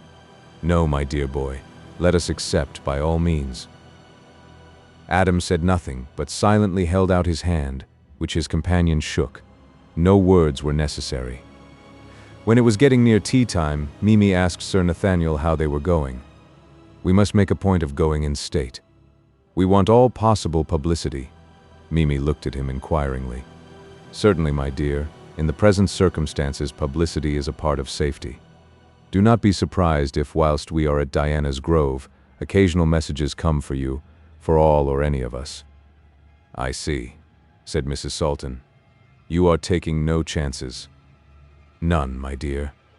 All I have learned at foreign courts and amongst civilized and uncivilized people is going to be utilized within the next couple of hours." Sir Nathaniel's voice was full of seriousness, and it brought to Mimi in a convincing way the awful gravity of the occasion. In due course they set out in a carriage drawn by a fine pair of horses who soon devoured the few miles of their journey. Before they came to the gate, Sir Nathaniel turned to Mimi. I have arranged with Adam certain signals which may be necessary if certain eventualities occur. These need be nothing to do with you directly. But bear in mind that if I ask you or Adam to do anything, do not lose a second in the doing of it. We must try to pass off such moments with an appearance of unconcern. In all probability, nothing requiring such care will occur. The white worm will not try force, though she has so much of it to spare. Whatever she may attempt today of harm to any of us will be in the way of secret plot. Some other time she may try force, but if I am able to judge such a thing, not today. The messengers who may ask for any of us will not be witnesses only. They may help to stave off danger. Seeing query in her face, he went on, "Of what kind the danger may be, I know not, and cannot guess. It will doubtless be some ordinary circumstance, but none the less dangerous on that account. Here we are at the gate. Now be careful in all matters, however small. To keep your head is half the battle." There were a number of men in livery in the hall when they arrived. The doors of the drawing room were thrown open, and Lady Arabella came forth and offered them cordial welcome. This having been got over, Lady Arabella led them into another room where tea was served. Adam was acutely watchful and suspicious of everything, and saw on the far side of this room a paneled iron door of the same color and configuration as the outer door of the room where was the well-hole wherein Oolanga had disappeared. Something in the sight alarmed him, and he quietly stood near the door. He made no movement, even of his eyes, but he could see that Sir Nathaniel was watching him intently, and he fancied with approval. They all sat near the table spread for tea, Adam still near the door. Lady Arabella fanned herself, complaining of heat, and told one of the footmen to throw all the outer doors open. Tea was in progress when Mimi suddenly started up with a look of fright on her face. At the same moment, the men became cognizant of a thick smoke which began to spread through the room, a smoke which made those who experienced it gasp and choke. The footmen began to edge uneasily towards the inner door. Denser and denser grew the smoke, and more acrid its smell. Mimi, towards whom the draught from the open door wafted the smoke, rose up choking and ran to the inner door, which she threw open to its fullest extent, disclosing on the outside a curtain of thin silk, fixed to the doorposts. The draught from the open door swayed the thin silk towards her, and in her fright, she tore down the curtain, which enveloped her from head to foot. Then she ran through the still open door, heedless of the fact that she could not see where she was going. Adam, followed by Sir Nathaniel, rushed forward and joined her, Adam catching his wife by the arm and holding her tight. It was well that he did so, for just before her lay the black orifice of the well-hole, which, of course, she could not see with the silk curtain round her head. The floor was extremely slippery. Something like thick oil had been spilled where she had to pass, and close to the edge of the hole her feet shot from under her, and she stumbled forward towards the well-hole. When Adam saw Mimi slip, he flung himself backward, still holding her. His weight told, and he dragged her up from the hole, and they fell together on the floor outside the zone of slipperiness. In a moment he had raised her up, and together they rushed out through the open door into the sunlight, Sir Nathaniel close behind them. They were all pale except the old diplomatist, who looked both calm and cool. It sustained and cheered Adam and his wife to see him thus master of himself. Both managed to follow his example, to the wonderment of the footmen, who saw the three who had just escaped a terrible danger walking together gaily, as, under the guiding pressure of Sir Nathaniel's hand, they turned to re-enter the house. Lady Arabella, whose face had blanched to a deadly white, now resumed her ministrations at the tea-board as though nothing unusual had happened. The slop basin was full of half-burned brown paper, over which tea had been poured. Sir Nathaniel had been narrowly observing his hostess, and took the first opportunity afforded him of whispering to Adam, "The real attack is to come, she is too quiet. When I give my hand to your wife to lead her out, come with us and caution her to hurry. Don't lose a second, even if you have to make a scene. Hish." Then they resumed their places close to the table, and the servants, in obedience to Lady Arabella's order, brought in fresh tea. Thence on, that tea party seemed to Adam, whose faculties were at their utmost intensity, like a terrible dream. As for poor Mimi, she was so overwrought both with present and future fear, and with horror at the danger she had escaped, that her faculties were numb. However, she was braced up for a trial, and she felt assured that whatever might come she would be able to go through with it. Sir Nathaniel seemed just as usual, suave, dignified, and thoughtful, perfect master of himself. To her husband, it was evident that Mimi was ill at ease. The way she kept turning her head to look around her, the quick coming and going of the color of her face, her hurried breathing, alternating with periods of suspicious calm, were evidences of mental perturbation. To her, the attitude of Lady Arabella seemed compounded of social sweetness and personal consideration. It would be hard to imagine more thoughtful and tender kindness towards an honored guest. When tea was over and the servants had come to clear away the cups, Lady Arabella, putting her arm round Mimi's waist, strolled with her into an adjoining room, where she collected a number of photographs which were scattered about, and sitting down beside her guest, began to show them to her. While she was doing this, the servants closed all the doors of the suite of rooms, as well as that which opened from the room outside, that of the well-hole into the avenue. Suddenly, without any seeming cause, the light in the room began to grow dim. Sir Nathaniel, who was sitting close to Mimi, rose to his feet and, crying, "Quick!" caught hold of her hand and began to drag her from the room. Adam caught her other hand, and between them they drew her through the outer door which the servants were beginning to close. It was difficult at first to find the way. The darkness was so great. But to their relief, when Adam whistled shrilly, the carriage and horses, which had been waiting in the angle of the avenue, dashed up. Her husband and Sir Nathaniel lifted, almost threw Mimi into the carriage. The postilion plied whip and spur, and the vehicle, rocking with its speed, swept through the gate and tore up the road. Behind them was a hubbub, servants rushing about, orders being shouted out, doors shutting, and somewhere, seemingly far back in the house, a strange noise. Every nerve of the horses was strained as they dashed recklessly along the road. The two men held Mimi between them, the arms of both of them round her as though protectingly. As they went, there was a sudden rise in the ground, but the horses, breathing heavily, dashed up it at racing speed, not slackening their pace when the hill fell away again, leaving them to hurry along the downgrade. It would be foolish to say that neither Adam nor Mimi had any fear in returning to Doom Tower. Mimi felt it more keenly than her husband, whose nerves were harder and who was more inured to danger. Still, she bore up bravely, and as usual the effort was helpful to her. When once she was in the study in the top of the turret, she almost forgot the terrors which lay outside in the dark. She did not attempt to peep out of the window, but Adam did and saw nothing. The moonlight showed all the surrounding country, but nowhere was to be observed that tremulous line of green light. The peaceful night had a good effect on them all.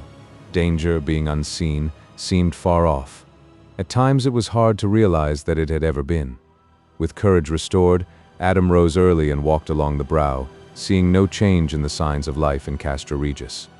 What he did see, to his wonder and concern on his returning homeward, was Lady Arabella, in her tight-fitting white dress and ermine collar, but without her emeralds. She was emerging from the gate of Diana's Grove and walking towards the castle. Pondering on this, and trying to find some meaning in it, occupied his thoughts till he joined Mimi and Sir Nathaniel at breakfast. They began the meal in silence. What had been, and was known to them all. Moreover, it was not a pleasant topic. A fillip was given to the conversation when Adam told of his seeing Lady Arabella on her way to Castra Regis. They each had something to say of her, and of what her wishes or intentions were towards Edgar Caswall. Mimi spoke bitterly of her in every aspect.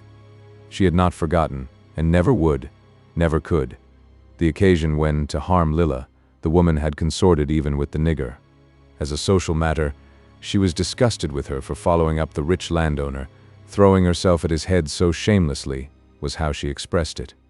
She was interested to know that the great kite still flew from Caswall's tower, but beyond such matters she did not try to go.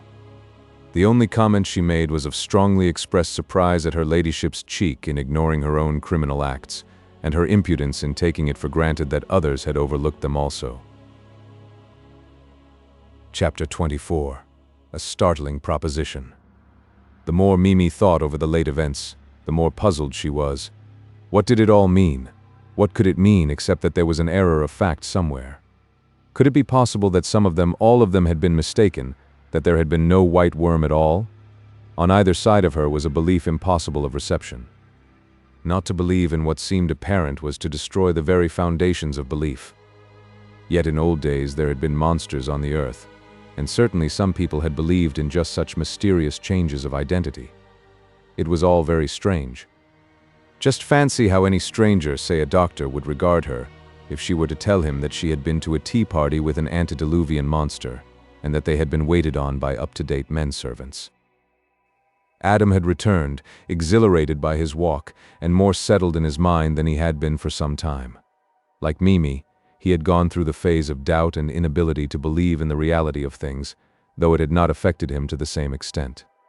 The idea, however, that his wife was suffering ill effects from her terrible ordeal braced him up. He remained with her for a time, then he sought Sir Nathaniel in order to talk over the matter with him. He knew that the calm common sense and self-reliance of the old man, as well as his experience, would be helpful to them all. Sir Nathaniel had come to the conclusion that, for some reason which he did not understand, Lady Arabella had changed her plans and, for the present at all events, was pacific.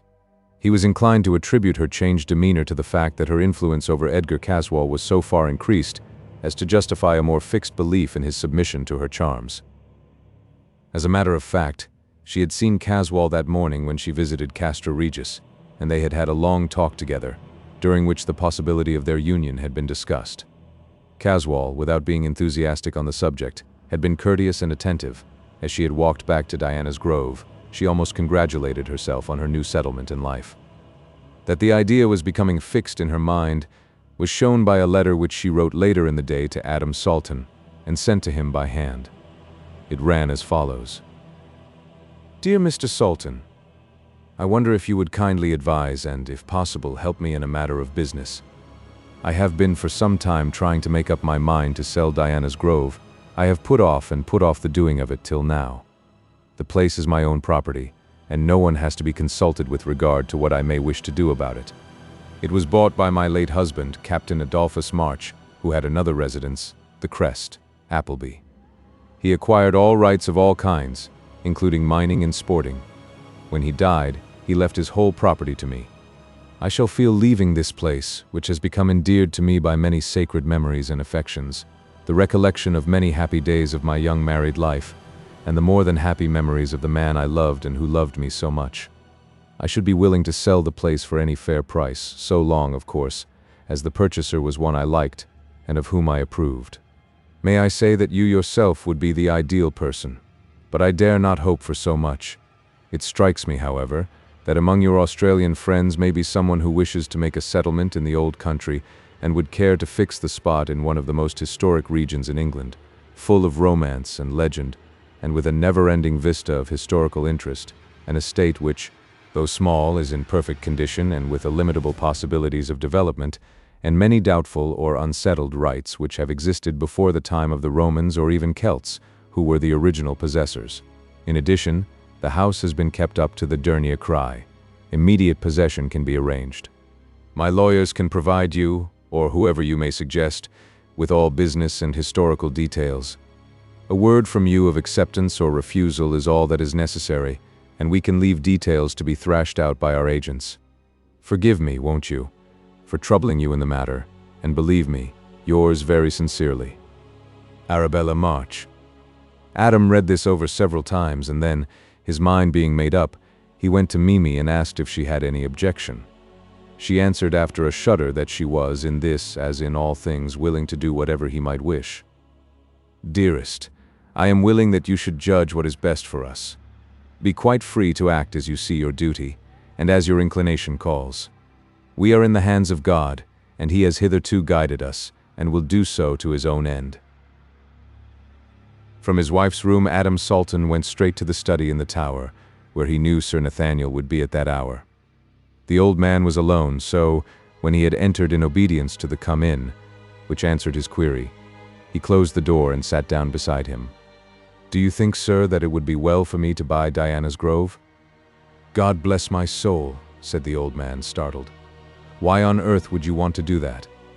Well, I have vowed to destroy that white worm, and my being able to do whatever I may choose with the Lair would facilitate matters and avoid complications. Sir Nathaniel hesitated longer than usual before speaking. He was thinking deeply. Yes, Adam, there is much common sense in your suggestion, though it startled me at first. I think that, for all reasons, you would do well to buy the property and to have the conveyance settled at once. If you want more money than is immediately convenient, let me know, so that I may be your banker. Thank you, sir, most heartily, but I have more money at immediate call than I shall want. I am glad you approve. The property is historic, and as time goes on it will increase in value. Moreover, I may tell you something which indeed is only a surmise, but which, if I am right, will add great value to the place. Adam listened. Has it ever struck you why the old name, the Lair of the White Worm, was given? We know that there was a snake which in early days was called a worm, but why white? I really don't know, sir, I never thought of it. I simply took it for granted. So did I at first, long ago. But later I puzzled my brain for a reason. And what was the reason, sir? Simply and solely because the snake or worm was white. We are near the county of Stafford, where the great industry of china burning was originated and grew. Stafford owes much of its wealth to the large deposits of the rare china clay found in it from time to time. These deposits become in time pretty well exhausted, but for centuries Stafford adventurers looked for the special clay, as Ohio and Pennsylvania farmers and explorers looked for oil. Anyone owning real estate on which china clay can be discovered strikes a sort of gold mine. Yes, and then the young man looked puzzled. The original worm, so-called, from which the name of the place came, had to find a direct way down to the marshes and the mudholes. Now, the clay is easily penetrable, and the original hole probably pierced a bed of china clay. When once the way was made, it would become a sort of highway for the worm. But as much movement was necessary to ascend such a great height, some of the clay would become attached to its rough skin by attrition. The downway must have been easy work, but the ascent was different, and when the monster came to view in the upper world, it would be fresh from contact with the white clay. Hence the name, which has no cryptic significance, but only fact. Now, if that surmise be true, and I do not see why not, there must be a deposit of valuable clay, possibly of immense depth. Adam's comment pleased the old gentleman. I have it in my bones, sir, that you have struck, or rather reasoned out, a great truth. Sir Nathaniel went on cheerfully. When the world of commerce wakes up to the value of your find, it will be as well that your title to ownership has been perfectly secured. If anyone ever deserved such a gain, it is you. With his friend's aid, Adam secured the property without loss of time. Then he went to see his uncle and told him about it.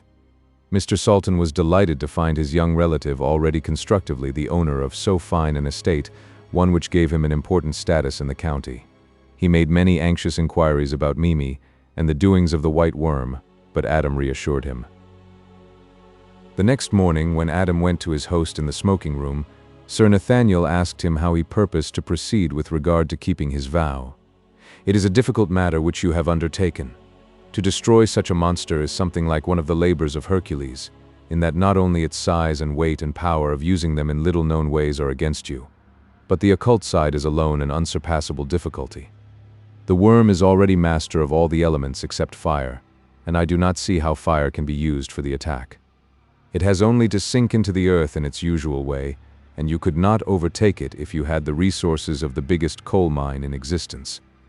But I dare say you have mapped out some plan in your mind, he added courteously. I have, sir, but of course, it may not stand the test of practice. May I know the idea? Well, sir, this was my argument. At the time of the Chartist trouble, an idea spread amongst financial circles that an attack was going to be made on the Bank of England. Accordingly, the directors of that institution consulted many persons who were supposed to know what steps should be taken, and it was finally decided that the best protection against fire, which is what was feared, was not water but sand. To carry the scheme into practice, great store of fine sea sand, the kind that blows about and is used to fill hourglasses, was provided throughout the building, especially at the points liable to attack from which it could be brought into use.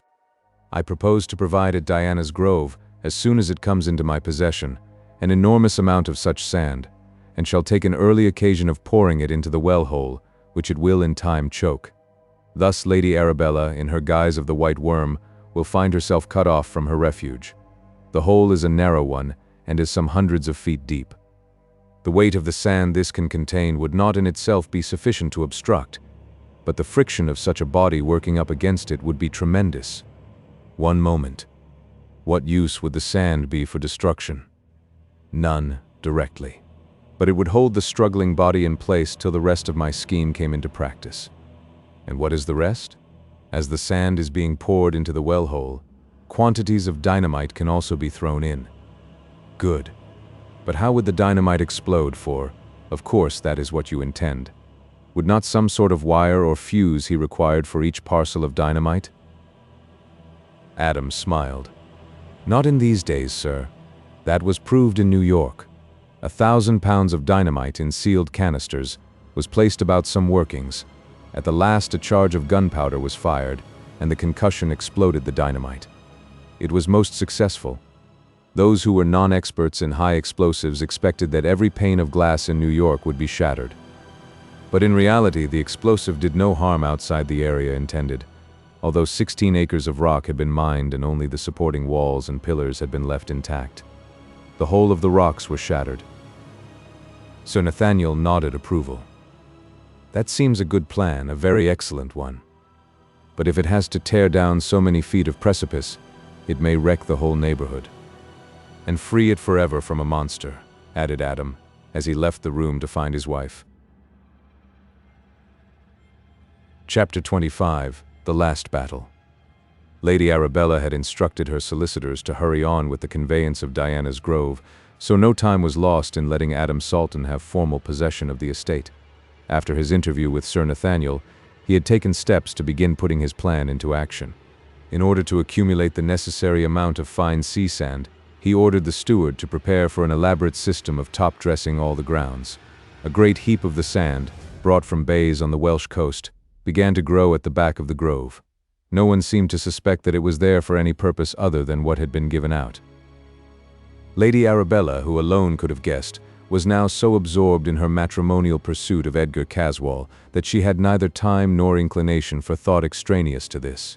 She had not yet moved from the house, though she had formally handed over the estate.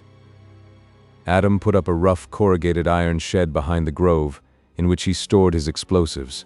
All being ready for his great attempt whenever the time should come, he was now content to wait, and, in order to pass the time, interested himself in other things, even in CASWALLS' great kite, which still flew from the high tower of REGIS. The mound of fine sand grew to proportions so vast as to puzzle the bailiffs and farmers round the brow. The hour of the intended cataclysm was approaching apace. Adam wished, but in vain, for an opportunity, which would appear to be natural, of visiting Caswall in the turret of REGIS. At last, one morning, he met Lady Arabella moving towards the castle, so he took his courage a due mains and asked to be allowed to accompany her. She was glad, for her own purposes, to comply with his wishes. So together they entered, and found their way to the turret room. Caswall was much surprised to see Adam come to his house, but lent himself to the task of seeming to be pleased. He played the host so well as to deceive even Adam. They all went out on the turret roof, where he explained to his guests the mechanism for raising and lowering the kite, taking also the opportunity of testing the movements of the multitudes of birds, how they answered almost instantaneously to the lowering or raising of the kite. As Lady Arabella walked home with Adam from REGIS, she asked him if she might make a request. Permission having been accorded, she explained that before she finally left Diana's Grove, where she had lived so long, she had a desire to know the depth of the well hole. Adam was really happy to meet her wishes, not from any sentiment, but because he wished to give some valid and ostensible reason for examining the passage of the worm, which would obviate any suspicion resulting from his being on the premises. He brought from London a Kelvin-sounding apparatus, with a sufficient length of piano wire for testing any probable depth. The wire passed easily over the running wheel, and when this was once fixed over the hole, he was satisfied to wait till the most advantageous time for his final experiment. In the meantime, affairs had been going quietly at Mercy Farm. Lilla, of course, felt lonely in the absence of her cousin, but the even tenor of life went on for her as for others. After the first shock of parting was over, things went back to their accustomed routine. In one respect, however, there was a marked difference. So long as home conditions had remained unchanged, Lilla was content to put ambition far from her and to settle down to the life which had been hers as long as she could remember. But Mimi's marriage set her thinking. Naturally, she came to the conclusion that she too might have a mate. There was not for her much choice. There was little movement in the matrimonial direction at the farmhouse. She did not approve of the personality of Edgar Caswall, and his struggle with Mimi had frightened her, but he was unmistakably an excellent party, much better than she could have any right to expect. This weighs much with a woman, and more particularly one of her class. So, on the whole, she was content to let things take their course, and to abide by the issue. As time went on, she had reason to believe that things did not point to happiness. She could not shut her eyes to certain disturbing facts, amongst which were the existence of Lady Arabella and her growing intimacy with Edgar Caswall, as well as his own cold and haughty nature, so little in accord with the ardor which is the foundation of a young maid's dreams of happiness. How things would, of necessity, alter if she were to marry, she was afraid to think. All told, the prospect was not happy for her, and she had a secret longing that something might occur to upset the order of things as at present arranged. When Lilla received a note from Edgar Caswall asking if he might come to tea on the following afternoon, her heart sank within her.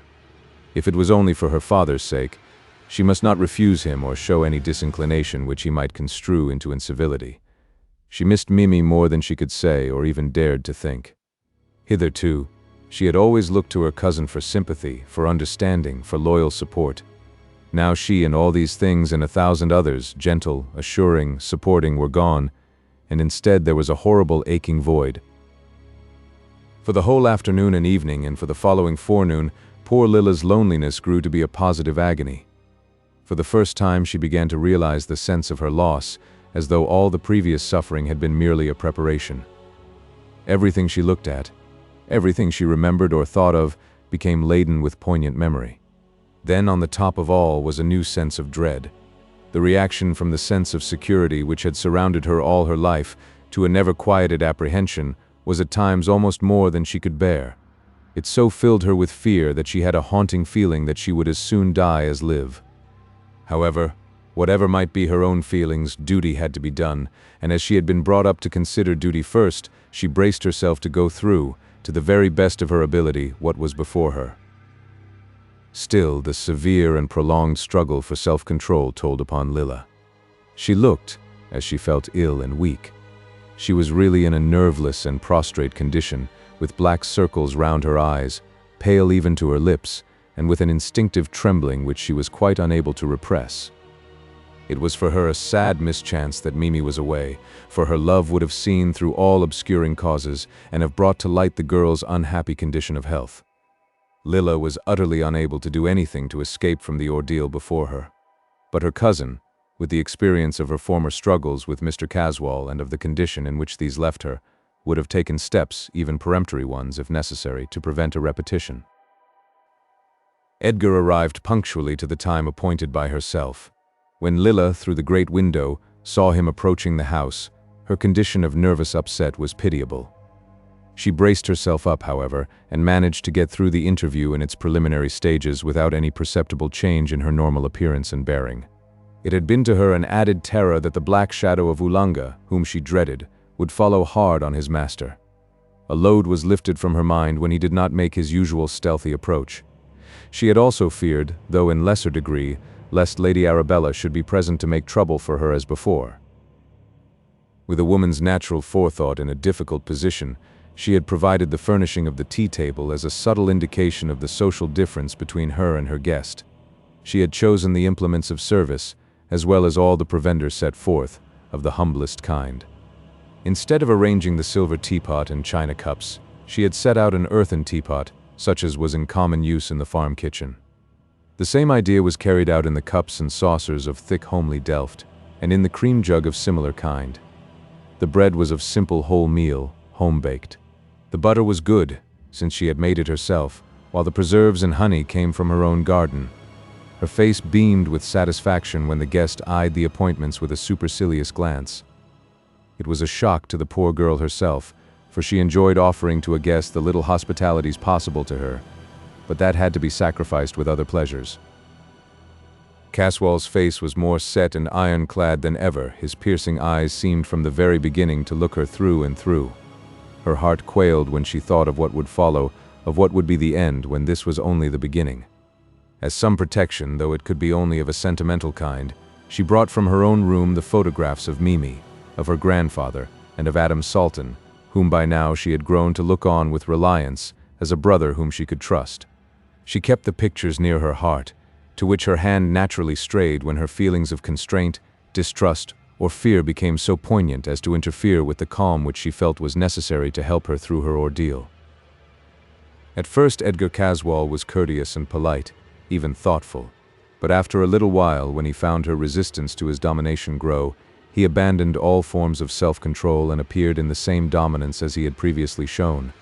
She was prepared, however, for this, both by her former experience and the natural fighting instinct within her.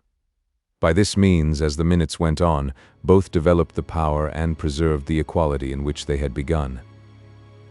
Without warning, the psychic battle between the two individualities began afresh. This time both the positive and negative causes were all in favor of the man. The woman was alone and in bad spirits, unsupported. Nothing at all was in her favor except the memory of the two victorious contests, whereas the man, though unaided as before by either Lady Arabella or Oolanga, was in full strength, well rested, and in flourishing circumstances.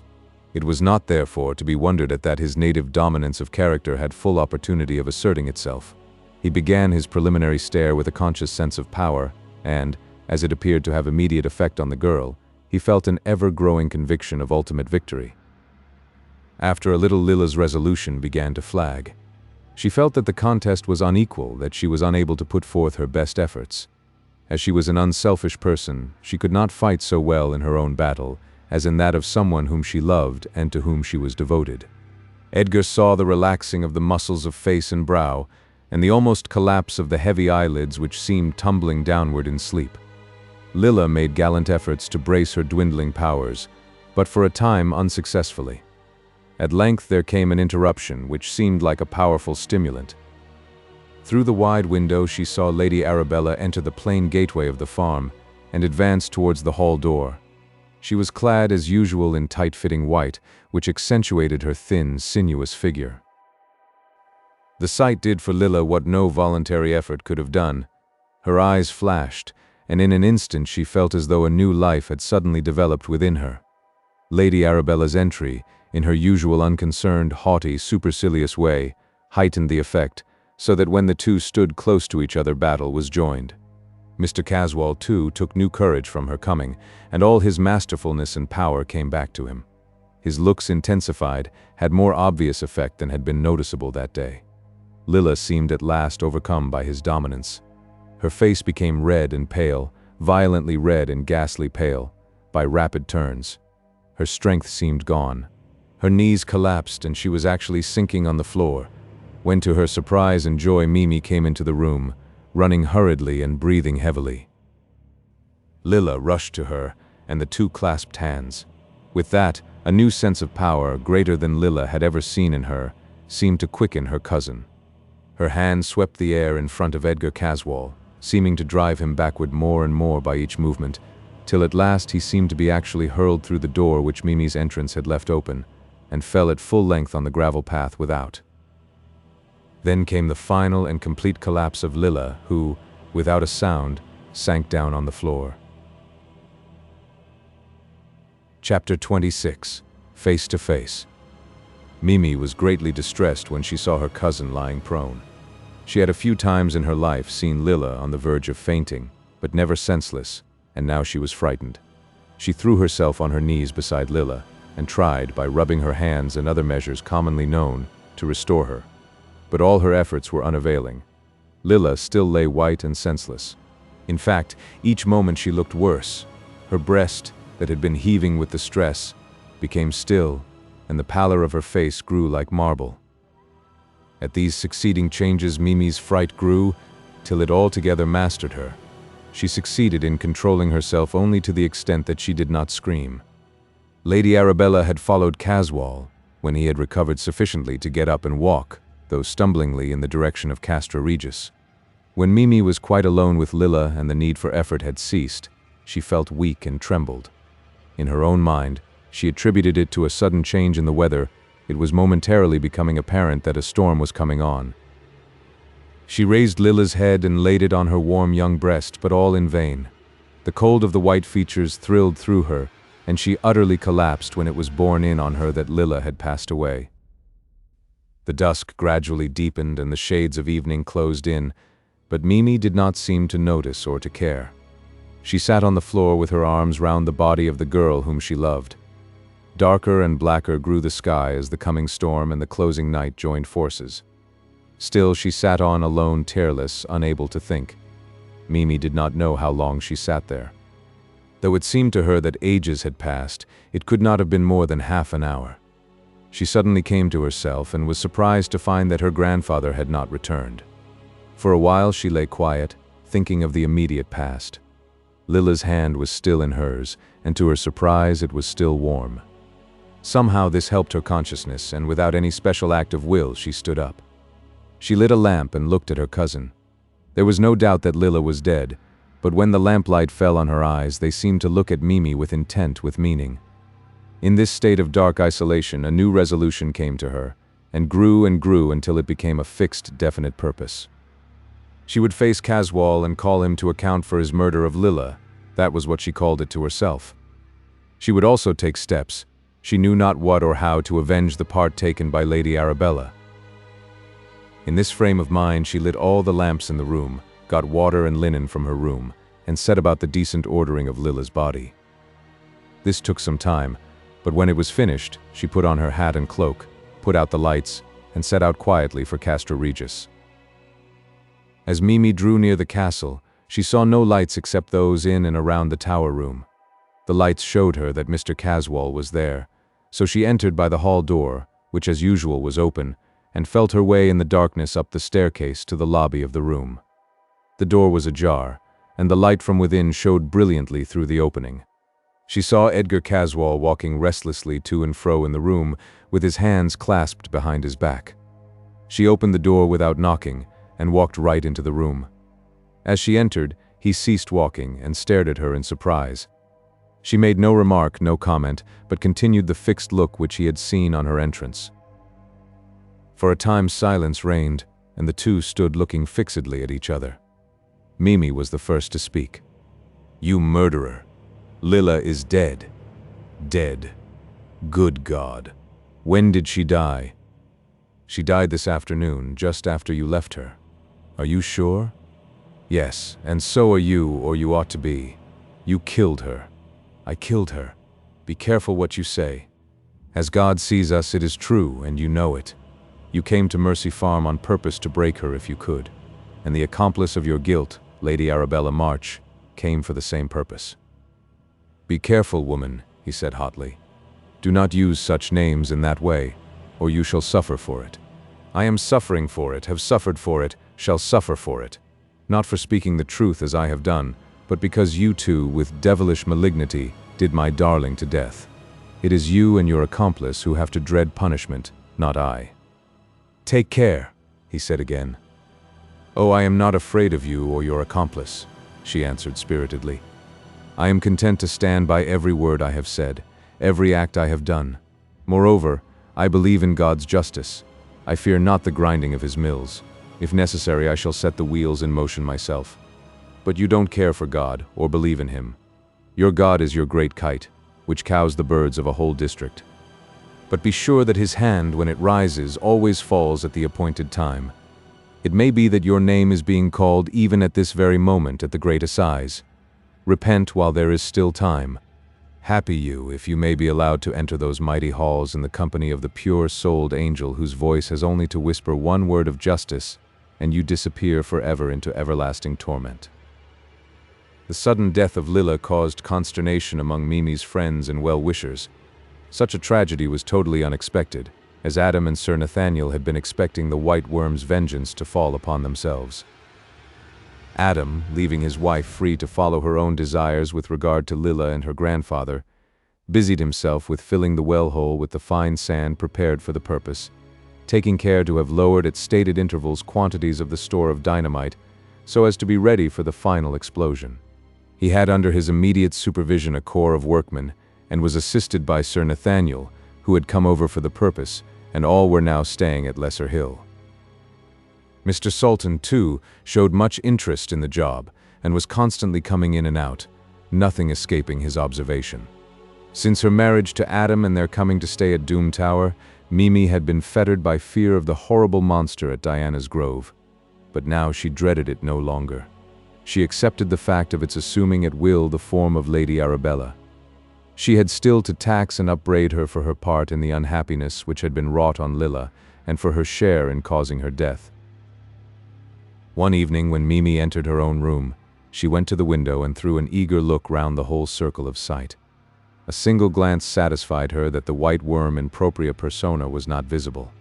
So she sat down in the window seat and enjoyed the pleasure of a full view, from which she had been so long cut off.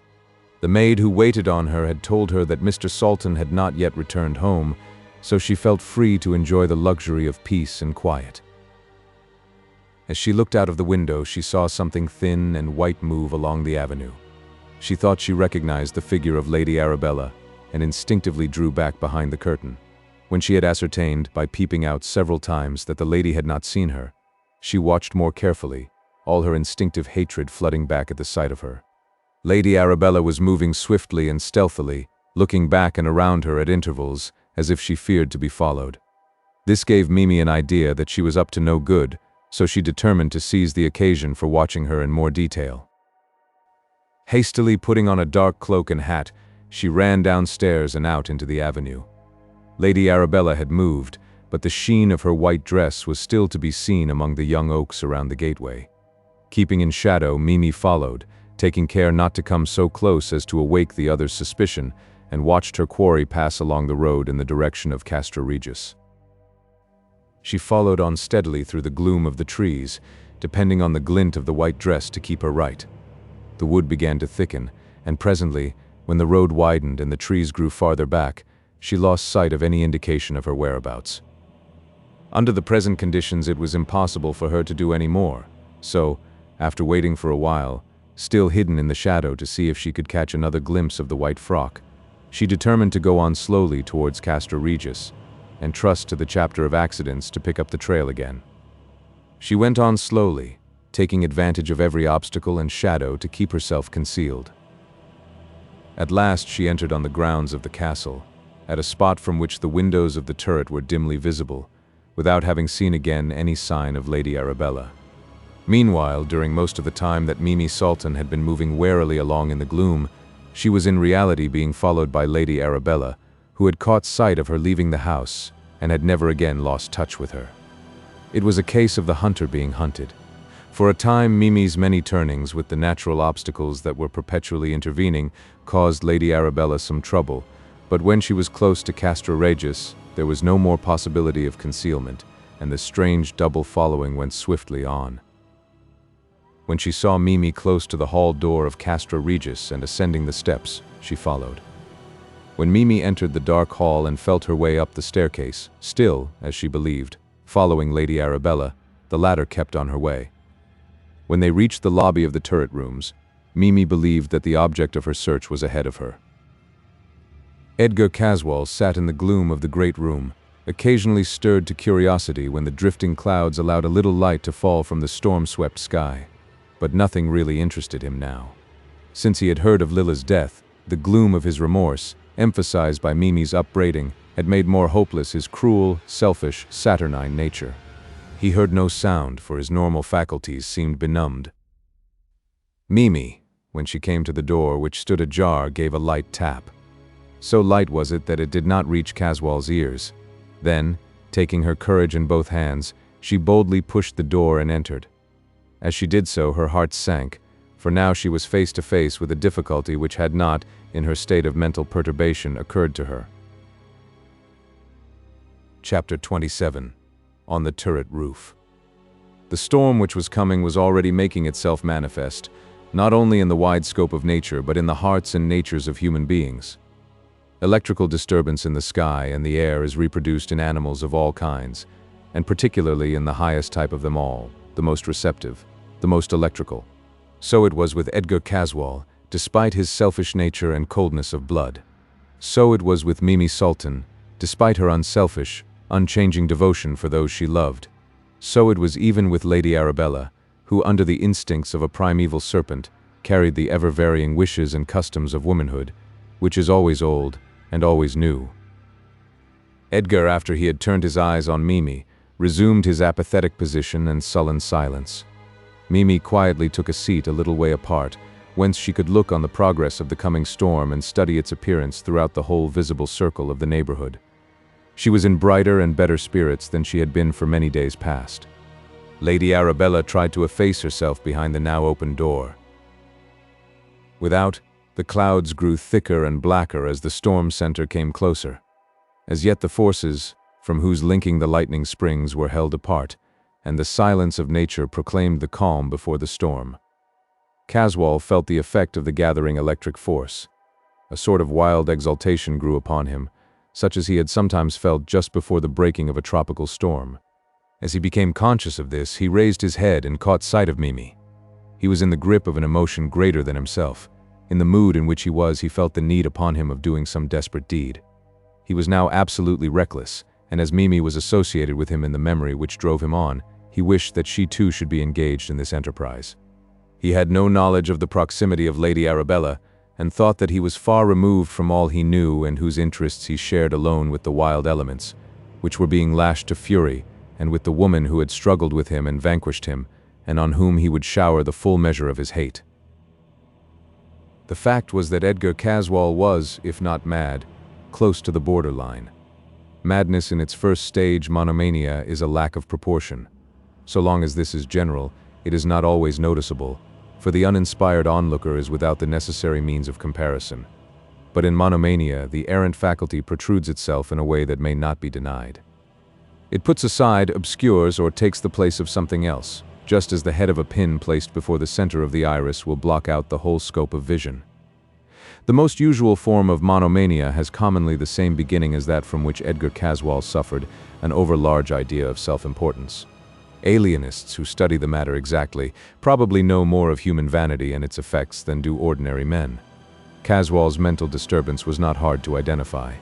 Every asylum is full of such cases, men and women who, naturally selfish and egotistical, so appraise to themselves their own importance that every other circumstance in life becomes subservient to it. The disease supplies in itself the material for self-magnification. When the decadence attacks a nature naturally proud and selfish and vain, and lacking both the aptitude and habit of self-restraint, the development of the disease is more swift and ranges to farther limits. It is such persons who become imbued with the idea that they have the attributes of the Almighty, even that they themselves are the Almighty. Mimi had a suspicion, or rather, perhaps, an intuition of the true state of things when she heard him speak, and at the same time noticed the abnormal flush on his face and his rolling eyes.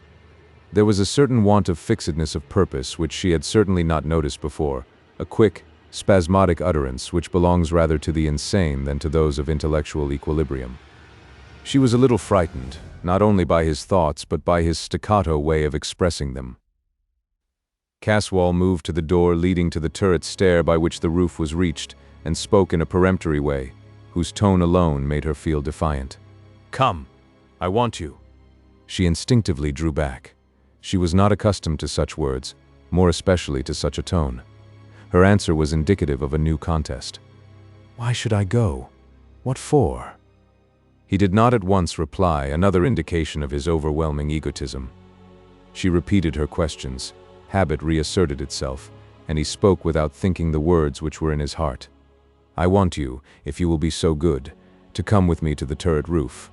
I am much interested in certain experiments with the kite, which would be, if not a pleasure, at least a novel experience to you. You would see something not easily seen otherwise." "I will come," she answered simply. Edgar moved in the direction of the stair, she following close behind him. She did not like to be left alone at such a height, in such a place, in the darkness, with a storm about to break. Of himself she had no fear. All that had been seemed to have passed away with her two victories over him in the struggle of wills. Moreover, the more recent apprehension, that of his madness, had also ceased.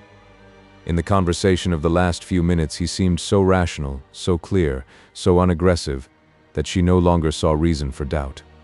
So satisfied was she that even when he put out a hand to guide her to the steep, narrow stairway, she took it without thought in the most conventional way.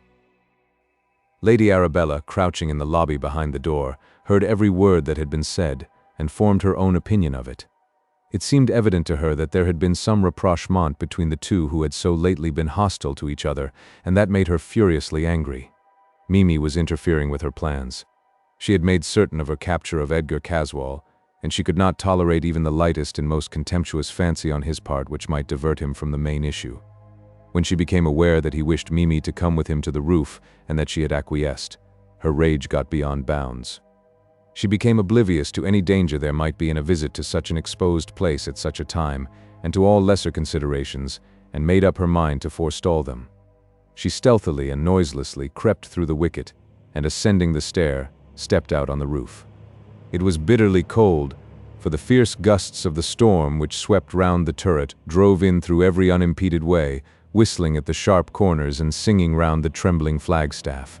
The kite string and the wire which controlled the runners made a concourse of weird sounds which somehow, perhaps from the violence which surrounded them, acting on their length, resolved themselves into some kind of harmony, a fitting accompaniment to the tragedy which seemed about to begin. Mimi's heart beat heavily. Just before leaving the turret chamber, she had a shock which she could not shake off. The lights of the room had momentarily revealed to her, as they passed out, Edgar's face, concentrated as it was whenever he intended to use his mesmeric power. Now the black eyebrows made a thick line across his face, under which his eyes shone and glittered ominously. Mimi recognized the danger, and assumed the defiant attitude that had twice already served her so well. She had a fear that the circumstances and the place were against her, and she wanted to be forearmed. The sky was now somewhat lighter than it had been. Either there was lightning afar off, whose reflections were carried by the rolling clouds, or else the gathered force, though not yet breaking into lightning, had an incipient power of light. It seemed to affect both the man and the woman. Edgar seemed altogether under its influence. His spirits were boisterous, his mind exalted. He was now at his worst, madder than he had been earlier in the night. Mimi, trying to keep as far from him as possible, moved across the stone floor of the turret roof and found a niche which concealed her. It was not far from Lady Arabella's place of hiding. Edgar, left thus alone on the center of the turret roof, found himself altogether his own master in a way which tended to increase his madness. He knew that Mimi was close at hand, though he had lost sight of her. He spoke loudly, and the sound of his own voice, though it was carried from him on the sweeping wind as fast as the words were spoken, seemed to exalt him still more. Even the raging of the elements round him appeared to add to his exaltation. To him it seemed that these manifestations were obedient to his own will. He had reached the sublime of his madness. He was now in his own mind actually the Almighty, and whatever might happen would be the direct carrying out of his own commands. As he could not see Mimi, nor fix whereabouts she was, he shouted loudly, "Come to me. You shall see now what you are despising, what you are warring against. All that you see is mine, the darkness as well as the light. I tell you that I am greater than any other who is, or was, or shall be. When the Master of Evil took Christ up on a high place and showed him all the kingdoms of the earth, he was doing what he thought no other could do. He was wrong, he forgot me. I shall send you light, up to the very ramparts of heaven. A light so great that it shall dissipate those black clouds that are rushing up and piling around us. Look, look. At the very touch of my hand that light springs into being and mounts up and up and up."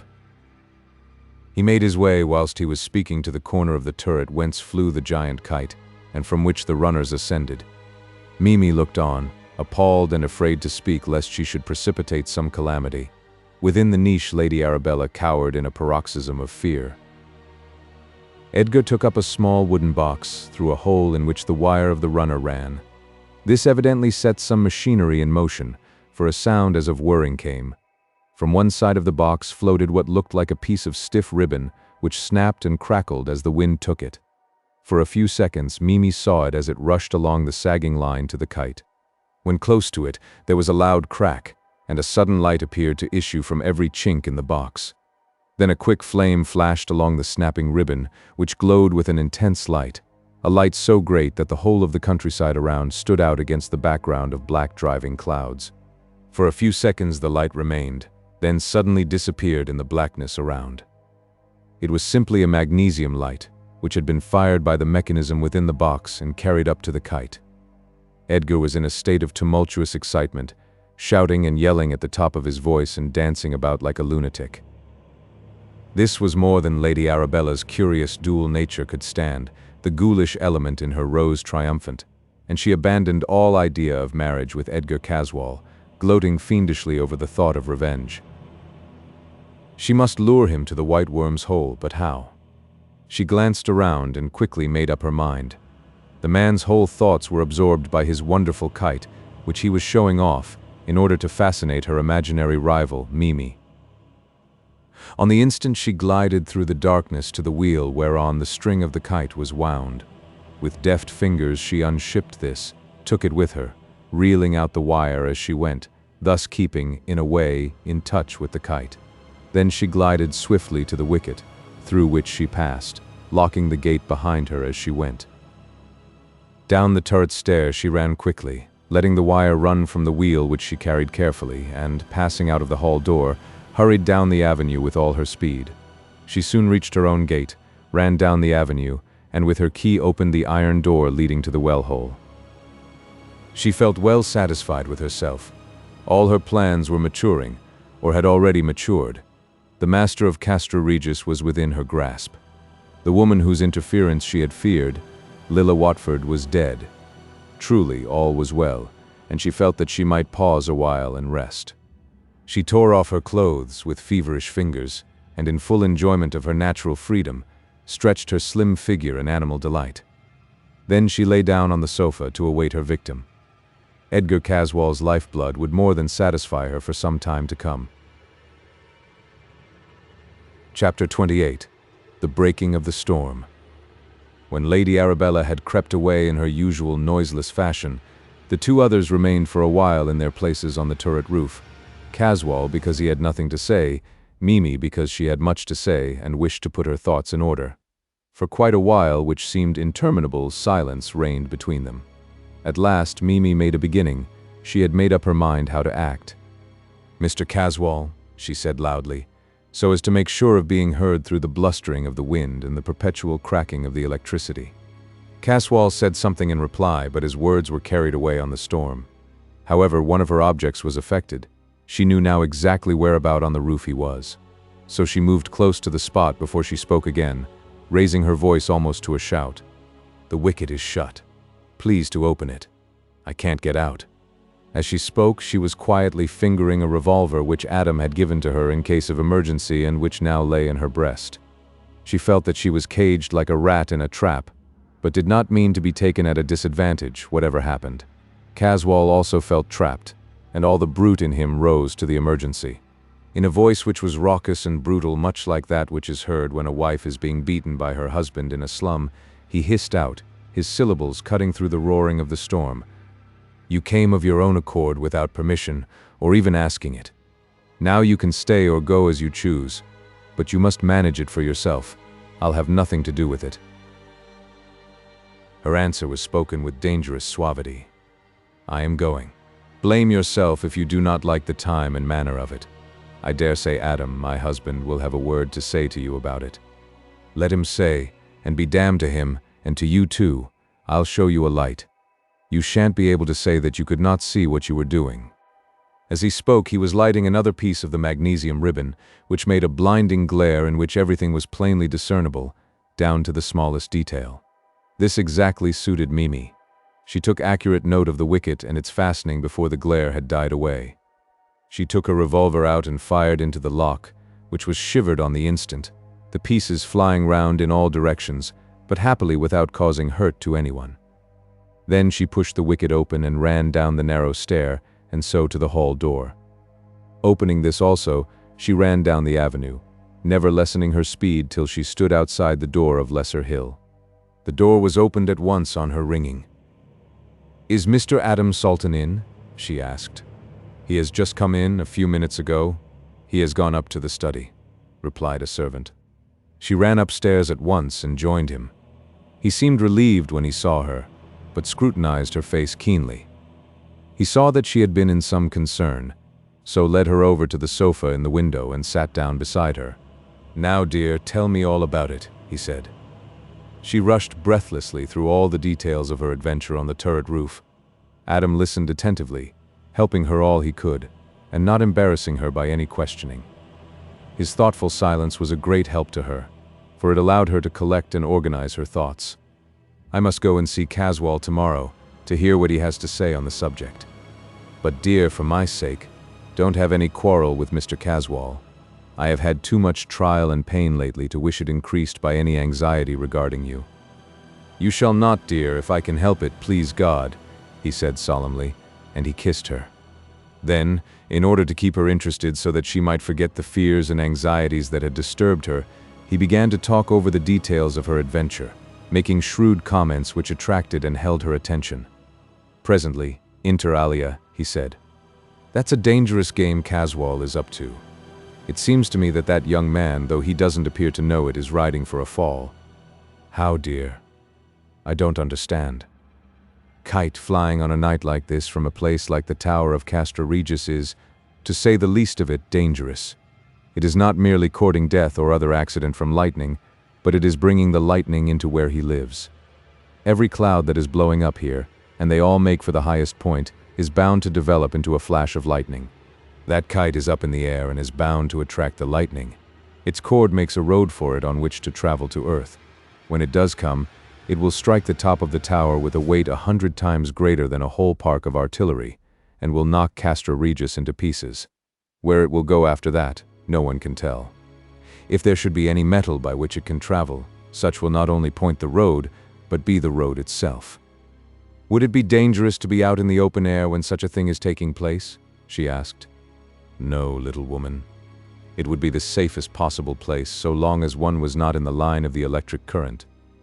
"Then do let us go outside. I don't want to run into any foolish danger or, far more, to ask you to do so. But surely if the open is safest, that is the place for us." Without another word, she put on again the cloak she had thrown off, and a small, tight-fitting cap. Adam too put on his cap, and, after seeing that his revolver was all right, gave her his hand, and they left the house together. "I think the best thing we can do will be to go round all the places which are mixed up in this affair." "All right, dear, I am ready.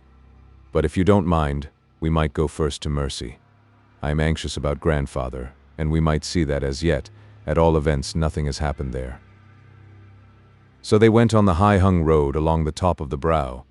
The wind here was of great force, and made a strange booming noise as it swept high overhead, though not the sound of cracking and tearing as it passed through the woods of high, slender trees which grew on either side of the road. Mimi could hardly keep her feet.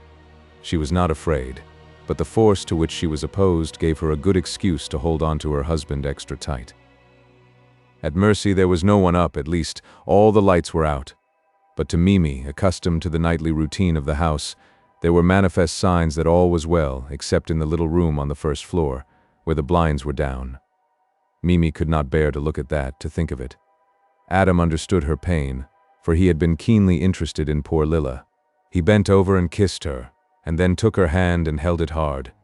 Thus they passed on together, returning to the high road towards Castra Regis. At the gate of Castra Regis they were extra careful. When drawing near, Adam stumbled upon the wire that Lady Arabella had left trailing on the ground. Adam drew his breath at this, and spoke in a low, earnest whisper. "I don't want to frighten you, Mimi dear, but wherever that wire is, there is danger." "Danger? How?" "That is the track where the lightning will go, at any moment. Even now, whilst we are speaking and searching, a fearful force may be loosed upon us. Run on, dear. You know the way to where the avenue joins the high road. If you see any sign of the wire, keep away from it, for God's sake. I shall join you at the gateway." "Are you going to follow that wire alone?" "Yes, dear. One is sufficient for that work.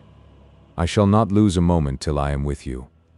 Adam, when I came with you into the open, my main wish was that we should be together if anything serious happened. You wouldn't deny me that right, would you, dear?" "No, dear, not that or any right. Thank God that my wife has such a wish.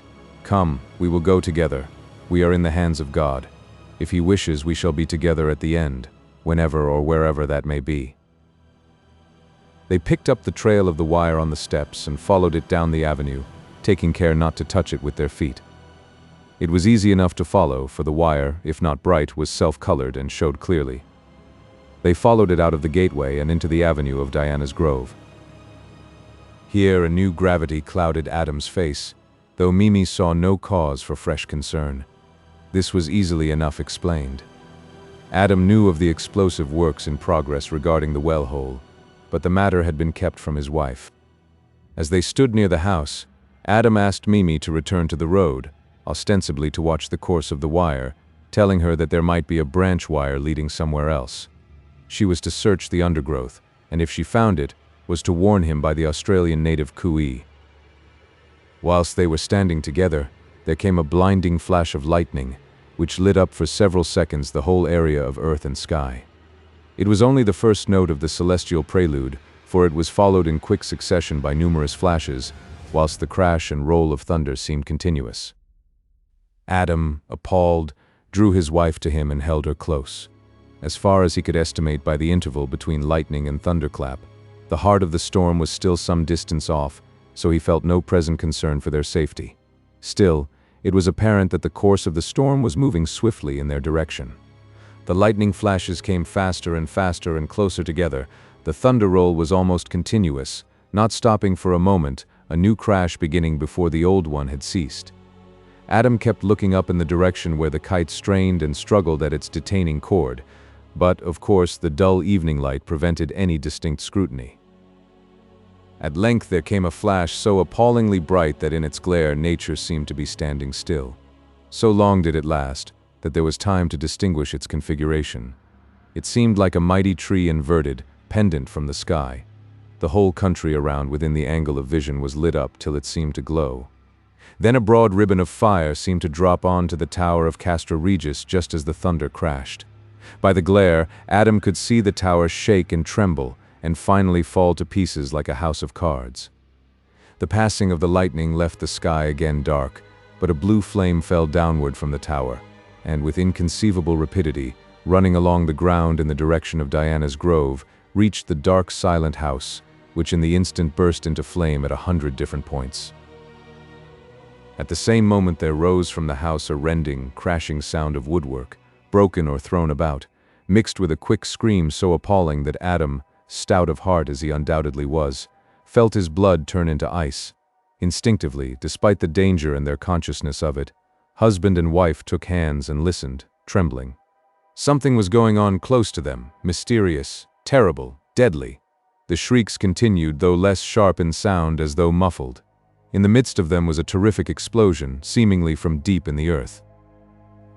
The flames from CASTRA REGIS and from Diana's Grove made all around almost as light as day, and now that the lightning had ceased to flash, their eyes, unblinded, were able to judge both perspective and detail. The heat of the burning house caused the iron doors to warp and collapse. Seemingly of their own accord, they fell open and exposed the interior. The Sultans could now look through to the room beyond, where the well hole yawned, a deep, narrow, circular chasm. From this the agonized shrieks were rising, growing ever more terrible with each second that passed. But it was not only the heart-rending sound that almost paralyzed poor Mimi with terror. What she saw was sufficient to fill her with evil dreams for the remainder of her life. The whole place looked as if a sea of blood had been beating against it. Each of the explosions from below had thrown out from the well hole, as if it had been the mouth of a cannon, a mass of fine sand mixed with blood, and a horrible, repulsive slime in which were great red masses of rent and torn flesh and fat. As the explosions kept on, more and more of this repulsive mass was shot up, the great bulk of it falling back again. Many of the awful fragments were of something which had lately been alive. They quivered and trembled and writhed as though they were still in torment, a supposition to which the unending scream gave a horrible credence. At moments some mountainous mass of flesh surged up through the narrow orifice, as though forced by a measureless power through an opening infinitely smaller than itself. Some of these fragments were partially covered with white skin as of a human being, and others, the largest and most numerous, with scaled skin as of a gigantic lizard or serpent. Once, in a sort of lull or pause, the seething contents of the whole rose, after the manner of a bubbling spring, and Adam saw part of the thin form of Lady Arabella forced up to the top amid a mass of blood and slime, and what looked as if it had been the entrails of a monster torn into shreds. Several times, some masses of enormous bulk were forced up through the well hole with inconceivable violence, and suddenly expanding as they came into larger space, disclosed sections of the white worm which Adam and Sir Nathaniel had seen looking over the trees with its enormous eyes of emerald green flickering like great lamps in a gale.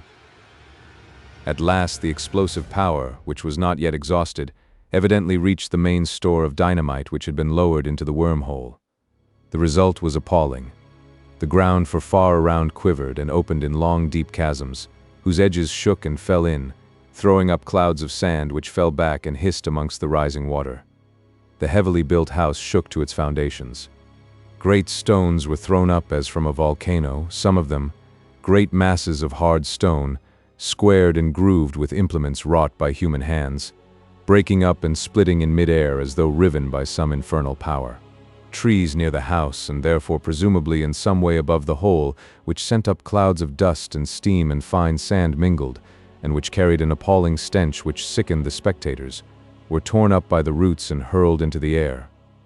By now, flames were bursting violently from all over the ruins, so dangerously that Adam caught up his wife in his arms and ran with her from the proximity of the flames. Then, almost as quickly as it had begun, the whole cataclysm ceased, though a deep-down rumbling continued intermittently for some time. Then silence brooded over all, silence so complete that it seemed in itself a sentient thing, silence which seemed like incarnate darkness, and conveyed the same idea to all who came within its radius. To the young people who had suffered the long horror of that awful night, it brought relief from the presence, or the fear of all that was horrible, relief which seemed perfected when the red rays of sunrise shot up over the far eastern sea, bringing a promise of a new order of things with the coming day. His bed saw little of Adam SALTON for the remainder of that night. He and Mimi walked hand in hand in the brightening dawn round by the brow to CASTRA REGIS and on to Lesser Hill. They did so deliberately, in an attempt to think as little as possible of the terrible experiences of the night. The morning was bright and cheerful, as a morning sometimes is after a devastating storm. The clouds, of which there were plenty in evidence, brought no lingering idea of gloom. All nature was bright and joyous, being in striking contrast to the scenes of wreck and devastation, the effects of obliterating fire and lasting ruin. The only evidence of the once stately pile of CASTRA REGIS and its inhabitants was a shapeless huddle of shattered architecture, dimly seen as the keen breeze swept aside the cloud of acrid smoke which marked the site of the once lordly castle. As for Diana's Grove, they looked in vain for a sign which had a suggestion of permanence. The oak trees of the grove were still to be seen, some of them emerging from a haze of smoke, the great trunks solid and erect as ever, but the larger branches broken and twisted and rent, with bark stripped and chipped, and the smaller branches broken and disheveled, looking from the constant stress and threshing of the storm. Of the house as such, there was, even at the short distance from which they looked, no trace. Adam resolutely turned his back on the devastation and hurried on. Mimi was not only upset and shocked in many ways, but she was physically dog-tired and falling asleep on her feet. Adam took her to her room and made her undress and get into bed, taking care that the room was well lighted both by sunshine and lamps. The only obstruction was from a silk curtain, drawn across the window to keep out the glare. He sat beside her, holding her hand, well knowing that the comfort of his presence was the best restorative for her. He stayed with her till sleep had overmastered her wearied body. Then he went softly away. He found his uncle and Sir Nathaniel in the study, having an early cup of tea, amplified to the dimensions of a possible breakfast. Adam explained that he had not told his wife that he was going over the horrible places again, lest it should frighten her, for the rest and sleep in ignorance would help her and make a gap of peacefulness between the horrors. Sir Nathaniel agreed. "We know, my boy," he said, "that the unfortunate Lady Arabella is dead, and that the foul carcass of the worm has been torn to pieces. Pray God that its evil soul will never more escape from the nethermost hell." They visited Diana's Grove first, not only because it was nearer, but also because it was the place where most description was required, and Adam felt that he could tell his story best on the spot. The absolute destruction of the place, and everything in it seen in the broad daylight, was almost inconceivable. To Sir Nathaniel, it was as a story of horror full and complete. But to Adam it was, as it were, only on the fringes. He knew what was still to be seen when his friends had got over the knowledge of externals. As yet, they had only seen the outside of the house, or rather, where the outside of the house once had been. The great horror lay within. However, age, and the experience of age, counts. A strange, almost elemental, change in the aspect had taken place in the time which had elapsed since the dawn. It would almost seem as if nature herself had tried to obliterate the evil signs of what had occurred. True, the utter ruin of the house was made even more manifest in the searching daylight, but the more appalling destruction which lay beneath was not visible. The rent, torn, and dislocated stonework looked worse than before.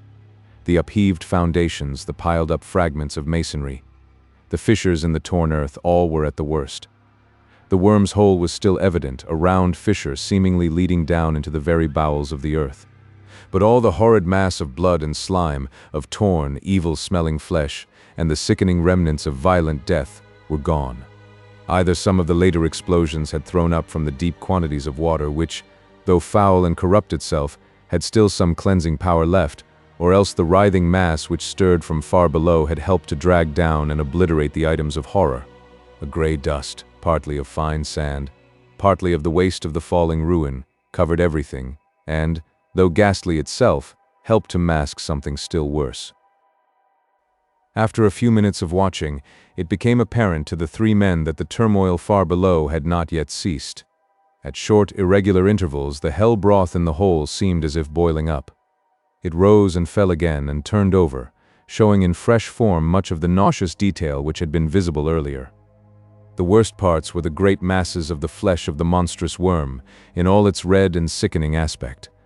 Such fragments had been bad enough before, but now they were infinitely worse. Corruption comes with startling rapidity to beings whose destruction has been due wholly or in part to lightning. The whole mass seemed to have become all at once corrupt. The whole surface of the fragments, once alive, was covered with insects, worms, and vermin of all kinds. The sight was horrible enough, but, with the awful smell added, was simply unbearable. The worm's hole appeared to breathe forth death in its most repulsive forms. The friends, with one impulse, moved to the top of the brow where a fresh breeze from the sea was blowing up. At the top of the brow, beneath them as they looked down, they saw a shining mass of white, which looked strangely out of place amongst such wreckage as they had been viewing. It appeared so strange that Adam suggested trying to find a way down, so that they might see it more closely. "We need not go down, I know what it is," Sir Nathaniel said. "The explosions of last night have blown off the outside of the cliffs. That which we see is the vast bed of china clay through which the worm originally found its way down to its lair. I can catch the glint of the water of the deep quags far down below. Well, her ladyship didn't deserve such a funeral or such a monument." The horrors of the last few hours had played such havoc with Mimi's nerves that a change of scene was imperative if a permanent breakdown was to be avoided. "I think," said old Mr. Salton, "it is quite time you young people departed for that honeymoon of yours."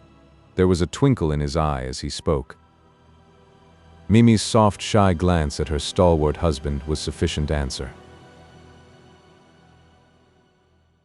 The end.